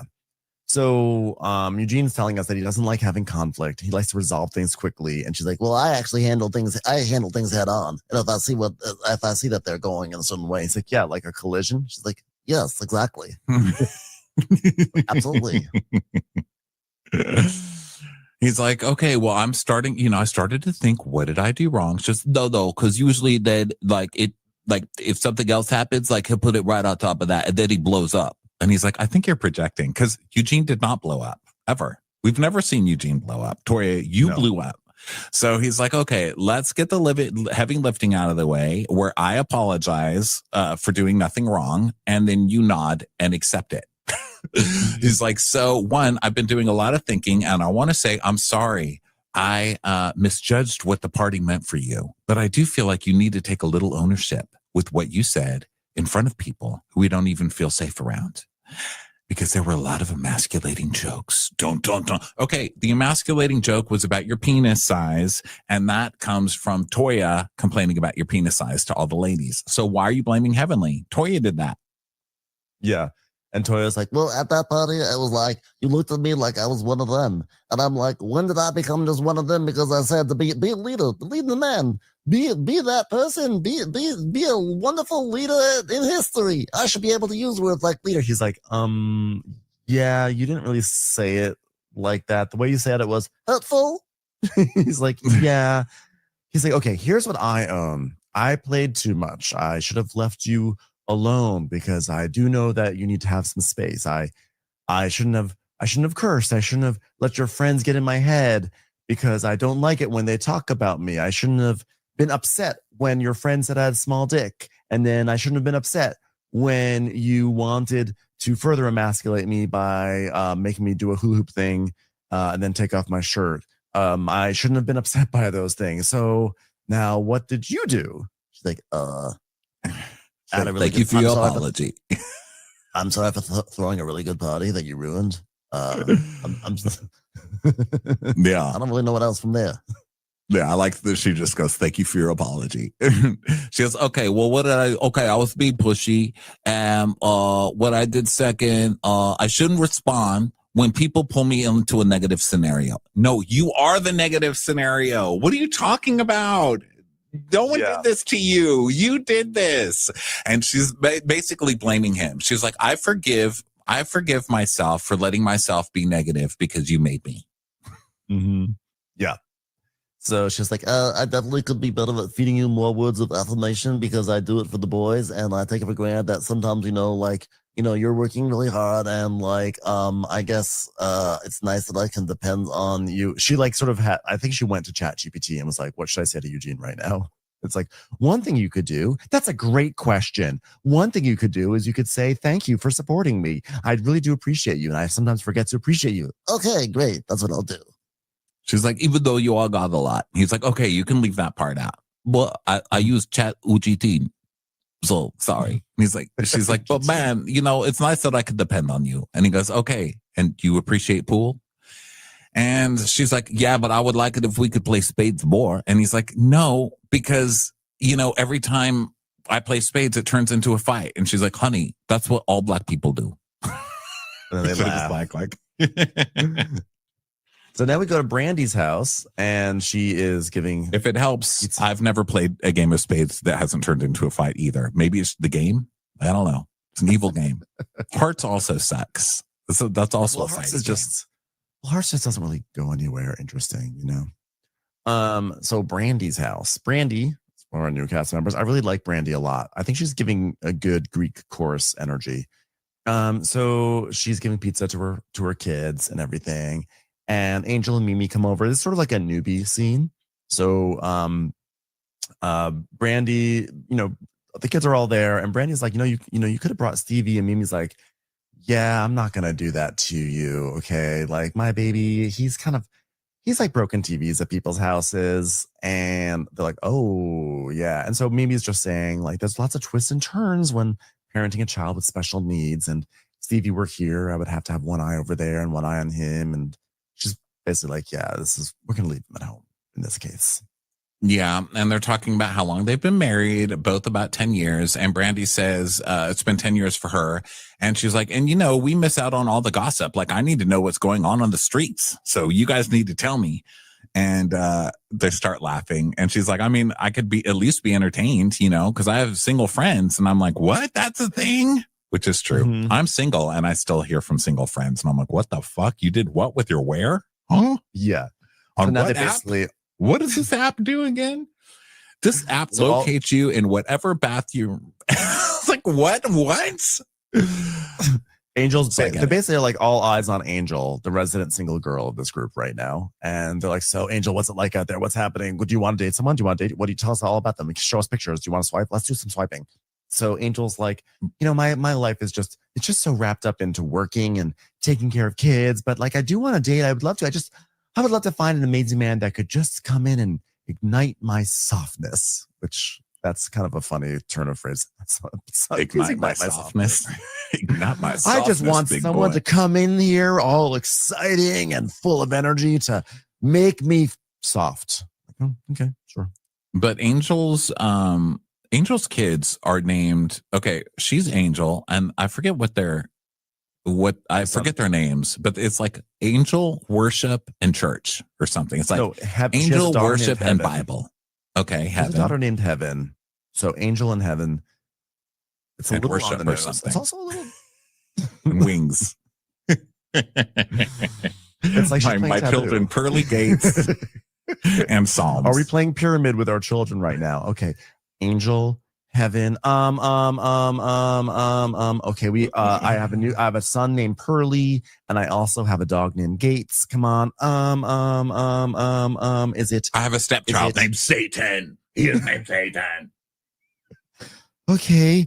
Is it Purgatory? Yes, that is correct. That is correct. Okay, what's the next? This is my niece. You better pray. This is my niece. You better pray. Okay. Like, what's the next round? It's like, there's another round. I mean, our names are permanent. Yeah. We're doing more than one round of Pyramid, Angel. Right? You do have more children for this game, right? I don't. So she says that being a single mother doesn't come with a manual. I like when people say that. I love that. It's not easy being a parent. It doesn't come with a manual. Well, neither does being a kid. Okay, nothing comes with a manual. This, I don't know. Read some books. There's plenty of manuals for being a parent anyway. There are manuals, actually, now that I think about it. There's like Love Your Kid Harder or whatever they're called, like Tough Love or have you read some of the manuals lately that are coming in with some products? The manuals are not helpful. Yeah, man. It's just it comes with an L wrench. Your kid comes with an L wrench and something called the Florbidy Jerg. Yeah, exactly. There's some arrows and then there's some broken English, and you just have to just do the best that you can. Okay, we're all in the non-manual land at this point. Oh, here's her children's name. So Heaven's dad played professional basketball, and Savior's dad, we were engaged. I think Savior is just a lot to live up to. I wonder if they're religious. Also, Savior just keeps disappearing. They're like, oh my God, when is Savior going to return? Well, we just want him to work at Complex Magazine just for the pun of it all. That's really it. So she is the mom and the dad. And so Brandy's really all about the cliches. She really is. She's like, being a mom doesn't come with a manual. I'm basically the mom and the dad. That's the way the cookie crumbles. I'm not going to cry over spilled milk. I wish there was a lot in my household. Two in a hand are better than two in a bush. Am I right, Savior? So Brandy's like, what's the most important thing you're looking for a man? His wiener, his brain. And she's like, no, none of that. I don't need an anaconda. I don't need that. So they're asking about the last person she dated. And she's like, I mean, it was weird. And they're like, you're in a safe space. You're actually with two medical providers. That's so condescending because she's Angel's a registered nurse. They're like, you're with two people who have actual advanced degrees. You're with doctors, not nurses right now, Angel. You get to sit with the big dogs. Yeah, I've been in some conversations with some medical providers lately, and it seems great when you're in the office and then you get the bill where nothing is covered and everything's $90,000. Okay. No, I don't trust you. Yeah. Well, also what's so funny is that like Angel is being elusive about what she wants, and they're like, come on, you're in a safe place. You can tell us. And Mimi's like, we can read between the lines. And Angel's like, yeah, this is a safe place. This is a safe place. Tell us. And then this teeters into just gossip about the other women. I was like, wait, we didn't get to find out what Angel wants in a man. So she won't say. They're like, why are you deflecting? Because she doesn't want to put all this business out on TV yet. She's not ready, I think. And she's like, just a friend of. Yeah, she's like, I'm not doing that. I'm not being paid enough for this.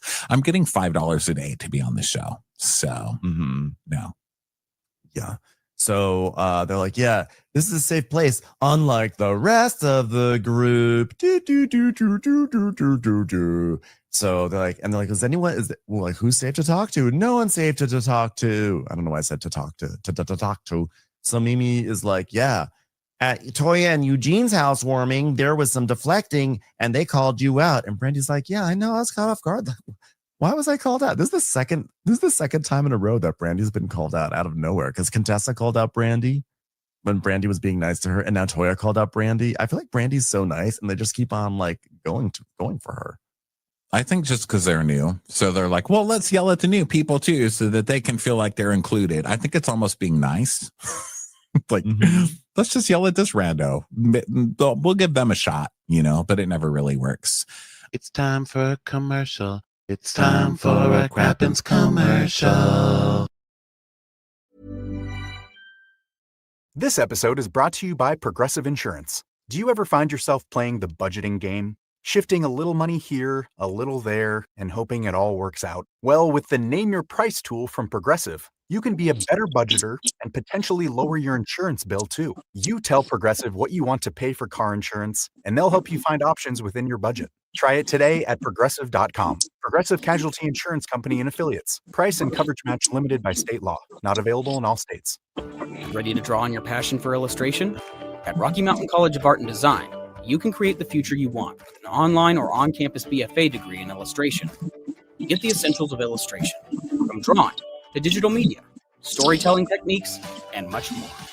You can also choose from 4 program tracks: illustration, children's book illustration, concept art, or sequential art. Creative futures start here. Visit RIMCAT at rmcad.edu.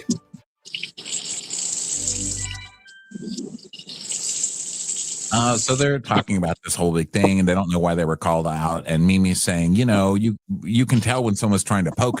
And the owner of the house said she was going to kick out some hating ass bitches, but I'm not a hating ass bitch. And that was nighttime Mimi.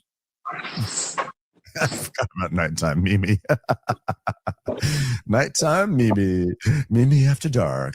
So Angel's like, well, she felt like somebody was hating or somebody said some things that will affect your marriage. And Mimi's like, well, if that's the case, that is imaginary. I mean, Siri, please play Drew, Sedora, Delulu. Delulu, everyone? Anyone? No? How much did you get paid to say that?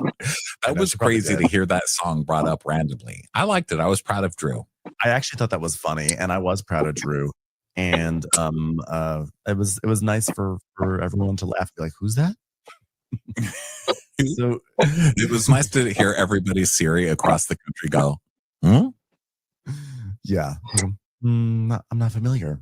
So now we go to Simone having lunch with her sister Carmen.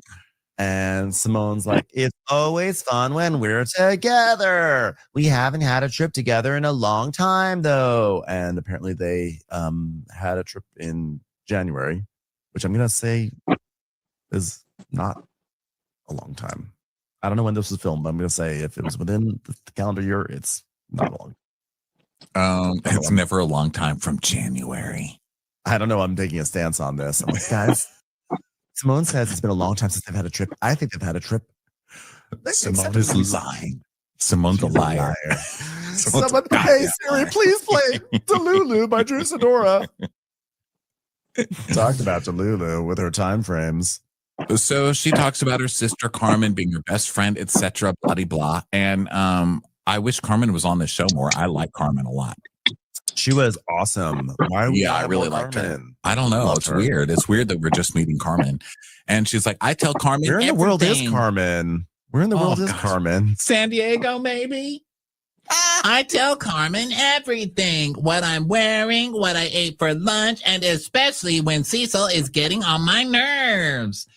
So they're talking about Cecil, and she's crying, and she's like, Cecil's never on my side, which is a great point. And Cecil better watch his ass, because I'm going to ask this every week. I know I've asked this every week since the beginning of time. Does Cecil work? I don't think so. I don't know. Cecil better get it together. Otherwise, he's going to go from Cecil to Saucil. Okay? Let's get this together. Also, one thing that Cecil will see ya. See ya, soul. That's better than soul.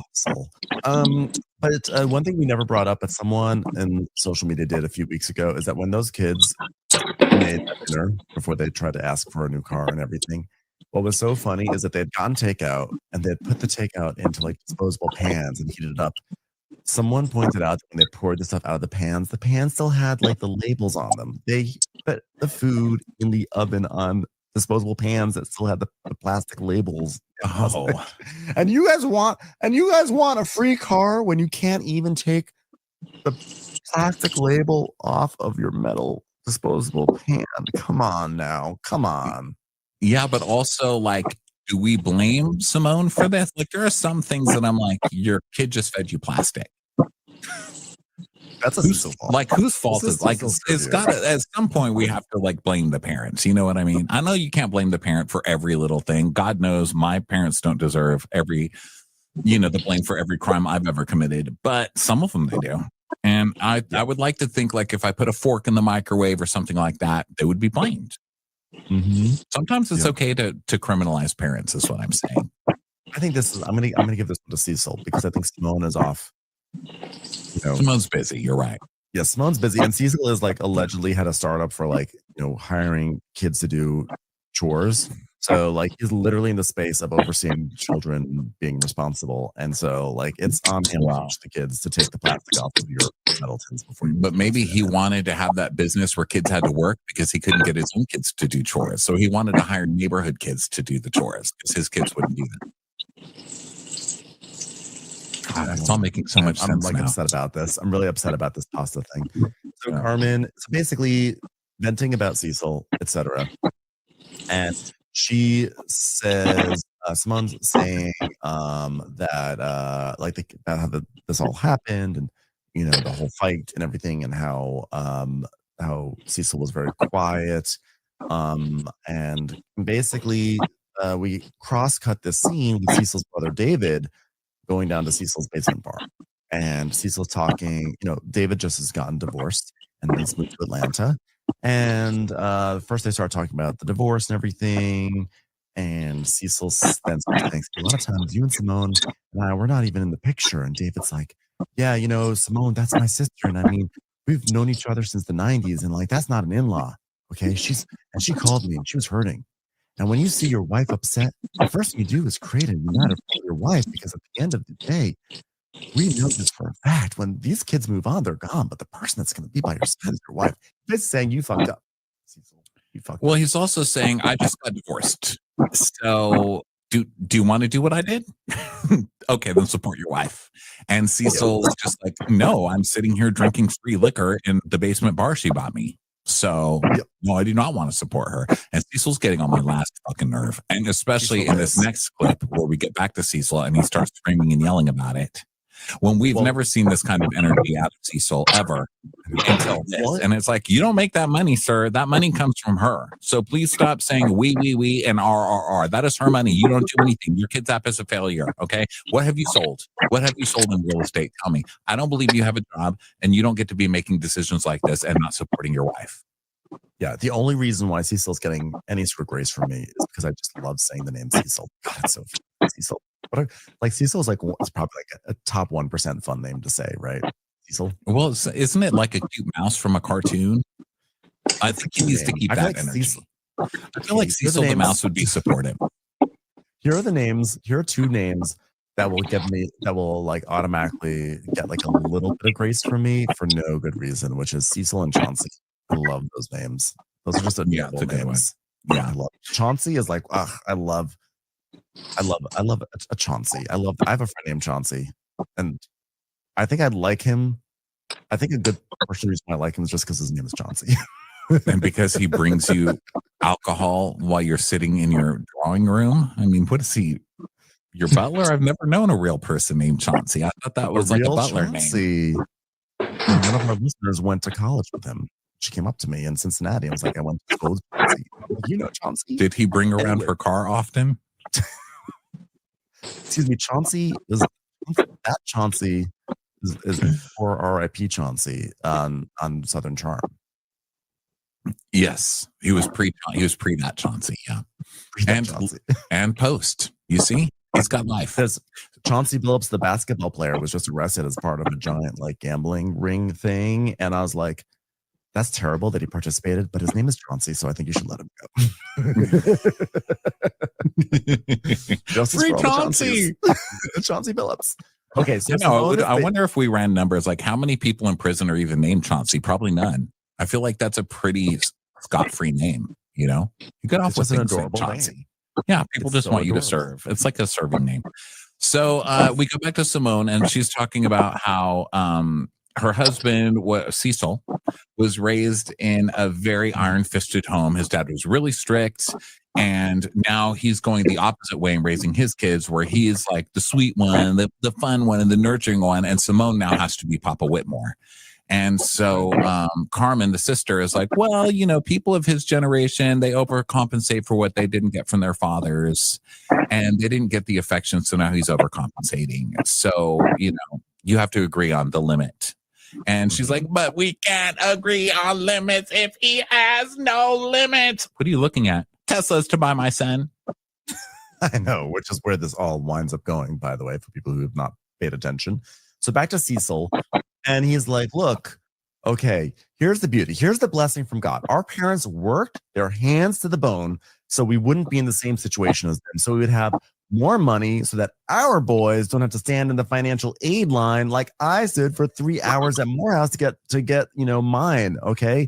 And when I came up, I said, you know what? My boys are never going to stand in the line for financial aid because that is something I'm going to make sure of because that's the way it's supposed to be. We're supposed to be moving as Black people. We get so caught up that we struggled and we struggled. So we all have to struggle all the time because we're going to be struggling forever. He's basically like, look, we're trying to get generational wealth and we need to like use it. And I think that like there is a point to that, right? Like you work hard so that way the generation under you can be better and better and better. But also there's something I believe that like the younger generation has to kind of show up too.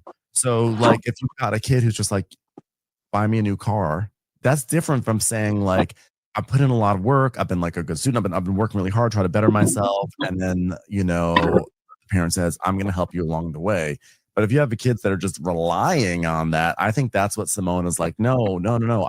There's a difference between trying to support your kids versus enabling spoiled brats. And I'm not saying these kids are spoiled brats necessarily. Well, he was acting like a spoiled brat in the last episode, was for sure. They're definitely acting a bit entitled. And Simone's like, I'm not going to do that. I think it's great. I think it's great when parents can pay it forward to those generations. And I totally get what Cecil's saying. But the truth was, ultimately, Simone was like, I don't like this. And Cecil should have been backing up his wife in that instance. Even if he disagreed with her, they could talk about it later and say, look, your mom and I were talking and we decided that blah, blah, blah, blah, blah. But right in that moment, you've got to support Simone, Cecil.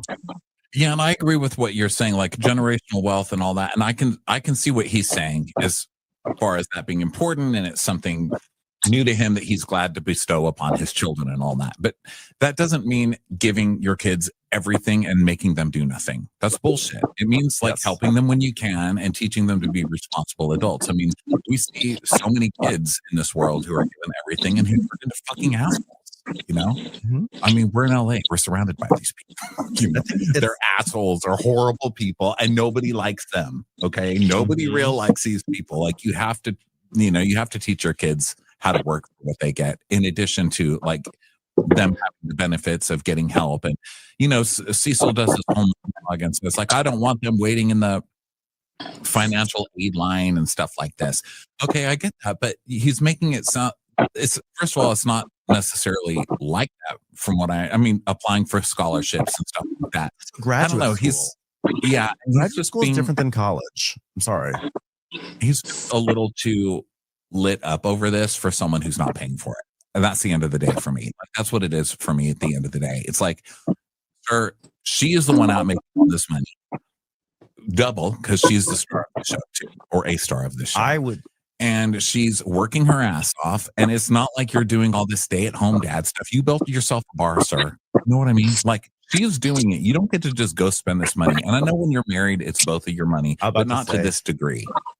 I'm going to say, just taking out the idea, like, oh, she brings in all the money, because I think if it were reversed, I would hate it if the wife doesn't get a say just because like a stay-at-home mom who's raising kids. But just to amend it though, because in that situation, a lot of times the wife is the stay-at-home mom and she's doing all the caretaking, which is another job. That's like a totally different thing. Cecil doesn't do that. Cecil's not sitting at home making their lunches, doing carpools and all of that shit. Those boys are away. They're at school. Cecil's not doing anything. And Simone's still out there working her ass off. So that's why I think it's different.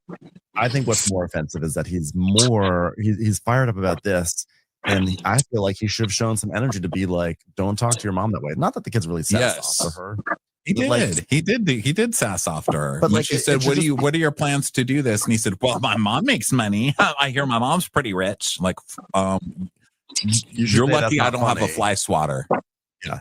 Also, the thing is this, what I was going to say before a little bit was that, paying for your kids' college is one thing, but, graduate school, I think, if a parent can help with something and they want to, I think it's great. I would never, I think it's wonderful when a parent can support their kid if they choose to. But I think that with graduate school, it's like there's a different cadence to that. Like, there are a lot of people who go to work after college and they get experience and they earn money or whatever, and then they do put themselves through graduate school. It's a little different than college. If a parent says, hey, I want to help you, you want to further yourself and your career, I want to help, that's great too. But I don't think it's quite the same as college. I think with college, I mean, it's a big ask but it is something that people do, which is that, like, at 18, you pay for your own college. It's definitely something to do, but it's a big ask. So, there are a lot of parents that will help out their kids. But I think graduate school, you're sort of like now stepped into adulthood now. But I think this whole thing wasn't even really about if it's graduate or college. It was the tone of the conversation when he said, she's saying, well, we need to start thinking about your schooling and what are you doing? And he's just like, oh, well, you're going to pay for it. Like, his whole attitude. I think if she said, okay, what are your plans in order to get this car? What are your plans in order to go to this college? And he said, well, I want to work, but it's going to be hard for me to work full time and pay for do all of this. I might need help. Then she would have said, I would be glad to help you if you're working, right? That's where the conversation would go. She's not saying she doesn't want to support the kids. I mean, she bought them an apartment. She's giving them all the stuff. It's not like she doesn't give them anything. So the whole fight started because he smarted off to her and Cecil didn't stand up for him and is now acting like she should just pay for everything. And it's just like she's feeling taken advantage of. It's like, I work my ass off. These people aren't even grateful. And then they turn me into the bitch when they don't get every single thing that they want. The first thing he asked for was actually a new Jeep. He was like, I had a Jeep and that was cool, but now it's not so cool anymore. Now it's boring. 3.5, 4 years. So his priority was his Jeep. It was not the law school. It's almost like he looped in the law school to sort of almost like he had some responsible aspirations, and maybe he does. But again, these situations are also very subjective. They're a case-by-case basis, and you do have to look at the fact that they got him an apartment. They did this for him. They did this as well as the older brother, and that they've done. It's actually been a lot. They've used up a lot of capital and not just cash. It's like, and so I think at this point, Simone's like, you just asked for a car and now you're going to tack on law school. It's like, at some point, it's like, it can't just be about asking for things. You got to go out into the world and start earning your keep. And and the fact that Cecil just sat there while she's getting really upset, and he's not even saying, listen, you guys better apologize to your mother, or you guys are being really entitled, because everything that Cecil said isn't necessarily wrong, but has nothing to do with the way that the entitlement that the kids were showing in that moment. Right. Yeah. So Cecil's going on and how his dad was so rough, and he's promised his kids are never going to have to struggle. And his brother says, yeah, but we grew up in the same. Oh, by the way, isn't it funny that he talks exactly like Cecil? Dude, they talk, and they look like they we look grew very up in similar the too. same. Yeah. So he's like, we grew up in the same house. I get it, but you're not, you're not catching this. Like, your wife is amazing and you can't discount her. And he's like, you're saying I, and we've got the money, but your kids are going to be all right, but you're going to be stuck with your wife. That's the one who's your partner. So shut up. Exactly. And again, it's not like they graduated college, like the financial aid, like they're fine. They will figure out a way to make this work. So when once they're gone out, truly out of the house, you got your wife. So then Simona's, meanwhile, she's like crying, and because she feels unheard, she feels unconsidered, and it's really, really hard. And she's at her breaking point, and she's exhausted, she's tired, and it's like too much for her. And so her sister is consoling her. It's a really good scene, actually. So now we go to Quad, and she's packing while King is watching her, and she's like, King, are you packed already? And he's like, I think that doesn't look like you're going for medical purposes. It looks like you're going for a party. Why are you wearing Gucci to the hospital? She's like, oh, King, this little two-piece is a comfortable little two-piece. But Gucci, bring Gucci to the hospital. It is what I've got, King. You wear Gucci to the hospital? Yeah, shut up. Who do you think you're with? She wears Gucci to go get the fucking groceries in the morning. Of course she's going to wear Gucci to the hospital. Who do you think you're marrying, sir? I'm sick of King's smart ass over there, okay? And especially after this scene. So Quad's like, King and I are headed to Ghana for our third round of egg retrievals. And so she talks about how the ladies had the supportive party for her, which there was no fights at, which is why they didn't show it. So we see a clip from that, and they're all lying around on pool floaties. And Jackie's like, this is where we support our new mother of the group and hope that something enters her vagina and gives her a child or whatever. And then Quad just jumps on her sobbing. She's like, Commercials. Here comes one right now.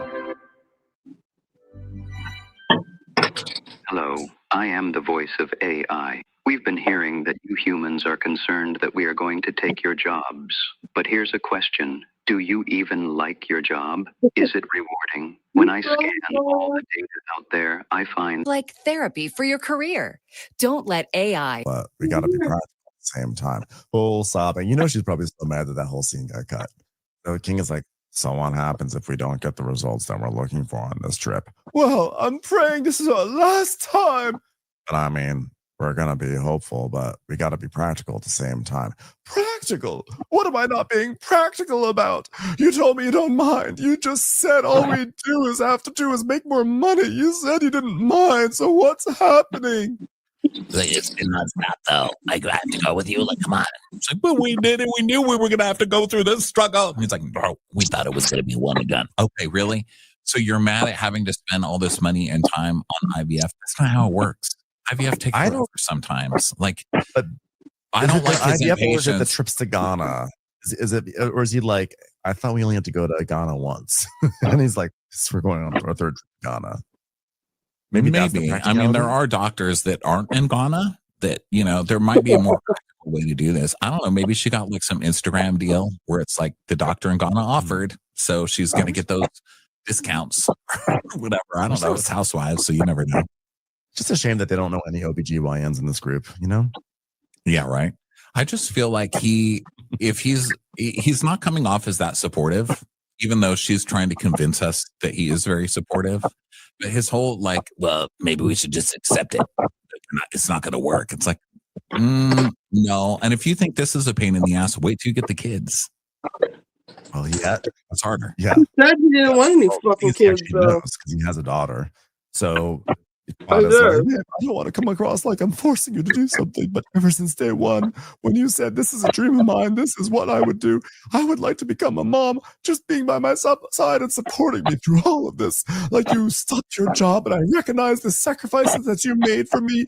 Sometimes I don't. I'm not the best with my attitude, and I'm telling you, I'm owning that." It's like, "You're owning it?" And just like laughs. And she's like, "Yes, no one else can own my shit."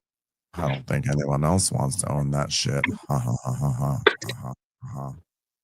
And she's like, I don't want you to think I don't see what you're doing for me, okay? I don't know. I'm getting bad vibes from this guy. Like I like that she's with a hot guy and she seems very happy, but yeah, I'm bothered.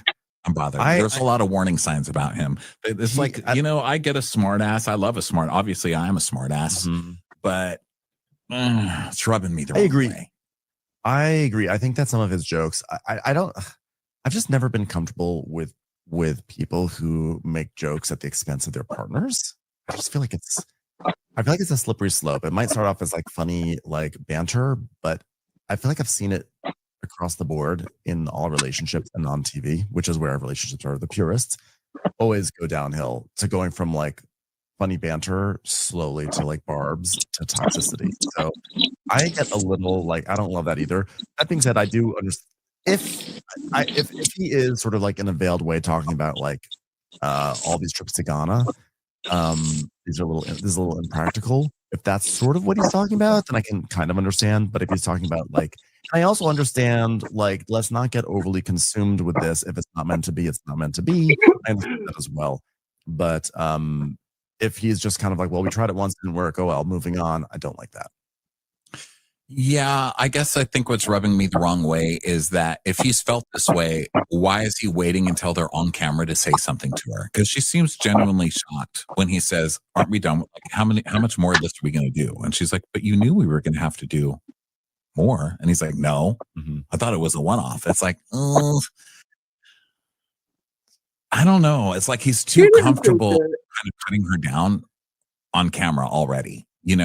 I just don't like it. Like, I feel like he knew what it entailed, but when they first started, but he didn't account for the trips to Ghana that is extra, and then Jackie doesn't take insurance, so he's paying for all of that out of cash.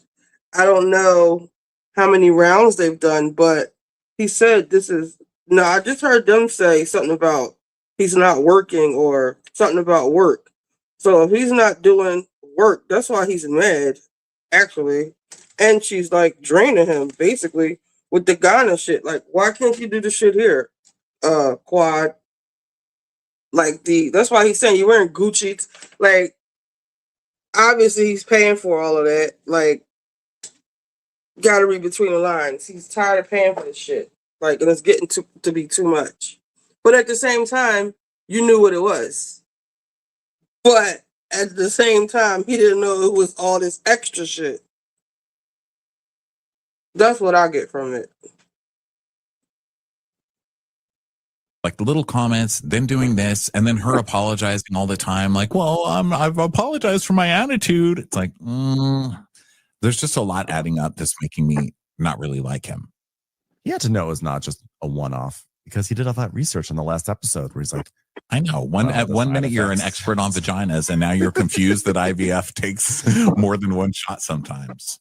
Yeah. Okay. So if he's saying I thought it was a one-off on IVF, I'm like, sir. But if he says I thought it was a one-off on going to Ghana, I'm like, I can kind of get it. Yeah. And So then we go over to Simone. It's a ladies event. Build a bag. We're going to build our own bags. So Toya arrives and Simone, we have so much tension in this group. So it started because Heavenly left her bag at Brandy's dinner and Toya called it fake. And then Heavenly forgot to take the bag again from Toya's house. And she's like, if we can't be shady about a bag, what are we doing? So Toya's like, well, we don't even understand why our friends have to carry fake bags. And there's this woman named Jackie who's like, well, we're going to make some real ones with some real leather today, because she's like a bag lady, not like a bag lady, but she's like a lady who makes bags and has events where people make their own little floppy bags with fur trim. And so Toya's like, yeah, I'm like, but if you ain't got it, just don't do it. It ain't even that deep. I mean, says Toya, who's had a new house, a new rental every single year. Come on now. Yeah. I mean, come on. come on, Toya. Come on. And there's a new story today that she's even looking for a new house again. So come on. So Toya's like, well, I mean, I couldn't have hurt Heavenly's feelings that bad by calling a bag fake. But, you know, like, it's not like anybody thought it was real. You think that people think Heavenly's walking around in Jimmy Choo's and Balenciaga bags and Gucci and Fendi dresses? No, we always think it's fake. Yeah, but here's the thing. We always think yours are fake too.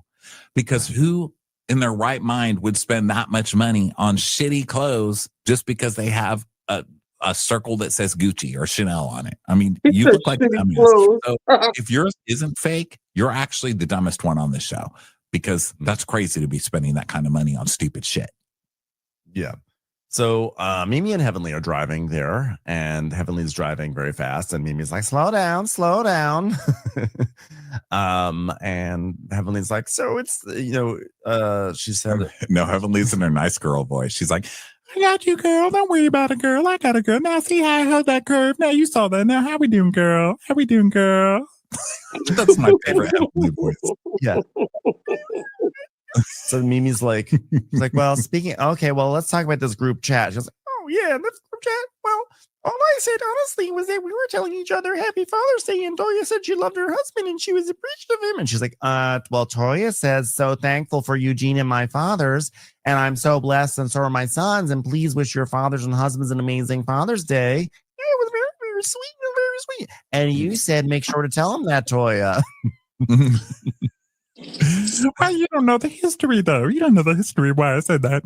And she says that the history is that Toya is always disrespecting her man, and her man needs to hear her praise in front of the friends, because everything she sees in front of the friends is negative about her man, which is a good point. So then we go back to Toya, and she's like, oh, she should not be talking, because we had this conversation and we said, don't mention my husband. So why are you on the text thread now tell your husband Happy Father's Day? I mean, I know what to tell my husband. Like, I'm almost 50 years old. We got a good relationship. We got 5 green eggs. I know. Yes, you know exactly what to tell your man, which is why you had to have a summit down in the basement by the Honda CRV signing table with margaritas in mason jar glasses. So Simone is like, well, I didn't. So Toya's talking with Simone. She's like, I didn't perceive it as shady until you said it. Well, how could you not? Like, okay, come on, can I have a cocktail? That was very shady. So now Jackie and Brandy arrive at the party, and Angel shows up, and Brandy is saying that she's excited, you know, and she's, you know, about after all this back and forth with the bag, there's been so much drama. And she's basically like, yeah, you know, Simone, you're being shady by throwing this event, but like, I also love the shade, so I'm down for it. So Angel is saying that she wanted to take a friend of hers to meet a doctor. They want to introduce the new girl, Angel, to a doctor. So she's like, I was trying to get you to come to the office to meet the doctor. And Angel's like, well, the top 3 things I look for a man is to know their connection with God, because if they don't have one, my kids' names are going to make no sense. And they need to be smart and be loyal. Be good if he was hot. But those other things, I really want a kid named Tithe. So I'm really working on a religious person. I just can't wait to introduce this new man to my child confession. These are my confessions. So Angel is like, she's like, okay, so what type of material are we using? Look, okay, it's right here, but I don't want to touch Heavenly stuff until she tells us to touch it, or Jackie's stuff to tell it. So they're like, okay, so they're just checking the bags and check to see if it's real leather. And she's like, yeah, no, it's real leather. I mean, is it okay though? Because the people seem to think to fit in, they gotta come in with some fake shit. If you know what I'm saying. It's like, yes, Toya, we get it. You think that Heavenly has a fake bag? Yeah, we get it, Toya. It's just your big story is Heavenly has a fake bag, which Heavenly doesn't even care. She's admitted it's fake. Like, who cares? So she's like, why you got to try and fit in like that? You got to have to ask Heavenly about it. And so Heavenly comes in, and you know, it's like,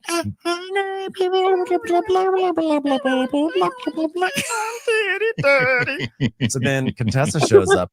Contessa dressed relatively casually, and Contessa comes in like this sequined blue purple kind of dress that's like mini. I don't know what you call those sort of dresses, like a mini skirt, but it's like, you know, but it's like a going out to the club dress. Everyone's like, Contessa, what is happening? Right? Toya just goes, where are you going?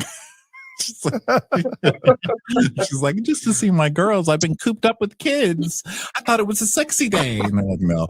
And I guess it's later that they're like, no matter where Contessa goes, she will dress inappropriately. Like, and they show a big clip of Contessa just dressing wrong for every event. Yeah, I think Heavenly was like, she's like, Contessa's a beautiful girl, but she just doesn't know what to do with it. Yeah. So this woman Jackie's like trying to throw this event. She's like, okay, everyone, welcome. Okay. So we're gonna have a drinks, and then you're gonna get 1 minute to choose materials. But they're like not really paying attention because now we go over to the men's. Because what's more fun than watching the men sit around and smoke cigars? I was like, oh. Hot take. I really don't care about the scenes when the men get together. Although this one was okay. You know, Eugene was sort of confrontational, but generally speaking, when the men it was good because usually it's Eugene coming after everybody else, right? Like, and he tried it in this one. It's like, your wives, you know, he's always trying to do like, the guys are crazy, but the guys keep it separate from the wives. But this one, he's trying to blame everything from his wife on to all the other wives. And I like that they didn't let him do that. Yeah. Because basically they bring up the party, right? They bring up the other party and the shit show that was. And first they talk about the office. They talk about this new office, and Eugene's like, well, you know, I knew we were going to rent from you, Scott, but you know, Toya went, and you know, she's pretty judgmental. And then we see Toya being like, people are going to be pooping outside of your office, and we're moving up like the Jeffersons. And it's like, yeah, Toya said no, so we'll be looking for a different place. Go to a different place. And Curtis is like, well, don't go up to Dunwoody or Duluth because then my wife's going to burn down your office. Yeah, because she's doing weight loss stuff too. So then we go back to the ladies, and they're like, okay, ladies, we're going to make our own leather clutch. So you're going to have 1 minute to get your stuff. And they're like, well, what if someone else takes our leather? There's Simone's like, you take it from them. No, Jackie says, you're going to take it from them. That's what you do. Take what's yours. So Jackie, so then Toya's like, by the way, so do we put the leather on the inside and the outside of the bag? And Jackie's like, yeah, this is a real leather bag. She's okay, because some people are not used to that. So Brandy's like, you're so shady. She's, wait a second, why is everyone looking at me like that? I was just saying some people are not used to leather on the inside and the outside of their bags. Some people have fake leather bags. That's all I'm saying, because I have a friend whose purse I brought with me. Hey, friend. And she pulls out Heavenly's bag, and Heavenly is like, she's really trying to like not like pop off, because she's like, well,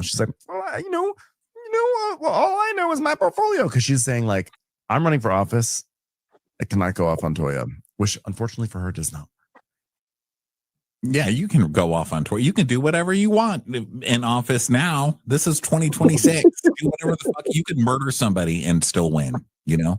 So Toya's like, I want her to be able to tell which one is real based on the leather, so I thought it would be a good example. She's like, well, I do know about my portfolio. That's what I know, Toya. That's all I know. And I think it's thicker than a lot of people's in here, right, Toya? College funds, something like that, Toya? And she's like, but what? No one wants to use this for an example? No one wants to use it? Jackie's like, you got 1 minute for materials. Come on, I'm trying to have a scene for you guys. So they all go and they pick out their materials and everything. And she's like, okay, you're going to make your bag and you're going to create a border and you cut out the leather and stuff. And Contessa's like, you guys want to know something funny? To like, something funny from Contessa. That would be a first. She goes, well, guess what? Guess how Scott made his way through medical school? He sold fake Coach bags. He gave me a fake Coach bag. And he was like, you can't even tell. And I was like, I can tell, Scott. And I was like, why are all these girls calling Scott up? And it turns out he really was selling Coaches. I went to his house. He really had Coaches. And then I was like, okay, now that you finish your residency, you have to stop selling the Coach bags. Guys, isn't this a hilarious story? I actually thought it was. And I loved this about Scott. This is the best thing we've ever learned about Scott.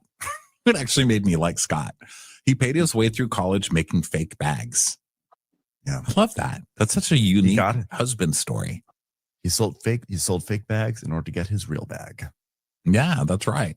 So then we go back to the men, and they bring up Toya. So Scott's like, oh, okay, so Toya doesn't want to rent from me. So is she still mad at you from your party the other night? Huh? Is she mad? And is she still mad at all the other husbands? And Damon's like, I don't know. I hope not. Dr. Daddy signing in. Yeah.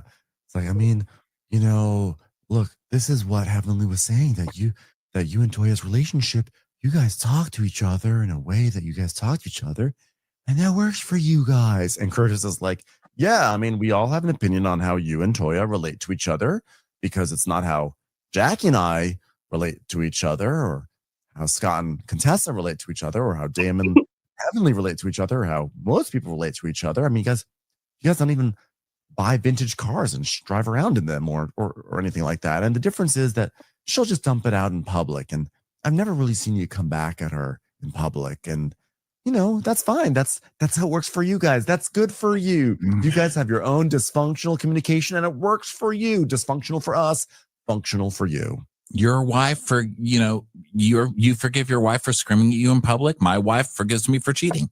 I mean, so we all have our things.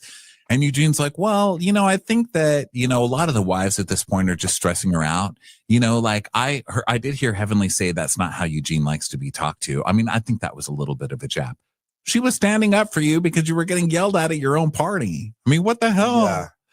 So Eugene's like, yeah, okay, look, we have unconventional communication. She likes screaming at me in public, and I like saying I'm sorry, and then buying multiple appliances, multiple small appliances. And Damon's like, well, you know, I mean, you look at it a little bit different. And Eugene's like, well, only because I'm privy to some of the comments they say to Toya. I mean, they're just not positive. Your wife is screaming at somebody right now across town, mocking them in front of everybody for like the 4th day in a row for having a fake purse. Yeah, like exactly. You just don't have a leg to stand on when you're saying everybody's mean to Toya. I'm sorry. And that is not an insult of your manhood when we say you don't have a leg to stand on. You don't have a third leg to stand on. Okay. He's like, I don't know. I've just seen in writing. It's like an insult to my manhood. And Damon's like, well, very rarely has my wife said something to you. He's like, well, not to me, but about me. And you never said anything that I thought was disrespectful to me or my family. None of you guys, all the guys are pretty, I mean, men, right? Men are pretty sane, right? But women, crazy. Curtis is like, yeah, but Toya has given it as good as she has gotten it. So yeah, they show the clip. They show the clip of Toya being on Watch What Happens, saying Curtis has had his hands on many of the women, so he needs to keep his hands to himself. And I mean, probably in Eugene's mind, it's like, yeah, but that one made you look more like a man. That wasn't emasculating.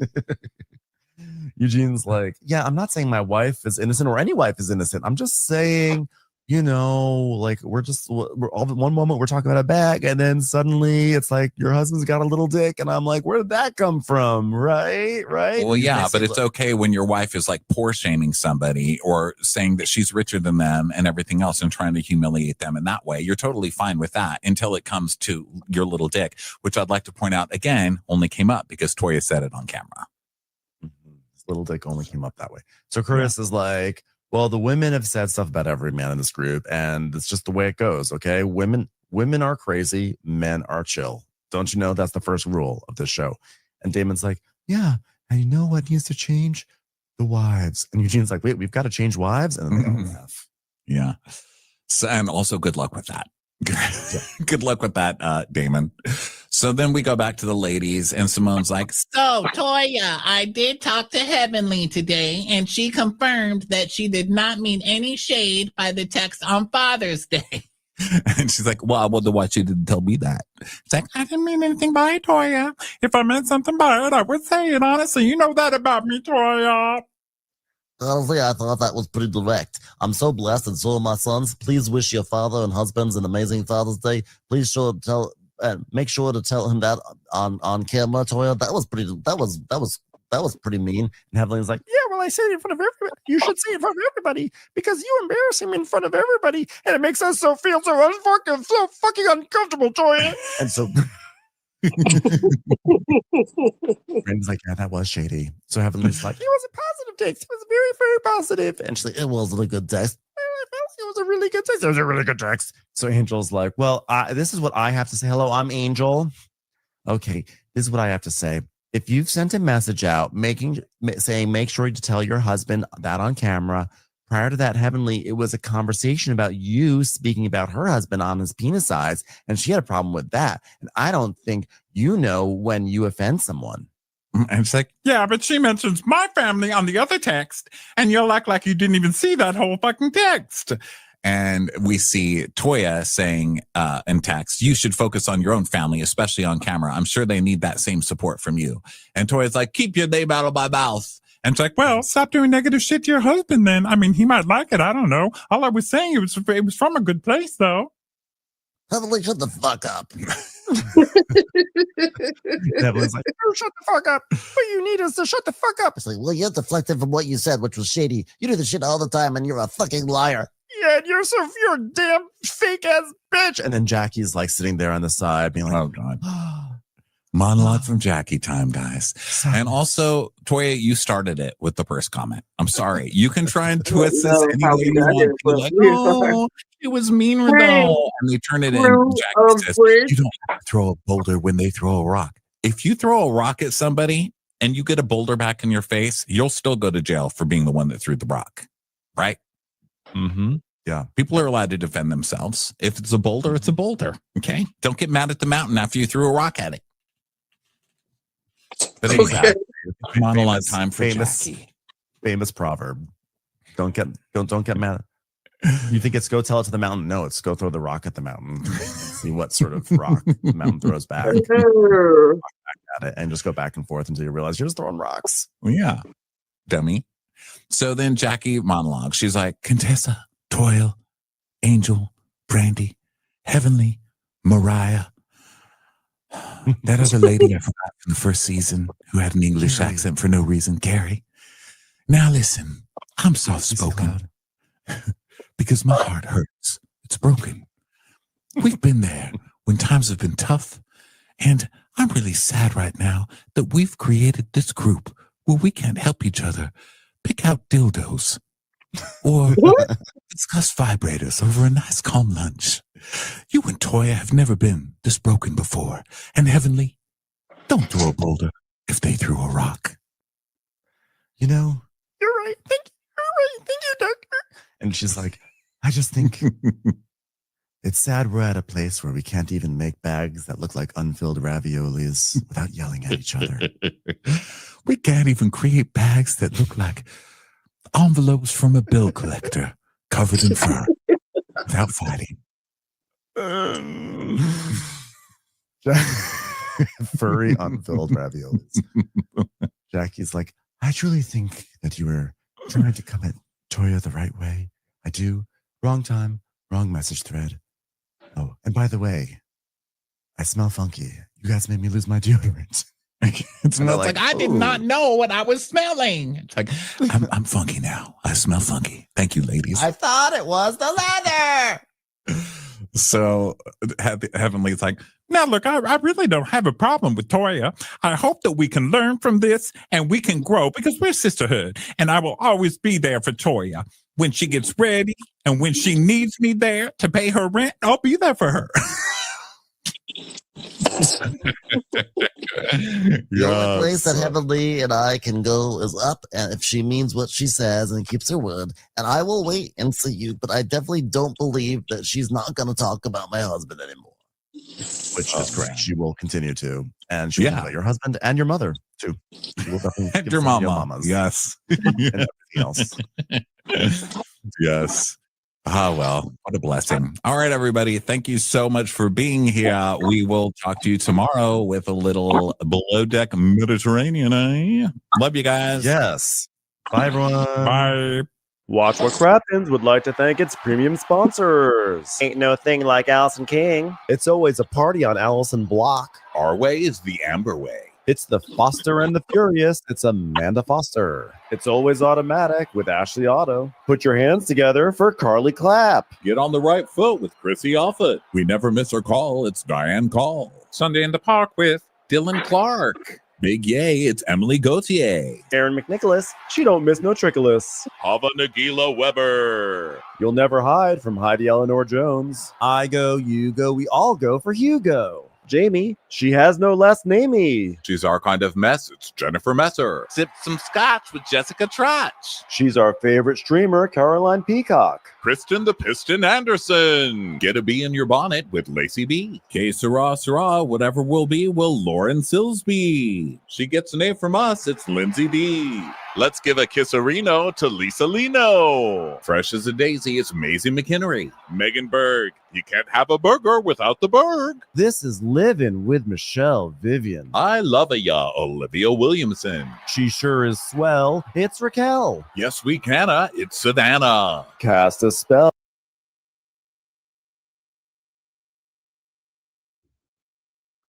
Did you know there's an online cannabis company that ships legal THC, and they found a way to combine THC with carefully selected functional ingredients to create gummies, baked goods, and flour for whatever type of buzz you'd want? I'm talking about mood.com. They have an incredible line of cannabis gummies, and you can get 20% off your first order at mood.com with promo code BROS. Forget one-size-fit-all supplements that only get you high. Mood's functional gummies are optimized to kick in as little as 15 minutes and take you to the... Ooh, honey, how y'all doing? What's going on? We are back in here, and I didn't even make sure. I was supposed to do some research first about another topic that I got going on, and let me see if I'm on time or I'm late. But we are here for Cardi B, and Tasha K, honey, they are at it again. Okay, so I'm okay. I'm cool. So come on, because I had another video set to be around this time, but I stopped it. All right, so how y'all doing? Y'all doing all right? All right, press 2 if you guys can hear me. Press 2 if you guys can hear me well. So I thought it was going to be over yesterday. I thought it was going to be over yesterday. I thought they was going to do their 1-2s and it's going to be over with. But no, they kept on going on over and over. And I do have a link at the top if anybody want to jump on. I will say this. I think that some of the people that follow me, y'all going to be mad at me, honey. So get ready. Get ready, honey. Y'all going to be mad at me, honey. I seen some people in the comment section and I don't agree with a lot of y'all. First,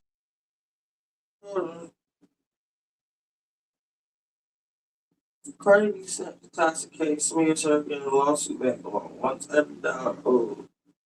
So we missed that one.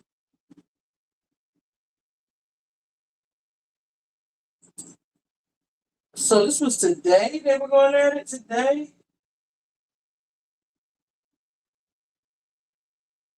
I'm taking shots at Nicki Minaj.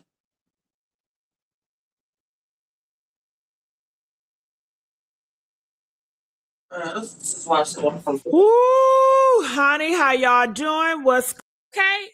No. That was when, see, okay, don't say it. I want to say it, but I can't say it because look, I'm not going to put politics in it, okay? Look, I can't even say what the hell. Just say what you want to say. Look, we under Trump. America first. How about that, okay? I see y'all gonna get pissed off because I said that. It's a lot of things. I'm not on nobody's side. I'm on my own side and how I see the world.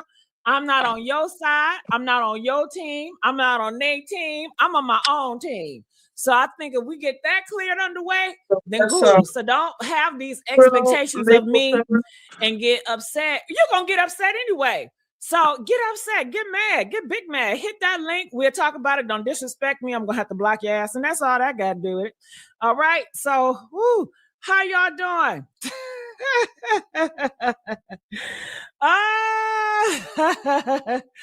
Oh my goodness! What? Smiley said, "I'm so mad." Tasha K was just on the piano talking at Amazing. I can't say her name on here. Mr. Zesty ruined it. Oh, I don't know. What's that about, honey? I don't know what that's about. But I will tell you this. So what's going on in this video that I'm going to share with you guys? Cardi B, she spoke out. She did call Tasha K ugly. They saying that Tasha K, she ran with that ugly narrative and she tried to rage bait, saying Cardi B was talking about her because of her race. And Cardi B responded. She said, listen, ho, it's not because of your race. I mean, it's a lot of dark-skinned, beautiful people. She just feels like Tasha K is ugly. All right. So that's what we're talking about. And that's what the clip is. So I have 2 clips here. Let's get these likes up. I will be reading and responding some of these comments. All right. Get these likes up. We only got 21 likes. We can do better than that. Let's get the likes up. Let's not play with it. All right. So let's start off with Cardi. And just to let you guys know, I do know she cusses a lot. So I cleaned it up for y'all. So y'all won't have to be on the edge of your seats.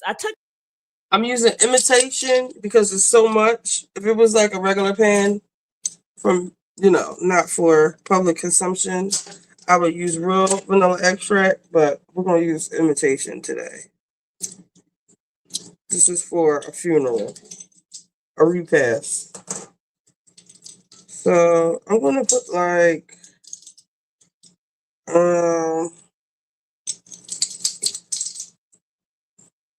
2 tablespoons. 1, 2, 3. 3. All right. Then I'm going to use this, instead of using all my maple syrup, I'm going to use this log cabin syrup. Don't use the food stuff. Yeah, no, I'm not using the good stuff. I use a little bit of it, though. I use like half of this. This is real maple syrup. Just for a little bit. I'm going to use some honey. I use maple syrup and honey. I'm going to use a little bit of it, but not a whole lot. So I'm going to pour this in here.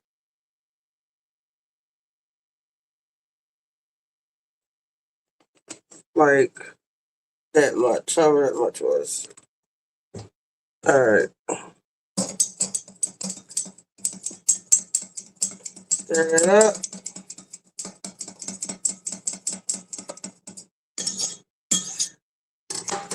Pour it. See? Not even.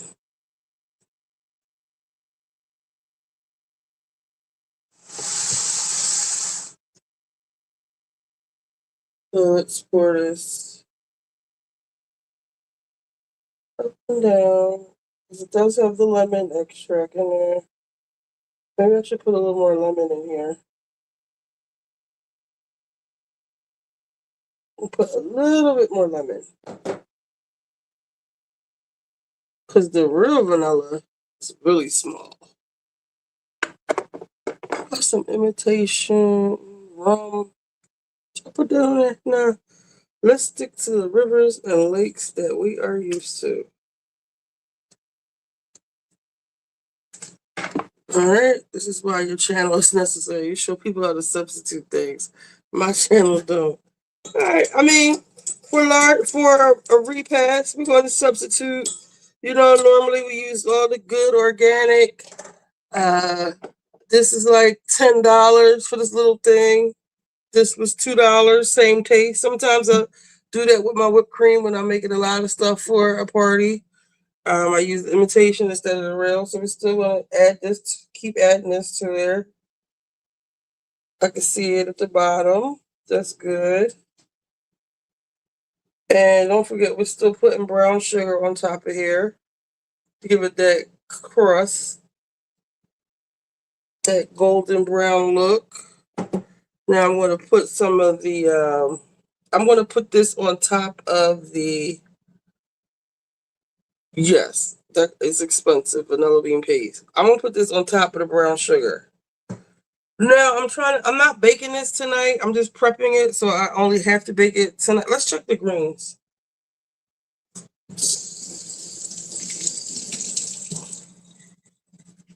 I said I wasn't going to do any of this. I said I was going to prep work tonight.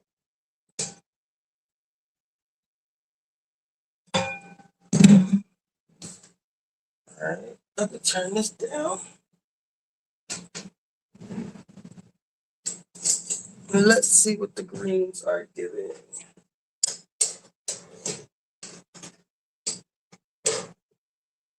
It's a lot of greens. Woo, heavy. Taste it.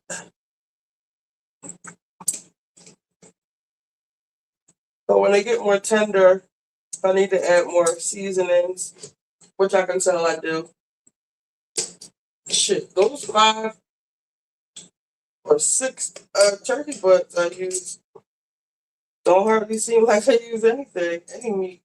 But it's probably, I know it's all at the bottom. I'm trying to scoop it up. Ugh. Okay, so this is not done. Just want to let this cook down some more.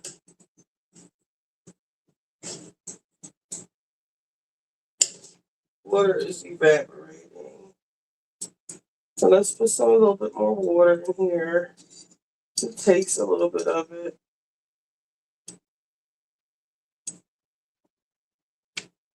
Yeah, these are nowhere near done. It's still hard. It tastes sweet. There's so much greens. My flavor that went away. That pot liquor from the turkey butts that I guess stewed for an hour. So I'm gonna let these cook down some more. Actually, I'm going to add a little bit of water and some chicken bouillon because I don't have any more chicken broth. And I just got syrup in my measuring cup, so I'll just use this. So let's say this is like a cup and a half. So we're gonna add like 2 of these Chinese containers. I had the flame up too high. Let me put some more of this in here. This, put it in the middle.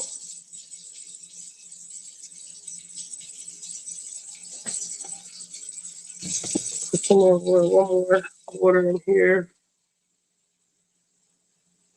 And you know what it is too?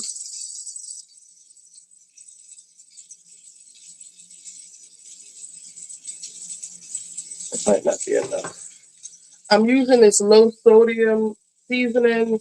That's part of the reason why it's not the flavor that I'm used to, because it's low sodium. So maybe I could add some onion salt. Garlic salt. Where's the onion salt? Onion salt. Onion powder. Where's the onion salt? Onion salt, where you hiding? Okay, you know what? Come on, here it is. There's some onion salt.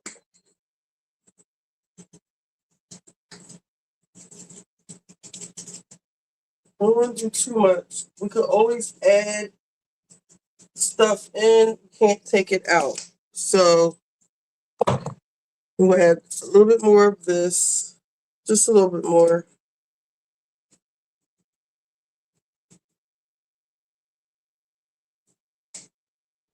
And then I'll let this cook down. I'm going to bed after I eat my little snack.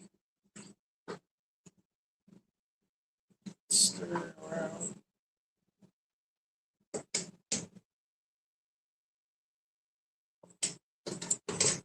It tastes good though.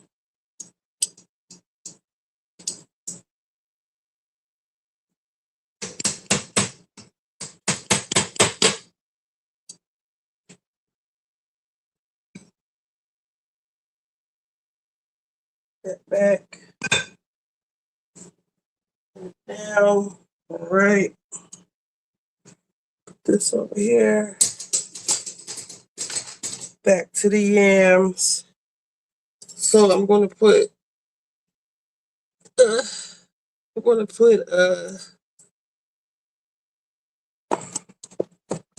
put some ground nutmeg and cinnamon. Now I don't know, since I'm putting this in the refrigerator, if I should put the brown sugar. I'm gonna put the brown sugar and the honey on right before it goes into the oven, so we can have that candied yam part. So I feel like if I put the sugar on tonight, it will liquefy and we won't get that. So tomorrow I'll make I don't know if I'll be live, but I'll just go live and do that. But like I said, I won't have the house to myself, so I don't like going live like that. But we'll see. I probably will. I like my yams to be pretty nice and stacked up. All right, so I'm just gonna season it with the ground nutmeg.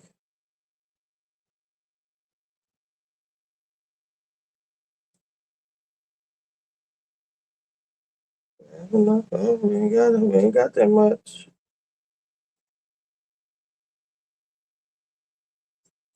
That's it.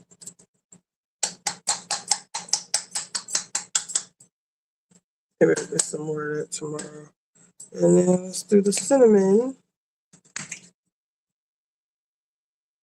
Oops.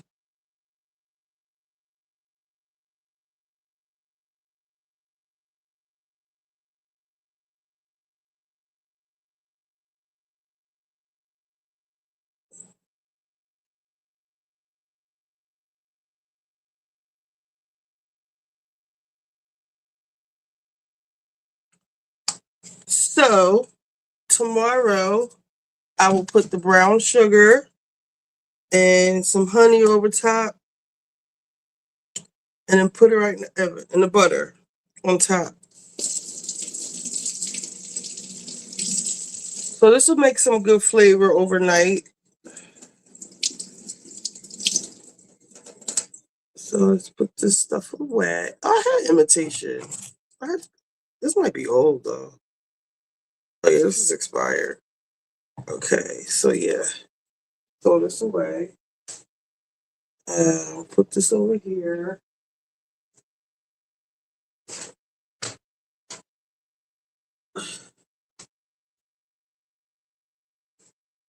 We'll wrap her up. And that's perfect. I'm done. I don't really got to cook tomorrow. Woohoo!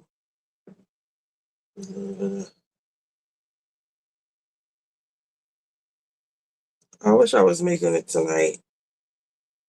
We'll make it tomorrow.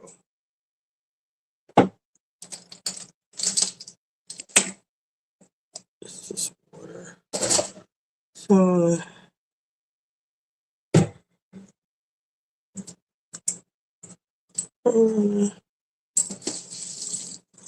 I'll put Gigi back on.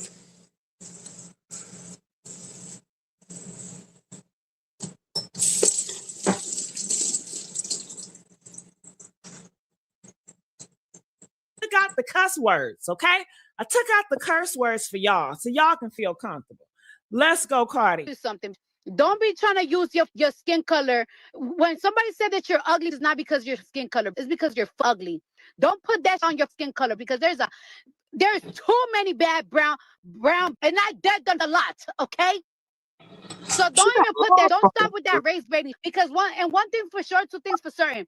There's a lot of you have caused so much damage to the Black community. The way that you trash talk so much legends, the way that you make up lies about a lot of about Black celebrities. I never see you harass not one white person. All you ever do is talk. You even said that Portia was ugly. Are you dumb? That's one of the baddest ever.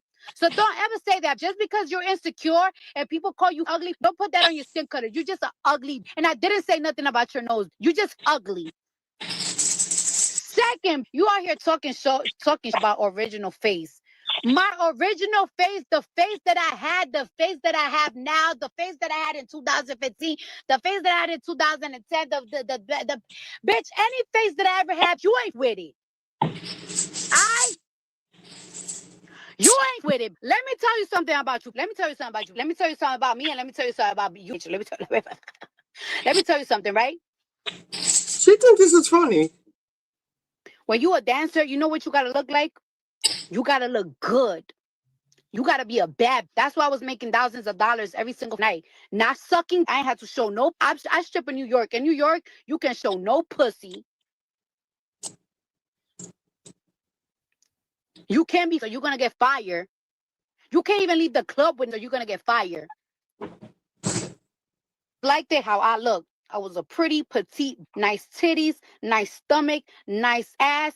Pretty little young. Let me tell you something. One thing about it, you can never make money off your looks. You could even strip even if you wanted to. You always been a chopped cheese hoe.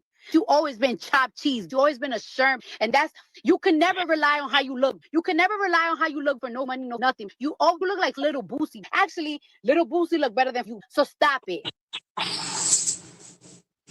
You know the difference between the difference between me and you, that's what you hate. When all things fail, I can rely on my looks. When all things fails, I can rely on them taking care of me because I'm a bad. You never been that. You gotta be the provider in your relationship. Hold on. What you say, honey? Mr. Twin said Cardi ate that up. She said whatever face I had before looks better than yours, ho. Oh my God. Ow, honey, they are going off. Ooh, I tell you, honey, what? She said every fucking face I had is better than yours, man. And girl, honey, y'all need to comment. Y'all need to comment up in here and get the likes up. Damn. You know what else you mad at me? Because you know what else you mad at me about? You mad because I have a mom and dad to fall back on. That's why you always gotta bring up come and go. But you know what's something that you don't have? If you leave you don't got no family to go. All right. Somebody say, why get plastic surgery then? Because she want to look better. You know, it's no reason for nobody to be fat in 2026. It's no reason for anybody to be ugly in 2026. Enhance yourself. Enhance your beauty. If you don't. This person is only saying that because they changed their whole identity. Their whole, is it called a genome, from male to female. So of course they support this bullshit. Don't feel like you want a different outcome, you're going to have to change. You're going to have to change how you look, how you present yourself inside and out. Change that shit. Let's go. But she wanted to look better, and she looks better. Because Cardi B before, honey, woo, she was leaning on her personality, okay? She did a good job with enhancing her. She needed it. All right, let's go. Your family hates you. And that's a fact. I don't know what you're talking about, your spaces. You know how much your mama had to hate you that she was letting your uncle touch on you? Your mama was on drugs. Letting touch you. You such a hateful, you such a hateful, disgraceful that you was even putting your stepsister on blast. That was the most hateful shit you could ever say. But Tasha's hateful. You are hateful. And if other people are the way they are because they had trauma as a child, what's your problem? Why was you stripping and selling pussy and robbing niggas and having babies with someone who is on drugs and passing out drugs to bitches and having babies? What's your excuse then? If you don't have no trauma, your parents went on drugs, what's your fucking problem? Y'all just derelicts? Like, what is it? Like, this some third world country shit? Like, what? You in America now, Cardi? You ain't got to do all that. You don't do that. I don't give a if it's a stepsister. I don't give a. I don't. If you ever live with somebody, you don't come on social media and try to make them go through. You was making. All right, come on with the comments. Y'all can go faster and better.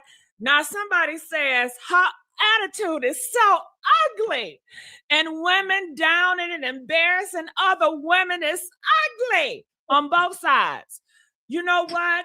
I would agree with you, but I feel like that is so fake outrage when it comes to the Black community.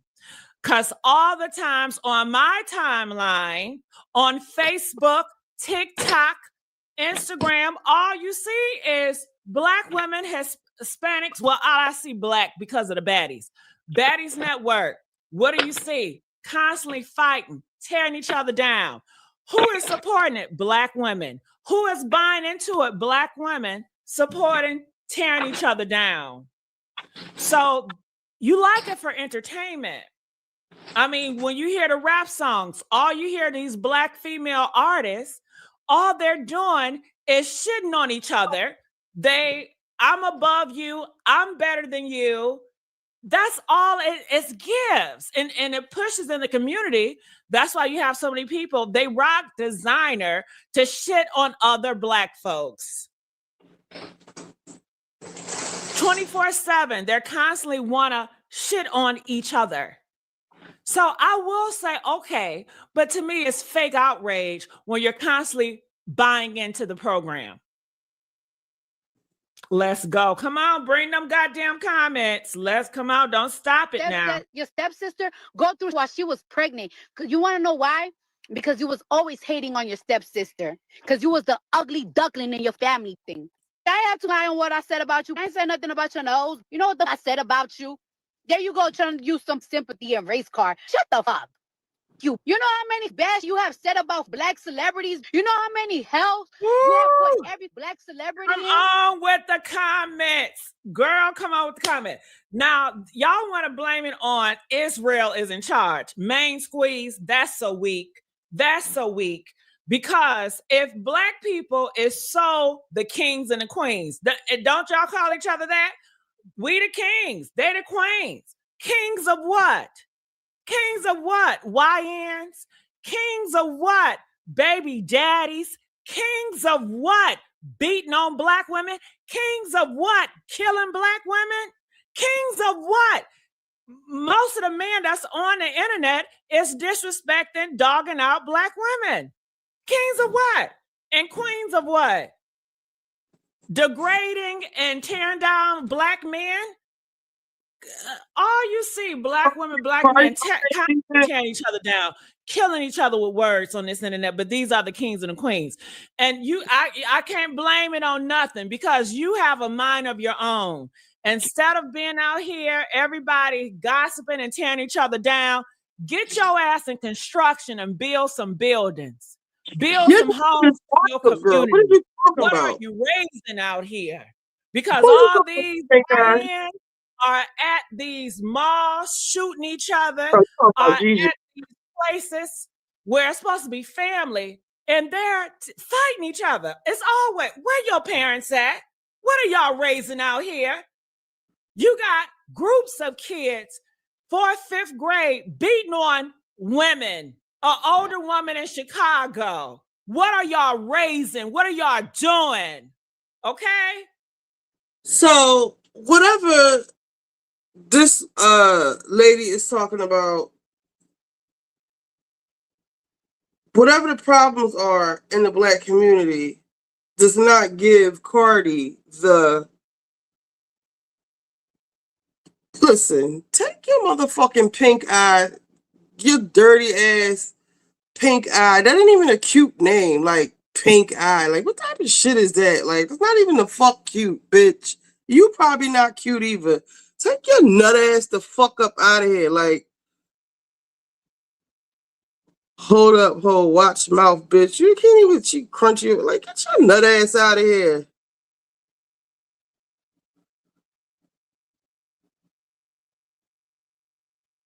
Tasha K comes for light skin. What the fuck does that even mean? And the fuck is your point? Y'all can kick this pink eye, this infected Uh, oh my God. Y'all can kick them out if you want. You can cuss them out. Don't make me no conjunctivitis ass bitch out of here. This is what I'm saying about these carbs. Like, they don't make no sense. Like, the bitch is miserable. Miserable. But this person talking, you have to understand where they're coming from. They have, I'm pretty sure they receive a lot of hate from every community, but especially, you know, I guess the Black community. T.S. Madison exposed him, whatever. Yeah, so this person probably has a problem with the Black community. So no, I can't blame that on this country and that country. That's bullshit. Especially when you're supposed to be the kings and the motherfucking queens. You say yourself as a leader. It's all labels, and these labels are bullshit. They're bullshit. You don't work and you don't earn shit. Somebody just throw that goddamn label, and I guess it gets in your head. But what is it? It don't mean shit. You don't respect it. The other people in your community don't respect it. It is what it is. I guess it's something to make you feel good. Let's go. Come on, bring them comments.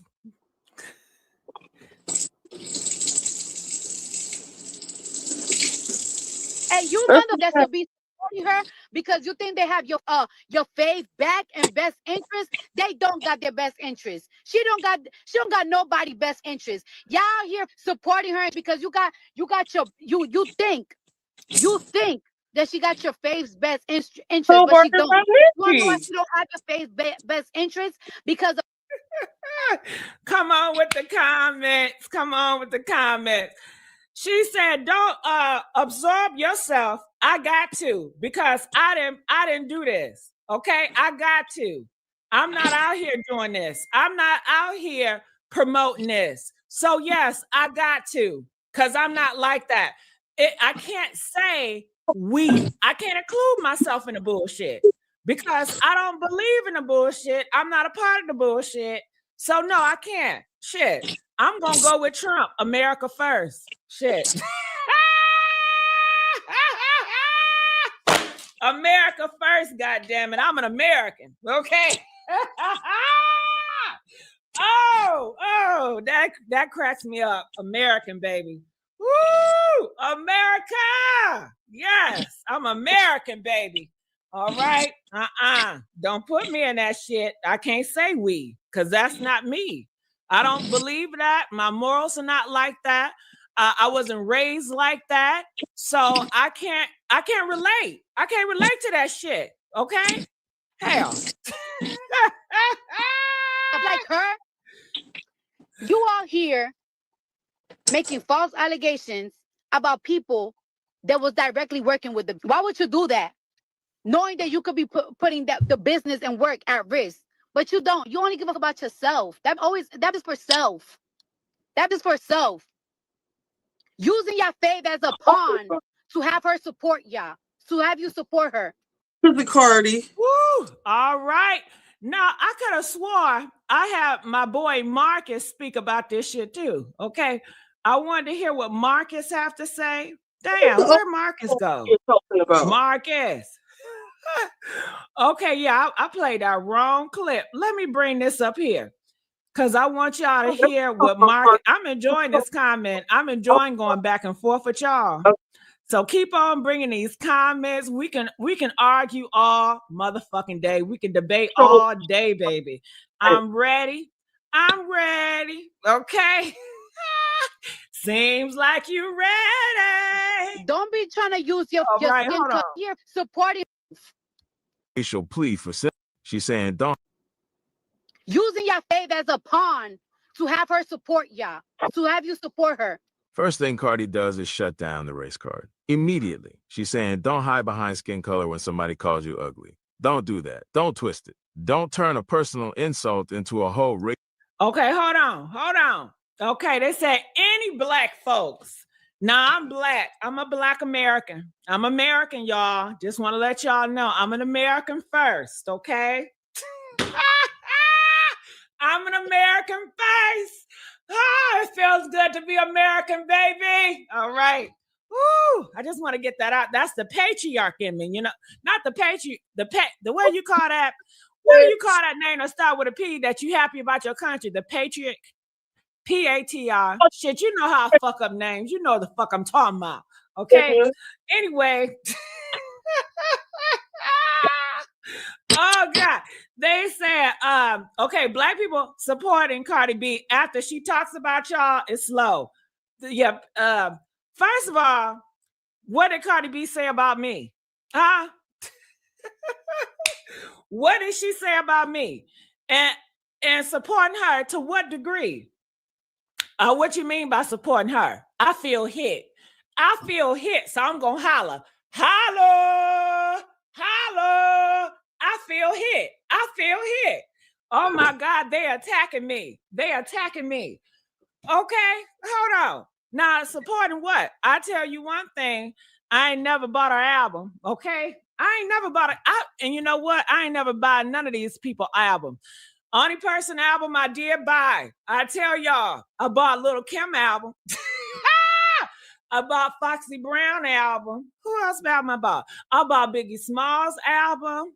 And after that, I think that's the last album I bought. You know, I bought after that, I ain't buy no albums. After that, I started to download music off of those stream services.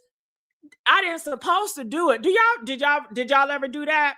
Did y'all back in the day? I used to have I don't know how I did it. I used to download music for free, which I ain't supposed to, and I'll burn them to a CD. Okay. Press 2 if you did that. Honey, that's what I was doing. Okay. I don't know if you call that supporting or not, but they wasn't getting my money. But I used to download them, and sometimes I used to sell them. Okay, $5 a CD. Yeah, Napster child. Yeah. Why did I do it? Because music, for me, you artists, you service me, okay? It's not the other way around. Give me a good bop to, and I'm going to bop to it. You give me experiences when I'm with my bae. I used to be like, oh, I'm going to have sex to that song. Ooh, would y'all like that? Press 5 if you heard a good ass song. You be like, damn, I want to make love to my bae on that song, honey. Okay? Hell yeah. So I like music for that sense. I like music to service me. But I've never been a type where I'm going out of my way to buy artists because I'm so invested in the artist or I love the artist. I don't love none of these hoes. Okay? Don't you ever get it twisted. I don't love none of these hoes. But if they make a bop, I will bop my head to it from my own experience. But I've never been a fan of anybody. You know, I was raised different. I was raised to never idolize anybody other than God. So I don't have it in me to be blinded by any celebrity and just want to praise and worship everything they do or buy all the merch. I'm not into nobody like that. I'm sorry. I wouldn't even buy my man merch, okay? Because I'm not into his ass like that either. Okay? Shit.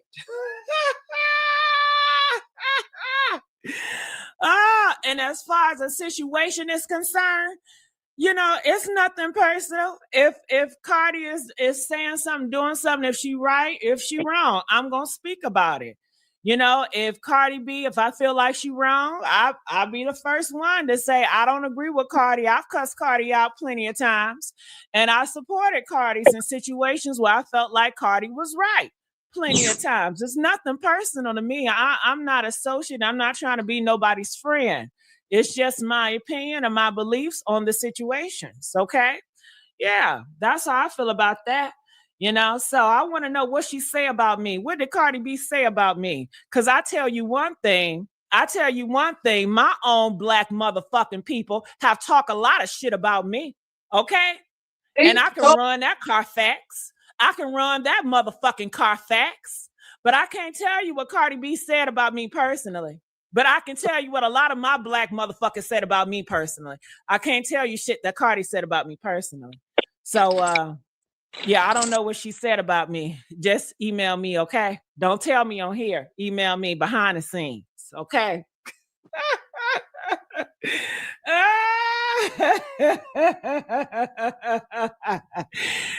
She said, Gigi, I wasn't talking about you. I was speaking to Jenna. Oh, okay. I felt hit.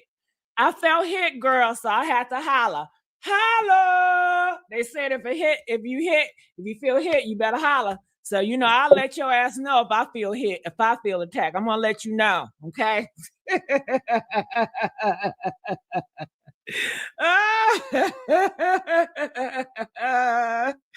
Oh, come on, bring them comments. I'm sensitive, girl. And I think everybody is attacking me. I'm one of them motherfuckers, okay? Shit, if a bitch look in my direction wrong, I'm like, bitch, she's staring at me. You could be staring at the bitch behind me. But I'm so sensitive, and I'm like, oh, hell no. Let me snatch this wig off. Let me take these earrings off, because we about to go at it, okay?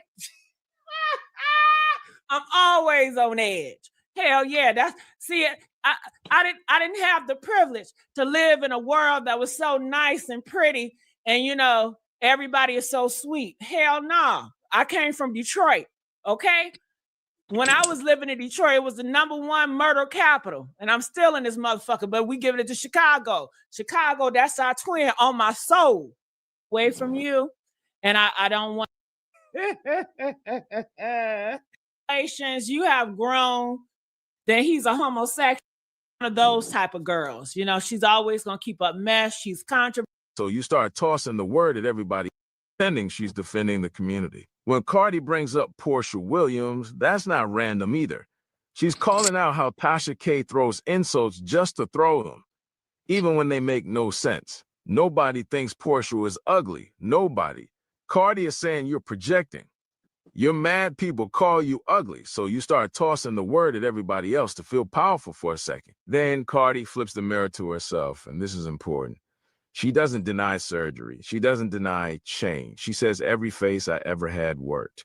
Every version of me paid bills. Every version of me got chosen. She's saying transformation isn't shameful when it upgrades your life. What matters is results. And the results been consistent. That's when she brings up stripping. And this is where the humiliation is intentional. Cardi isn't romanticizing it. She's saying, I didn't have to degrade myself. I didn't have to cross lines. I followed rules. I made money off being wanted. She's using it as proof of value. She's saying, I've always been able to monetize my presence. My looks carried me when everything else failed. And that's the part she says Tasha will never forgive. When she calls her a chopped cheese hoe, that's not about food. That's about class. Desperation, survival mode. Cardi is saying you've never had pretty privilege. You've never had soft landings. You've never been able to rely on being desired. You've always had to hustle loud. Booking.com has all kinds of stays because some love a rustic cabin. Others feel differently. I say you sound like you're getting sick. Yes, I am. But I need to be able to get into some things. I want to say hi to Ice. We're going to put Ice up because Ice,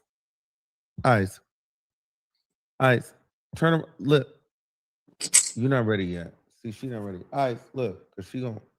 Ice, look. Studio. See, she's trying to bite. Girl, why you want to bite? Because you don't want to get out. Okay, then you need to chill. All right, so we're going to get into some things. So it's been a lot going on. You got Cardi B, Tasha K, you got T.S. Madison, Nicki Minaj, we got Tyler Perry, Milagro Grams. I can't really give it up how I want to because I'm losing my voice, but Milagro Grams is begging for extensions. You mean to tell me Tasha K couldn't give her, a lawyer? All that money she got, all these high-profile lawyers? But anyway, so we're going to get into it the best way I can. I know a lot of you guys was hitting me up, asking me to get into this stuff. So I'm going to try, y'all. I'm going to try for y'all, but we chilling today. So bear with me. Somebody said, "What up? You been?" Are y'all not listening? I'm sick. Like, can you not hear it? Nigga, what do you mean where I've been? Fighting for my life.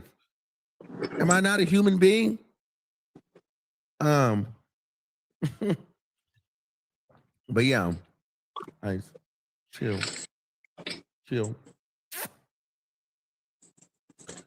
Cause you're gonna have to go lay down. So anyway, New York was fun. New York was a vibe. I always have a good time in New York. But as I was out, Here's where I'm at in my personal place. Mm. If it's a personal plan for her, mm-hmm. where I'm at a personal place, if you don't fuck with me, fuck you. Ooh. If you don't fuck with me, fuck you. Ooh. Because if you're personally doing things that are personal for you, I gotta do me first, Lucius. Oh, if you don't with me, yeah. Well, here's the thing. So when I saw this, right, I was like, I hope Madison did this because she wanted to do it and not because she felt like she had to do it because people felt like she wasn't going to do it. And she talks about these issues. So I called her, I'm not going to lie. And I'm like, did you do it because you wanted to do that? And she was like, yeah, I thought about it. I wanted to give my thoughts. I wanted to talk about it. And so she talked about it because I felt like Madison was in a place, and this is me. She was damned if she did, and she was damned if she didn't. If she didn't talk about it, people would have said she was biased.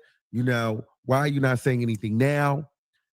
When she does talk about it, people are dragging her as if she needed to coddle Nicki Minaj or, you know, sure. Or as if Madison somehow was talking about, you know, defending the trans people. To me, I didn't hear really trans defense, especially when it comes to Madison. For me, I think that she realizes that y'all don't like this, but she feels that, girl, we already know what the people feel about trans. Like, I'm not here to try to convince you on that. Let's move on from that. We already know what that's given. Straight people, trans, women and trans. We know the vibes on that. Nobody's harping on that. But what about Black people? What about Black women? What Nicki Minaj did do, she went up there and she sounded and she looked crazy. She did. She absolutely did. And the thing is this, there's no reason to try to have a blind loyalty to individuals that don't consider you. I'm not saying that Madison needed to fall out with Nicki, but I'm also saying that Madison doesn't owe Nicki anything, just as if Nicki doesn't owe her anything. Nicki Minaj wasn't considering the feelings or the thoughts of a T.S. Madison when she made her moves. So why should Madison or anybody else consider a Nicki Minaj? No. I mean, I wouldn't. You know, now a lot of her fans are feeling like, well, you know, Madison, you're switching up on Nicki. And it's like, I don't feel like Madison is switching up. And I feel like, to be honest with you, Madison doesn't need Nicki Minaj. And let's be clear. If they were just, and this is me talking, if they were friends like that, there would be more conversations had about the interworking relationships that Madison and Nicki both have outside of each other. Madison doesn't like Angela Stanton, definitely doesn't like Tasha K. Nicki is heavily involved with Angela Stanton and now is using Tasha K as her mouthpiece. T.S. Madison doesn't, I mean, Nicki can't stand the Carters, Jay-Z and Beyonce. Madison's biggest move came from Beyonce. That relationship was never going to be a thing anyway, because Madison, she would have to have picked a side, and Nicki has kind of silently like picked her side. And Tasha K is dragging Madison at every turn. Nicki's dragging Beyonce and Jay-Z at every turn. So that relationship, to me, is null and void in the first place. Okay?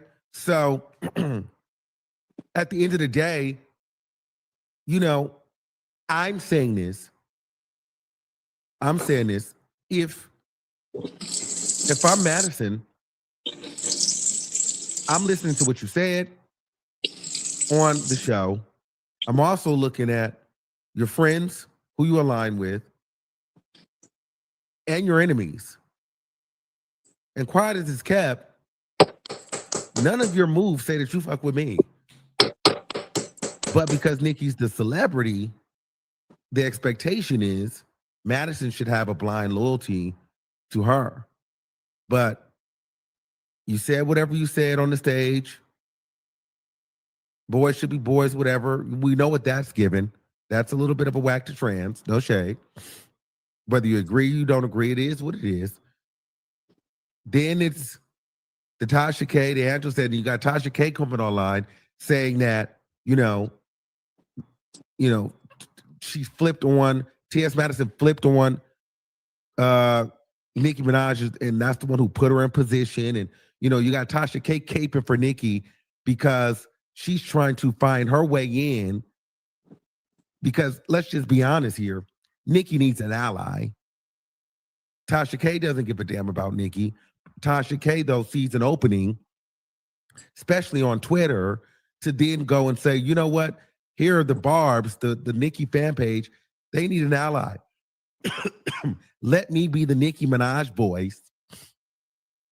I can gain fans through being the Nicki Minaj supporter, and let me drag everybody that has a platform that goes against Nicki Minaj. Let me also continue to drive a wedge between T.S. Madison and Nicki Minaj and Nicki's fans. So that's Tasha K's whole thing. But Nicki, you shout her out, you support her. So it's just kind of giving like, girl, Nicki, you don't really fuck with T.S. Madison anyway. But the Barb should have been able to see that. And so Madison, in my mind, she's not going to say this publicly, and she would probably not say it to me. But she know Nicki don't really fuck with her like that. She probably like, well, girl, I don't really fuck with you like that. I don't dislike you, but girl, I'm not playing up with you. There's too much of a liability. It's no shade. It's no shade. It's too much of a liability. And then it's like, girl, you got Tasha K running her mouth crazy. You know what I'm saying? So I don't know. There's that piece of it. Do I think Madison said anything wrong? I don't think she said anything wrong. The fuck you was intense, but I get it. A lot of people were saying, because she also said that the mic was pink, and Madison said, this was for the late Nicki. And then we see Milagro Graham's trying to get in it. Nicki is alive and well, but maybe perhaps it was, the old Nicki is gone, which Madison felt like she knew. But I don't think that this is a space to try to turn Madison against Nicki, because at the end of the day, the people really don't give a damn about what Nicki Minaj said or what Madison is saying. What they care about is there's proximity there's a controversy, and they want to see drama. Y'all really don't give a damn about what anybody is standing for on either side. What it boils down to, there's a conflict here, and both of you guys are on two sides of the coin. Fall out publicly for my entertainment. That's all that is. And honestly, that relationship was going left anyway, but they held it together as long as they could. But I say, Madison, move on. Nicki's clearly moved on. You get what I'm saying? So it is what it is. But nobody's really that outraged at what T.S. Madison said. Who's really outraged? Who's really out? No, you guys just want her to get into some things because we know that she has proximity to Nicki Minaj. No. All right, you want to go lay down? Give me one second. She want to go lay down. Say bye, Eyes. Eyes. Look. Say bye.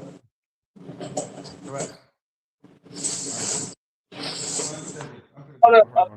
Right back. I'll take this trash out.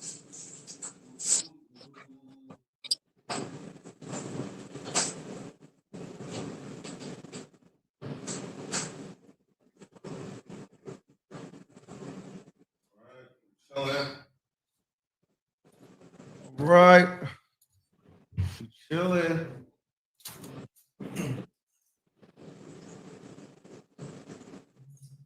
All right. Now, really get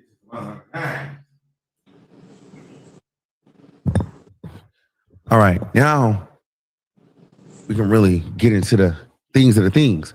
You feel what I'm saying? So for me, I'm just like, she gonna start screaming. I should put her to bed, huh?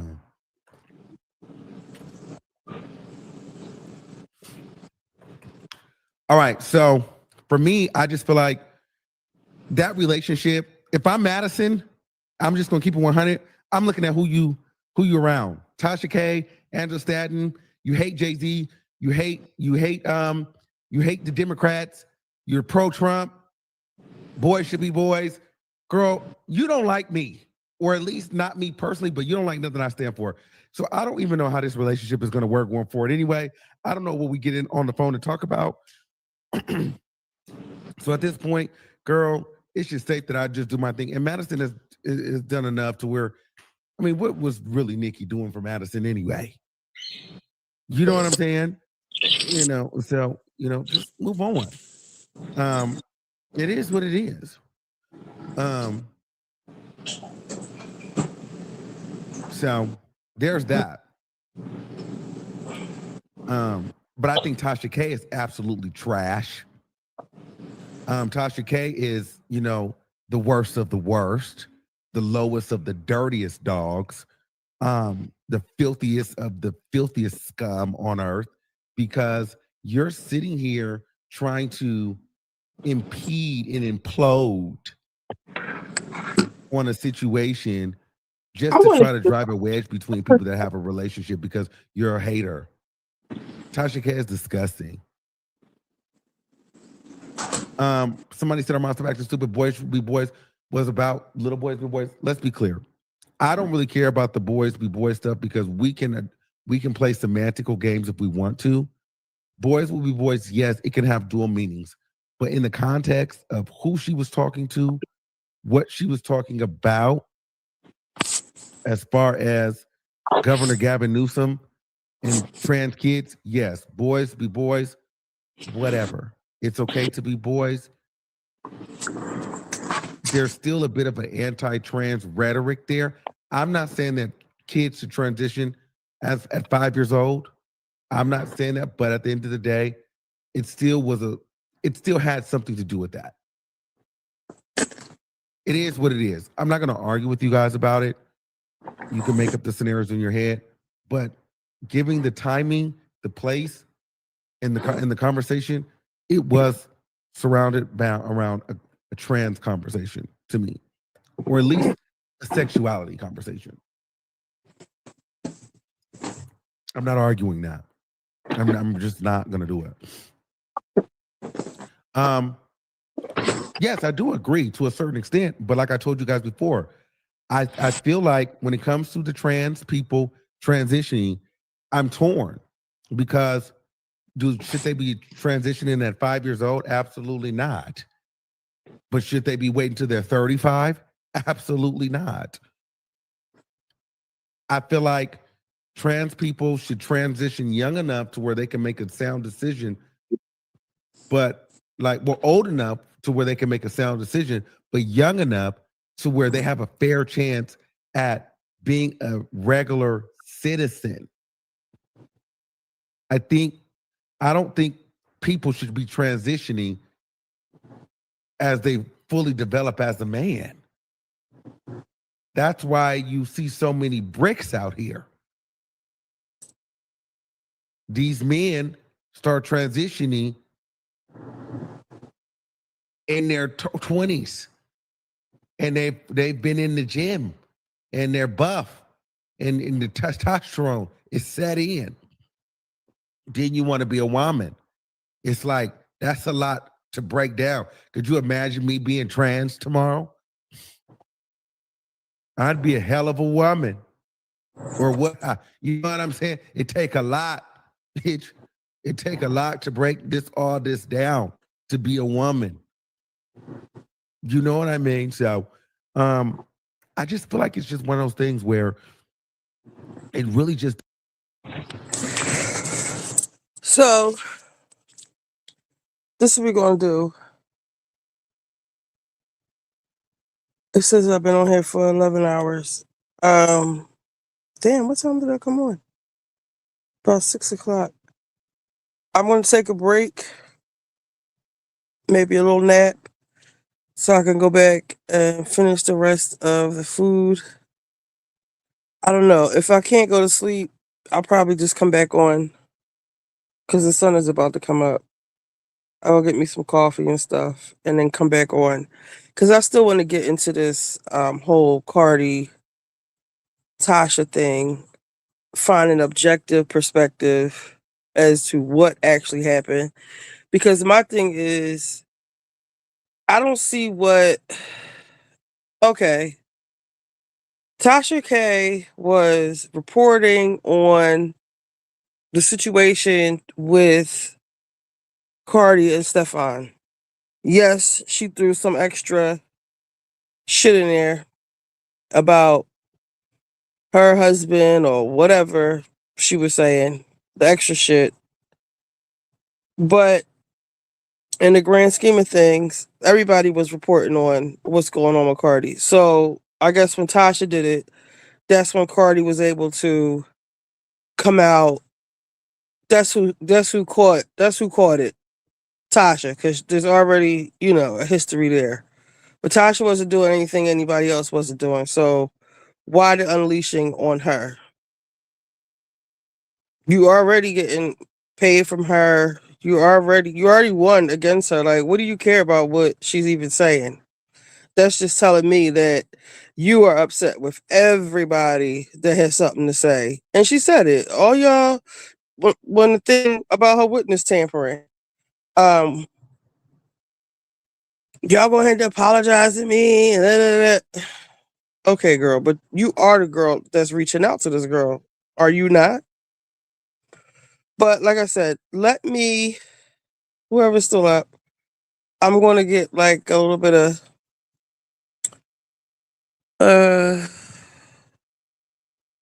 little rest and come back on because I don't think after it might be 10 hours or 12 hours. This stops. They don't post any more lives longer than that. I don't know if it's 10 or 12 hours. So I will see y'all. I might try to come back on here before around 7 o'clock if I come back. All right. And because we're talking about Cardi, I do actually want to come back on because it's so early or late. We're probably like the only people that's up that's actually talking about something. This would be like a good time for me to start streaming, actually. Start getting up around like 5 and just start talking shit. That's why we're getting the trolls. Yeah, I want to get some rest so I can finish this food. But we'll see if I come back. All right. I see y'all. Maybe not. Peace.